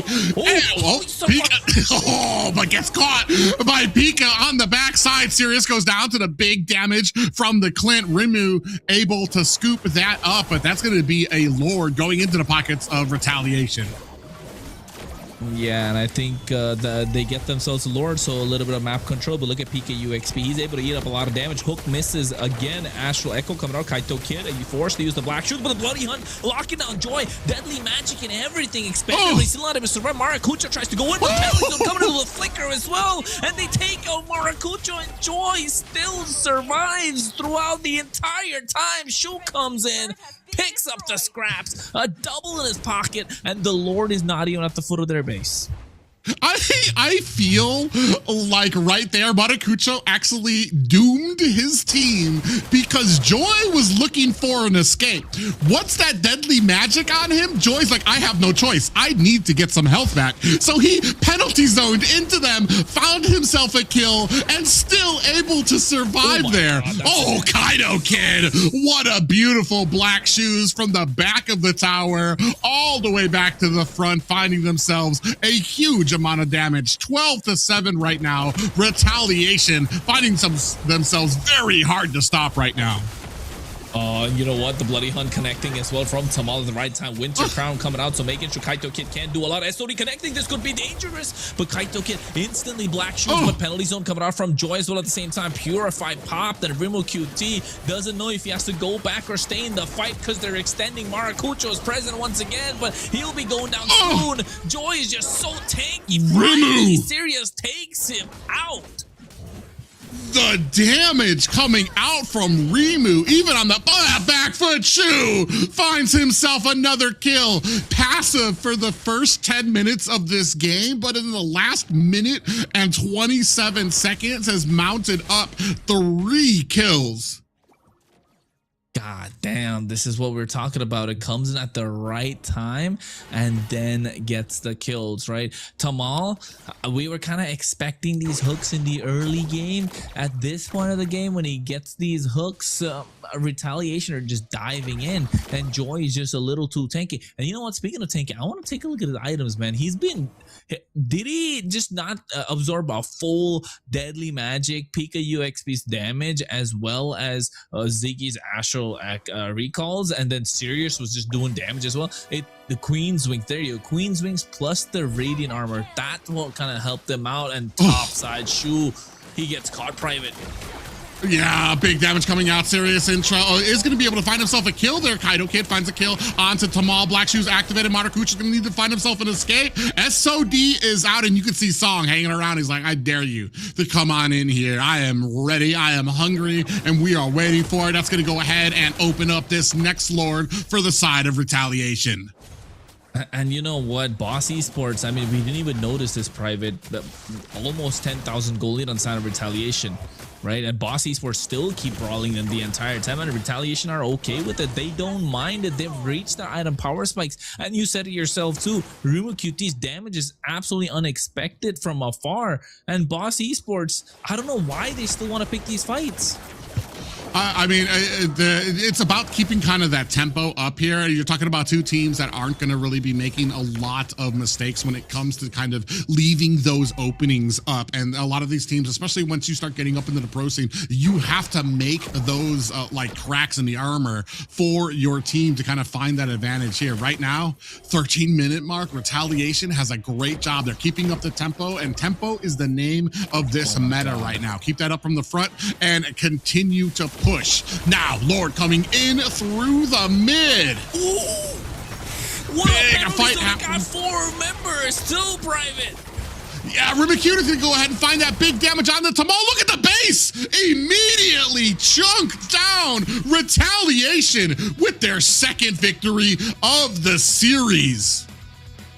Oh my god, that penalty zone was nasty. It caught both of us off guard, man. Like,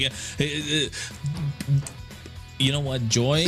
I said it before, I'll say it again. If he's allowed to make plays, Retaliation will win.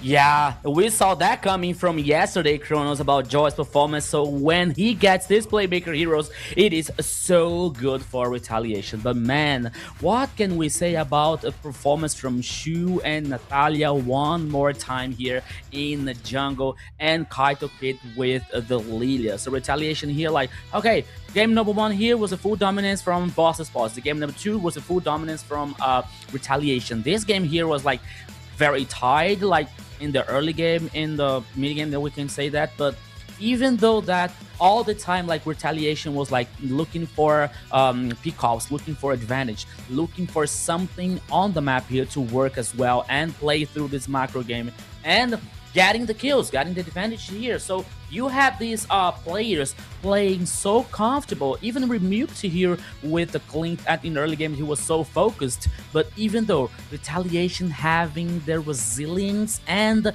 most of all, having the brilliance and the consistency to play and win this game number 3. Not like this.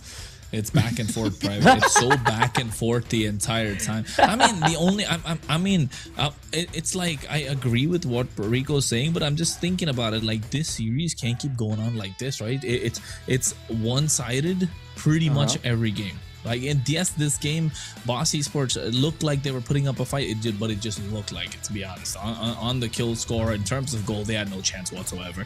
And I think it very well played from Retaliation. So game number 1, Boss Esports. Game number 2, Retaliation. Game number 3, Retaliation. So are you telling me Retaliation have finally found their groove now that they're on match point? I want to say that my big handoff here is a Shu and the understanding of the utilization of this Natalia in the early game. I think that there was kind of the worry that those Astral Echoes would be revealing it, and a lot of the fights really did not involve Shu in the early game. Shu just went around farming, getting objectives. I think got at least 1 or 2 towers there, but was focused solely on the objective, while the rest of the team, the 2 tank front line, able to bully and push back the rest of Boss, all the while Shu's able to continue mounting up those turtles, mounting up that farm that they needed, until we got to about the 10 or 11 minute mark where Shu just started coming online. So I want to say a great understanding, not just of a hero that they play, but understanding that when a hero is at a disadvantage at a certain part of the game, what you need to do to still be successful with that hero.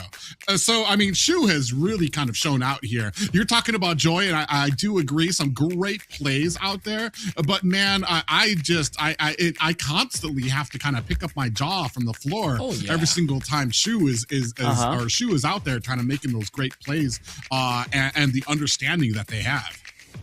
Yeah, so you're absolutely right here, Private. My question here, guys, is how far we can talk that one, Retaliation playing so well with the picks and the execution, and how far we can talk that this Franco might be not one of the best roles here on this last game coming out from Boss Sports. You know? Hey, Private, you want to take it? That Franco? About to say. I mean, I know you were excited, and it's something that Tamal kind of excels in, but that might speak to something that comes up to like the level of competition here. There's one thing to be good on a hero, but then there's another thing is that this hero also fits into the composition and has a place in the meta that you're going to be successful on. No doubt that Franco was played very well, some great flicker hooks into the tower, but did it provide what the team needed when it came to kind of like the setting potential or some type of initiating factor for the side of Boss? Because it did feel like that was a little bit lacking. I mean, with that, you might as well gone with like a Kalea who does basically the same thing. You can get one person, isolate them out while your team can hopefully do something against that. But the reason Kalea has fallen off, and the reason that you get things like an Atlas pickup now, is because you've got things that can affect more than one person, that can affect like a nice AoE of area that your team can take advantage of. And unfortunately, that Franco just was not it when it comes to being able to provide that type of support for the team. You know what the Franco was? Just a wave of nostalgia that hit me, and then all of a sudden I'm brought back to reality looking at the game that he played, right? Just like that's the only thing. He got 1 shot, 1 kill the entire game. So let's move on from that. I'm gonna put that away. The Tamal memory of Franco, that doesn't exist. I like to have those good memories that he did back in 3-4 years ago. But now looking at Harley being banned, Belleric's been taken out, Atlas and Eudora, the picks are starting to wear thin, folks. We're at game number 4 now. Retaliation at match point, and Boss Esports, I mean, they kind of need this, right? They kind of need this for it to go all the way. Freya gets taken off the table right now. What else is left? Uranus is a really good pick if they want to go for it, but I don't know if it's first pick material right now. Melissa has got to go right now. There you go. So what are the other first pick material, I'm thinking only Valentina just because of the fact that you can take away whatever big ultimates that could come out on the other side, right? Okay. But the chip is another greater factor too. Ooh, Oh wait, Hirata was open. Okay, okay. But you know what, Chronos in private, I'm not sure if you're gonna agree with me. We're seeing like Hirata appearing here like today is so much, but I don't know how to say this. I don't know how to explain. But I'm not seeing like Hirata being that like game-changing hero in this game. It's not the so hero. far, you know. It's not the hero. It's the player. It's the Okay. pilot. I'm telling you, it's a broken hero. It's an absolutely broken hero. Early that game solves is strong. everything. It's the pilot, man.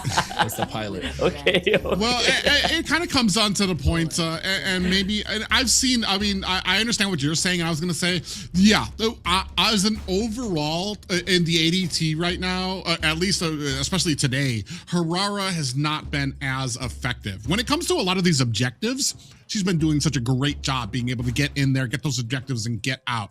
But I feel like one key point that is kind of lacking that that Chronos pointed out about the Ling is maybe it's not one of those things that we want to come in to try to 0 to 100 somebody. It's one of those, the fight goes on, you got a bunch of stragglers out there. That's maybe where Hirara should start shining, coming in there, catching those stragglers out there, and then being able to get herself out of harm's way. If that's the way we're going to play it, I feel like we're going to be very, very successful with her.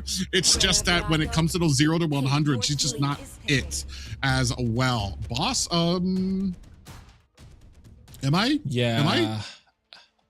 This is. They used Rafaela already.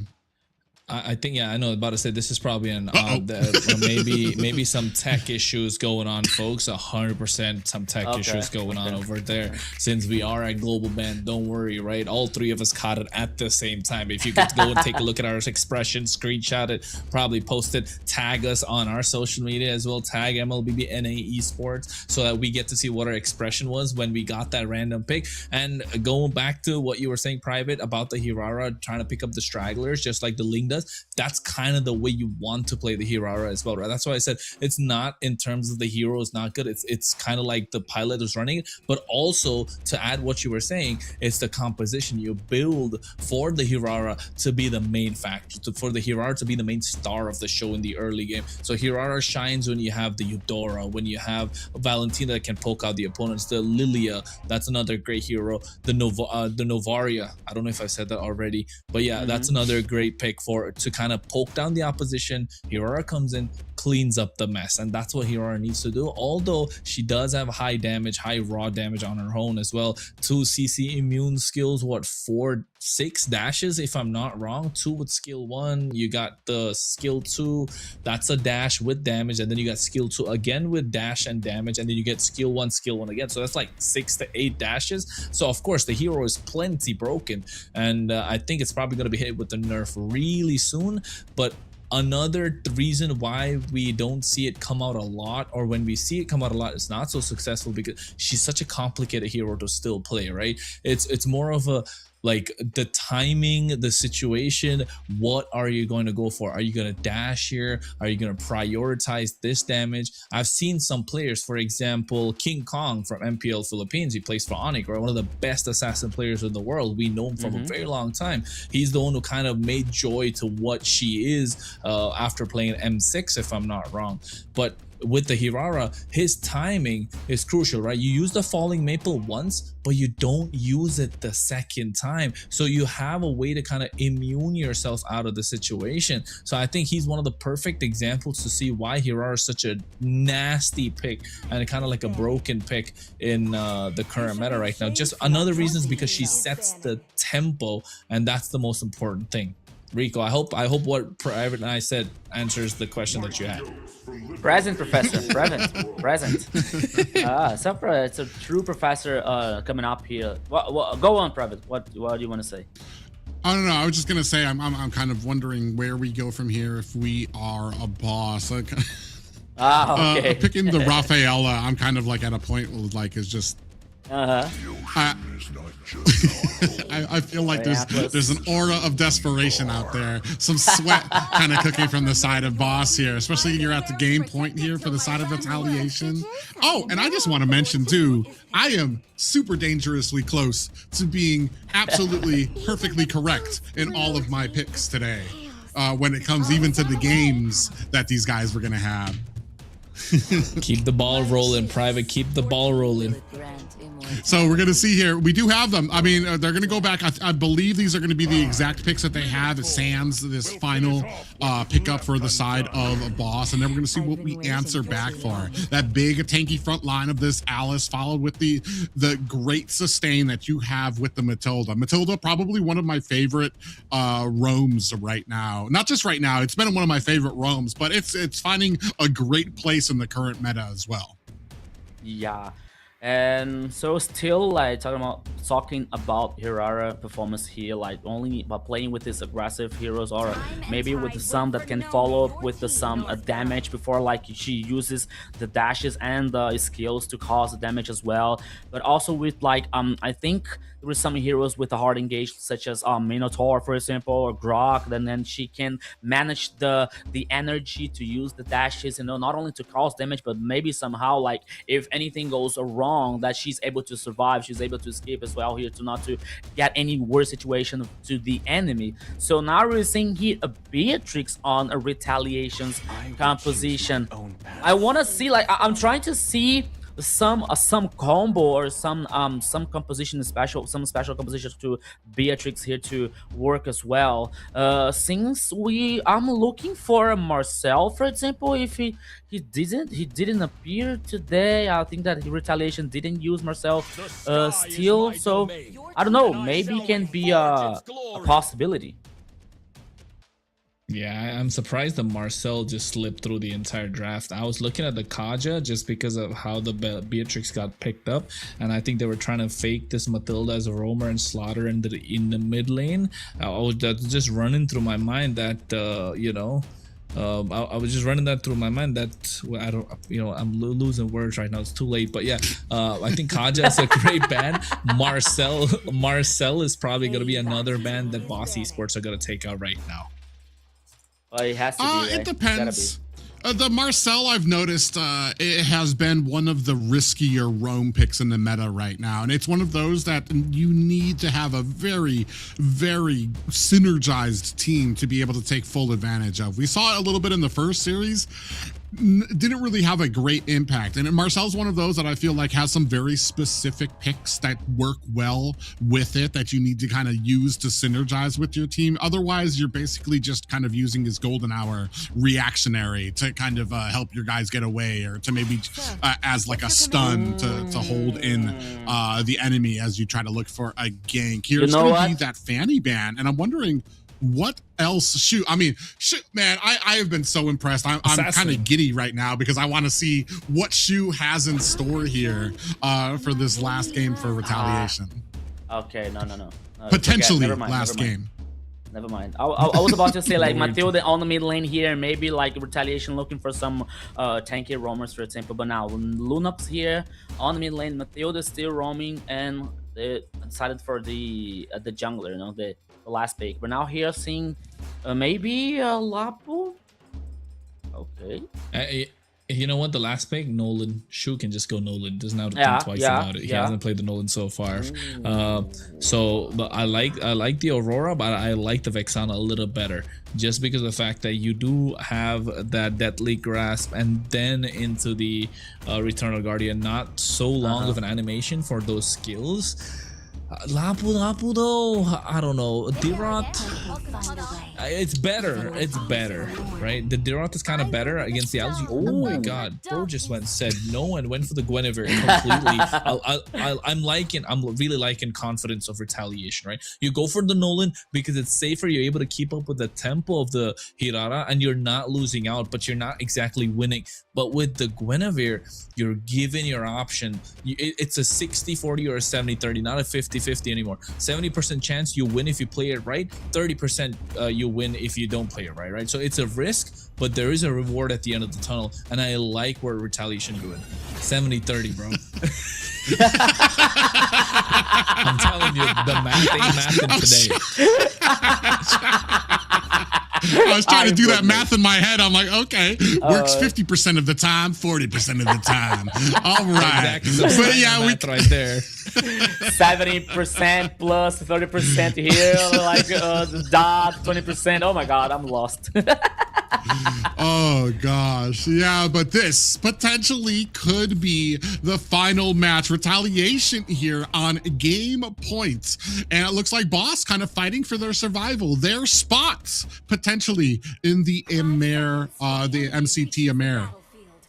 And you know what, Private? We were talking about how game number 1 was Boss Esports showing, hey, this is the line, we draw it. You wanna but duke it out with the big boys, pass through the gate. They're kind of being the gatekeepers. And what happened? Retaliation said, all right, bro, hold up. Me and my gang about to pull up, and that's what they did. Pull up 2 games in a row, and now for the 3rd one, they're looking solid. I like their draft, the ability to outplay the situation that they're in if they maneuvered themselves right. They've got a Kaito Kid on a Lunox, is absolutely dangerous, can dive, can kite, can get out of harm's way. Ruby DD combos. You got the Guinevere that can jump into the backline straight away, so you're forcing Sirius on a Purify, and the moment you force Sirius on a Purify, it's gonna have a much more passive laning phase against the Beatrix, and it's gonna be much more passive when the Throne of Ruin comes in from Joy.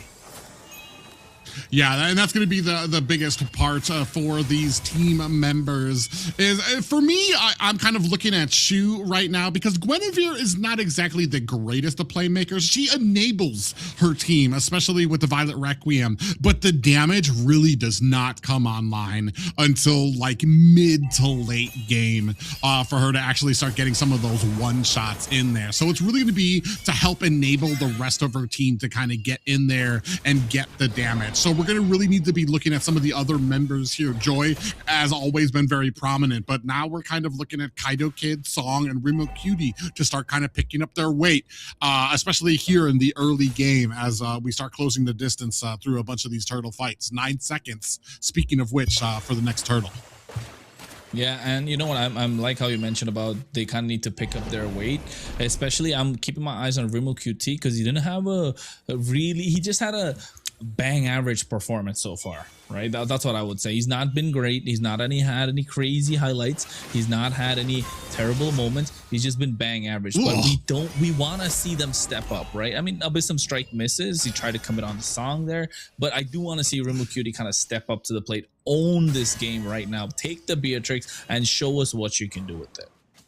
Well, for me, I'm not so sure if I would say Remo Cutie has kind of been a stalwart. It's just in comparison to the rest of the team, who, especially Joy, especially Shu, who have been shining here. Speaking of which, Turtle down to 25%. Violet Requiem finds its a mark. Mara Cutie gets taken down with that final shot by Song. That's what I was talking about, man. That's what the Guinevere does. You get caught, you come in, spatial migration popped up into the air, and all of a sudden you're just bouncing around the Violet Requiem for days, and that's what this Guinevere provides. That's why I love the draft that they kind of went with over here, taking that risk to get that reward, and it's working out. And guess what? Now they're going in Bennett's Rage, Purify pop. They're going to snipe, and he connects that as well. It's just that he didn't have the damage mean on the top side, Kaito Kid, but Pika UXP flickered, but flickered into his own death there. What a flicker there. He still eat the Abyssal Strike, but then actually gets taken down. As we take a look at the items, already picking up the Flask of the Oasis for Matilda. So that's going to be an extra amount of shielding every single time that you have Song using these guiding winds, which is going to be just this huge amount of sustain for her team in a lot of these fights. And the extra bit of sustain definitely helps out a little bit more. And already less than 5 minutes in, they get the tier 1 on the top side. You're kind of push back this D-Rod early on, so now you're allowing your Alice to scale, get better, move a lot more in the map, and kind of destroying the hopes and dreams of what Boss Esports are trying to build with that early game snowball from the EXP lane through this D-Rod. That man, the die route, I talked about this before, and I kind of pointed out like the big reason he's got some problems. He does a great amount of damage, especially against the tanky meta, but he's still so susceptible. He's so squishy. To me, he's like the Lapu Lapu in that he can be bursted down so quickly. More than that, though, the damage he can dish out is what's the term for it?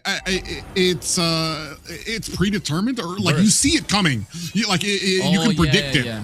So it's telegraphed exactly, and that's something you really don't want to be doing in this game, especially at this type of level where you just know exactly where he's going to try. You know an Abyssal Strike is coming. You know how to avoid it as well, because an Abyssal Strike, you got like almost 2 seconds to prepare for it. So it's going to be very interesting here. Another turtle picked up for the side of Retaliation. Joy being chased a bit by Pika, and here, I mean, shoot, right now. Retaliation is looking pretty unstoppable here in the first 5 minutes of this game. Yeah, I'm telling you, not just unstoppably. I think the fruit of their hard work is starting to show, right? They've been playing the ADT for almost every single game. I don't know if they kind of knew each other from before and built up any sort of synergy, but the synergy that they built up throughout this tournament is starting to show, and it's working wonders. Meanwhile, for Boss Esports, it just feels like a mix and mash of things they just put together. Now they're going on top, making sure Pika UXP's life is a little more difficult, take him out, and again allowing Joy to rotate much faster, Song providing that extra bit of mobility. And you know what, Private? Shoes only made one play so far. Yeah, and that's the great thing too about having somebody that skilled that can actually not really take a break, but can kind of change it up into something that will get you that little pop-up, so that the rest of your team, because you have the confidence in the rest of your team to be able to kind of dish out the damage when you provide those opportunities for them here. We talked a little bit about like when it comes to kind of a little bit of rust here for them. There's some great players. Oh, big pop-up does land up there. Pika able to find a kill onto Kaido Kid. Joy looking for an escape, getting chased down by 4 members. Ancient Guardian on the back heels there, chasing them down, and Retaliation comes in for the reply, but just a few seconds too late. Yeah, a few seconds too late could be the difference maker in this entire game. All Pika UXP goes in, throw it straight into the back line as well. And Minoan Fury trying to catch someone, but guess what? Into the Violet Requiem they go. Pika UXP's down and out, and look at Joy just sustaining, taking so much damage. Rimu QT wants to get the snipe, misses the Renner shot. But they get the turtle, they'll get the tier 1 in the mid lane, and they get much more than that. Full control of this game and the tempo in their favor. Yeah, you can already see one item, just the Hunter Strike for Maracucho. On the Harara, you can see already 2 items, including the magic wand for the side of Shu. Speaking of which, Joy in a little bit of trouble here, might get bursted down, is able to still find an escape. Boom. Yeah, he does indeed. Minoan Fury comes out as well at the right time to try and disengage, but look at Bennett's Rage coming out. Oh, throw it away from Joy, straight into the back line. Try to buy some time, not the right play. So giving a little bit of breathing room for Boss Esports. I think they kind of threw that part away, but they do get the tier 2 on the top side in exchange. So RTO still applying pressure. You say giving a little bit of breathing room? Yeah, out of a plastic bag that's wrapped around their head. Just a tiny bit of breathing room for these guys, because they still were able to get themselves a tower from it and aren't able to actually mount that big of a comeback just yet. You're still down to about, they haven't even touched the towers on the side of Retaliation as I'm looking at it right now, and 4 towers down on the side of Boss here. And you know what though, Private? Another thing that I want to point out about Retaliation is every game that we've been watching them, they've gotten better. They've gotten better they've made these mistakes early on in the tournament, and they've fixed that slowly and steadily, and now we're seeing what's probably the final form in the ADT. Oh my god, just engage after engage, and a wombo combo coming through. And Retaliation, Rimo QT, a maniac, and a full wipe. Retaliation firmly in the driver's seat. Boss Esports, I don't know, man, don't feel like a boss so much anymore. Yeah, what a turnaround for that. It looked like Boss had a great jump on the side of Retaliation, but they answered back so quickly. Shu, so quickly able to get in there with the Violet Requiem. The rest of the team came in with this huge amount of damage, and this is going to enable a very free Lord for the side of Retaliation. Hey, you know what? We needed new blood in the North American side in terms of players who are more hungry, and I think Retaliation are it. They've been hungry for a while. They want to prove themselves right now. A new influx of players, a new generation of players coming through for North America. Retaliation, you have shown us, you've given us a little bit of a taste of what it is, and you know what? We want to see it in the MCT. Will Boss Esports be able to defend this private, or will Retaliation just snatch this away from them and go into the MCT? You talked about it at the beginning of this series. It is time in North America for some of that new blood to start coming in. And Retaliation has been that in spades. Series able to answer back. Pika down for the side of Boss. Zoo able to find himself a kill as well. Lord coming in with only 2 members left for the side of Boss. Retaliation seal the deal. The new blood reigns supreme in Retaliation and earn themselves a spot in MCT AMER. They earned it. They snatched it away from Boss Esports. They fought tooth and nail to take it away. Boss Esports drew a line, said that you want to fight it out with the big boys, you gotta be a big boy yourself. And guess what? Retaliation have been working in the dark, lurking in the shadows, hungry, waiting for the right moment to strike. And when the opportunity presented itself, they were shining in gold because they came out on top and they take the series 3-1. And my God, they've been getting better every single game, and I'm only excited to see what they can bring forth in the MCT. We are seeing history being made, Private, here with Retaliation earning the last spot here on the MCT AMER North. Congrats to the new kids here on the block, and they are like a part of it. I mean, an absolutely excellent game played here by the side of Retaliation too as well, and the replies every single time Boss even had themselves. Look, even here you saw that like they got caught and they still able to answer back. The reactionary time, the synergy that they have. So many people, especially, and we've talked about this before, in North America, a lot of great and skilled players that you could put onto a team, but there is just something added when you have synergy with your team, when you've been playing with a team the way that Retaliation has been through the whole of this ADT tournament, and that speaks spades, as you can see here, them how well they were able to organize and work together as that one unit in that machine to make that all work there, especially against the team, because these guys on the side of Boss are no pushover. You saw, especially from that first game there, these guys play at a decent and at another level. The fact that Retaliation was able to get what some might consider like an upset win over the series here, 3-1. This is a pretty dominating victory in the face of a team that has experience in the MCT AMER. Yeah. Out with the old, in with the new. That's what we wanted, man, and that's what we're getting. I'm happy about it. I only kind of voted for Boss Esports because I thought, you know, they could pull something off. Got the experience. And looking at how Retaliation played throughout the course of yesterday and the day before, they were a little shaky, right? They were shaky, hesitating with every single decision they made. I mean, Shu wasn't feeling so confident. I think this is the best version of Shu that we've gotten so far throughout the ADT, and I'm hoping he keeps getting better and better. And I'm excited to see if Wumpy makes it. If Wumpy's there in the MCT, Shu would be a nice rivalry to start building to see who could be one of those new top junglers in North America. Private, can you see that already happen? We got to make that storyline, bro. I'm excited to see it. I don't think North America is shy of any great junglers.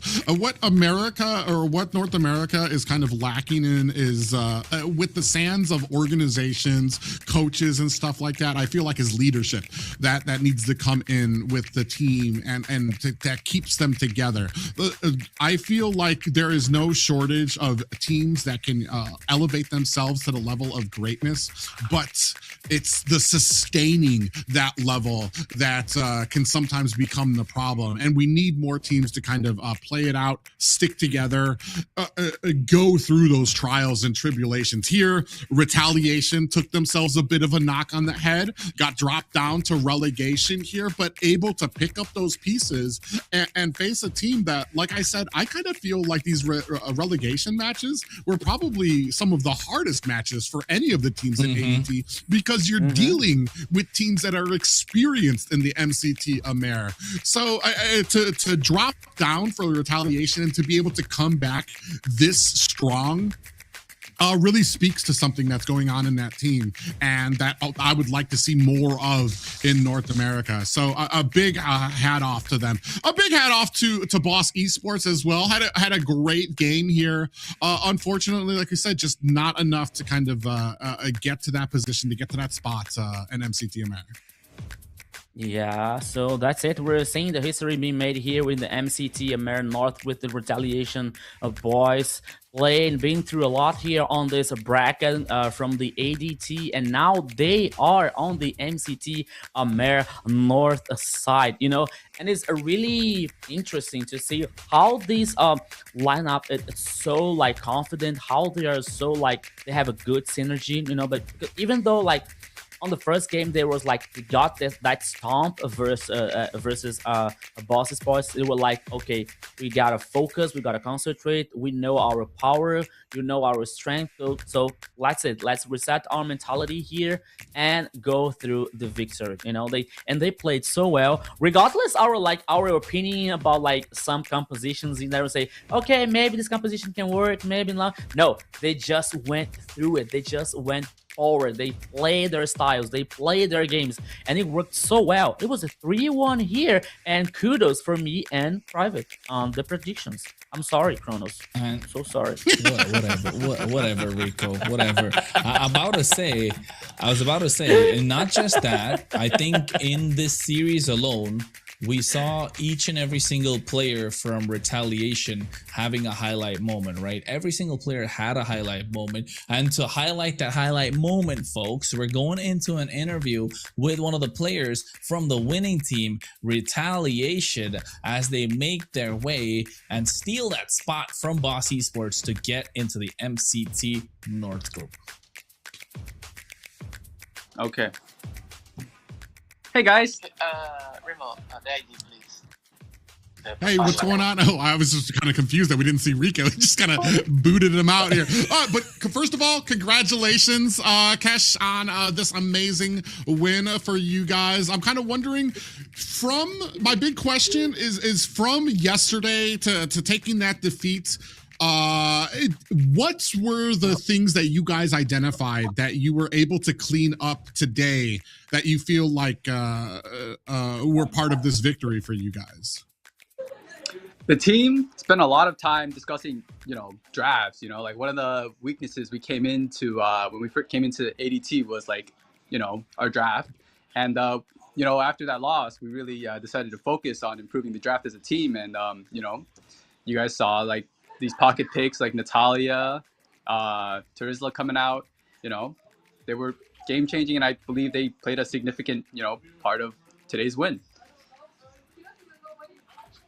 Yeah, I mean, absolutely. Congratulations once again, Kesh. And I think finally we get to see you on a bigger stage. Finally you get to the MCT. I think you've been trying for a while, if I'm not wrong, with multiple teams, and finally finding the right pieces to fit and make it to this to the MCT right now. Leaving the past behind, drop all that baggage, now move forward with a new team. Like you mentioned, you got this new draft, you want this new team that you want to build around, rather, but also it felt like game number one, it's nervousness. You guys are dropping the first game, but the comeback is insane. And I think, but when you're in the MCT, right? I don't know if it's still Swiss bracket, the format's not out yet. I'm assuming it is. Game number one will matter. So can we see a little bit of change in the players, allow them to breathe a little bit? I think especially Shu, he's been playing really well, but in game number one, he doesn't really perform at the highest levels. He does make a major comeback in game number two, though. So I'm asking you, as I'm assuming you're one of those minds that kind of keeps the players cool, right? You're leading the team moving forward. So how do you really make that happen now? From now on, rather. Honestly, the whole team's pretty new. We just we all got together pretty much last minute, and as the season progresses, the team will improve over time, and we're hoping to be one of the big powerhouses of North America, and hopefully be a new face of this region.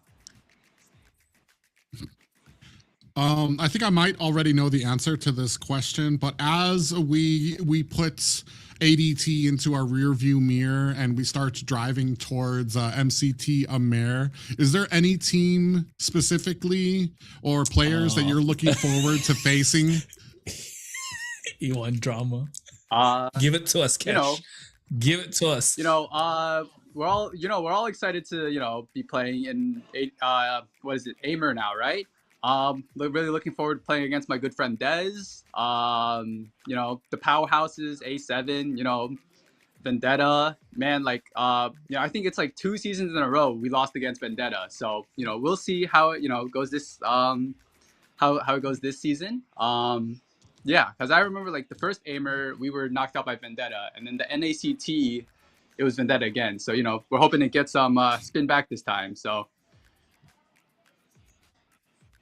All right. Hey, finally, you know what? We'll let you celebrate any any shout outs that you want to do, anyone you want to thank, the fans. Yeah, we have to shout out the whole team. Okay, you got to shout out Dragos. There's a lot of faces behind the scenes that you guys don't know about, but it's a massive team, massive group of friends. It wouldn't be possible without Hajal, Misu, of course everyone on the main lineup. Song, Rimu QT, Kaido Kid, Joy, and of course, the jungler Shui. So, everyone played an amazing role, and we couldn't have done it without, everybody. Finally, one more thing. Is there what message, before I give the prize, what message do you have for all the MCT teams that are out there? Get them on guard. We're my team actually just told me to say that the team told me just to say that we're planning on winning every game, and specifically they want to call out Stress, tell them that we're gonna win versus them, and that the big dogs are here. All right. Thank you so much for the interview. Congratulations on your victory. Congratulations on all the hard work that you guys have put into it. But hopefully you guys know this does not end the hard work. It only gets harder from here. And I very much look forward to you guys and what you guys will show us in the next MCT AMER coming up here very shortly. Thank you, guys.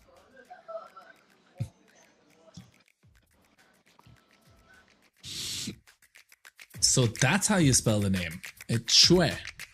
We've been saying it the entire time. So I realized it. He said it. So Shui. So that's how we say it from now on. We try Shu, Shui. No, it's Shui. Hey, you know what? Hey, sorry, Shui.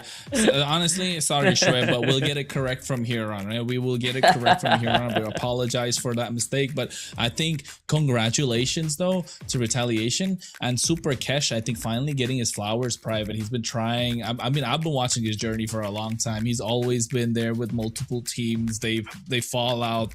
There's wars on the internet. There's a lot of footage that's documented that cannot be taken down now. Words being thrown out left, right, and center, but finally makes it to the big leagues.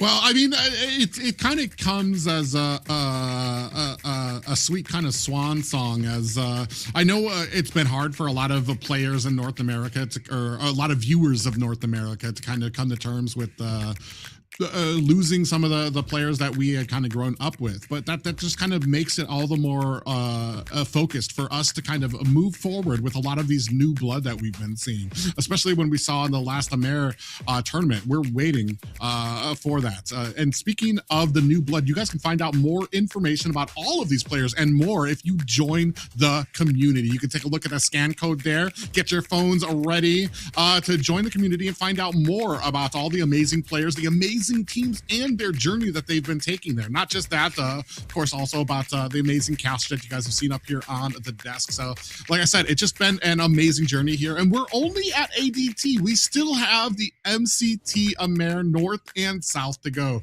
which man, if this ADT has shown anything about the level of skill that we can start expecting for the MCT AMER, I mean, it's going to be such exciting matches. It is just a taste, right? It's just a taste what is coming up here on the MCT AMER North and South, and we are happy to be a part of everything happening so far. So make sure you follow our social network as well. Private guests NA, Rico and Nunes and ChronoCast, and also Rose underline Shinigami. She's not here with us, but she was amazing from the last few days. So guys, it is so good to see everything happening here on the ADT. So good to have you guys here as well, working together. It's awesome that I'm so happy to be a part of it. Hey man, it's fantastic, and I think at the moment it will be up to the players to showcase what they can. Of course, North group, South group, we put them together, we get the America's champion, and we saw what happened last time on the international stage they went through. And if you want your portrait up on the scan code just like that, we were talking about new blood, a new generation of players coming in. It could be you guys, so you got to make sure you follow the social media and stay updated on what's coming next, because I'll be honest, Mobile Legends Bang Bang is only going up from here on out. Yeah, huge opportunities for a lot of the players in there. A big thank you to the staff, everybody behind the scenes that you guys, I know we got the pretty faces up here who go ahead and keep you guys entertained, but there's a lot of staff in the background that make this possible for you guys that you may not see, that do all the work in the background, as well as a lot of the admins that run a lot of our sites and the channels, keeping things clean and healthy and positive as well. It's been an absolute honor to cast with you guys. I absolutely appreciate you guys letting me fill the giant shoes that Rose left here for us from yesterday. I really appreciate the opportunity. But yeah, it's been a great tournament.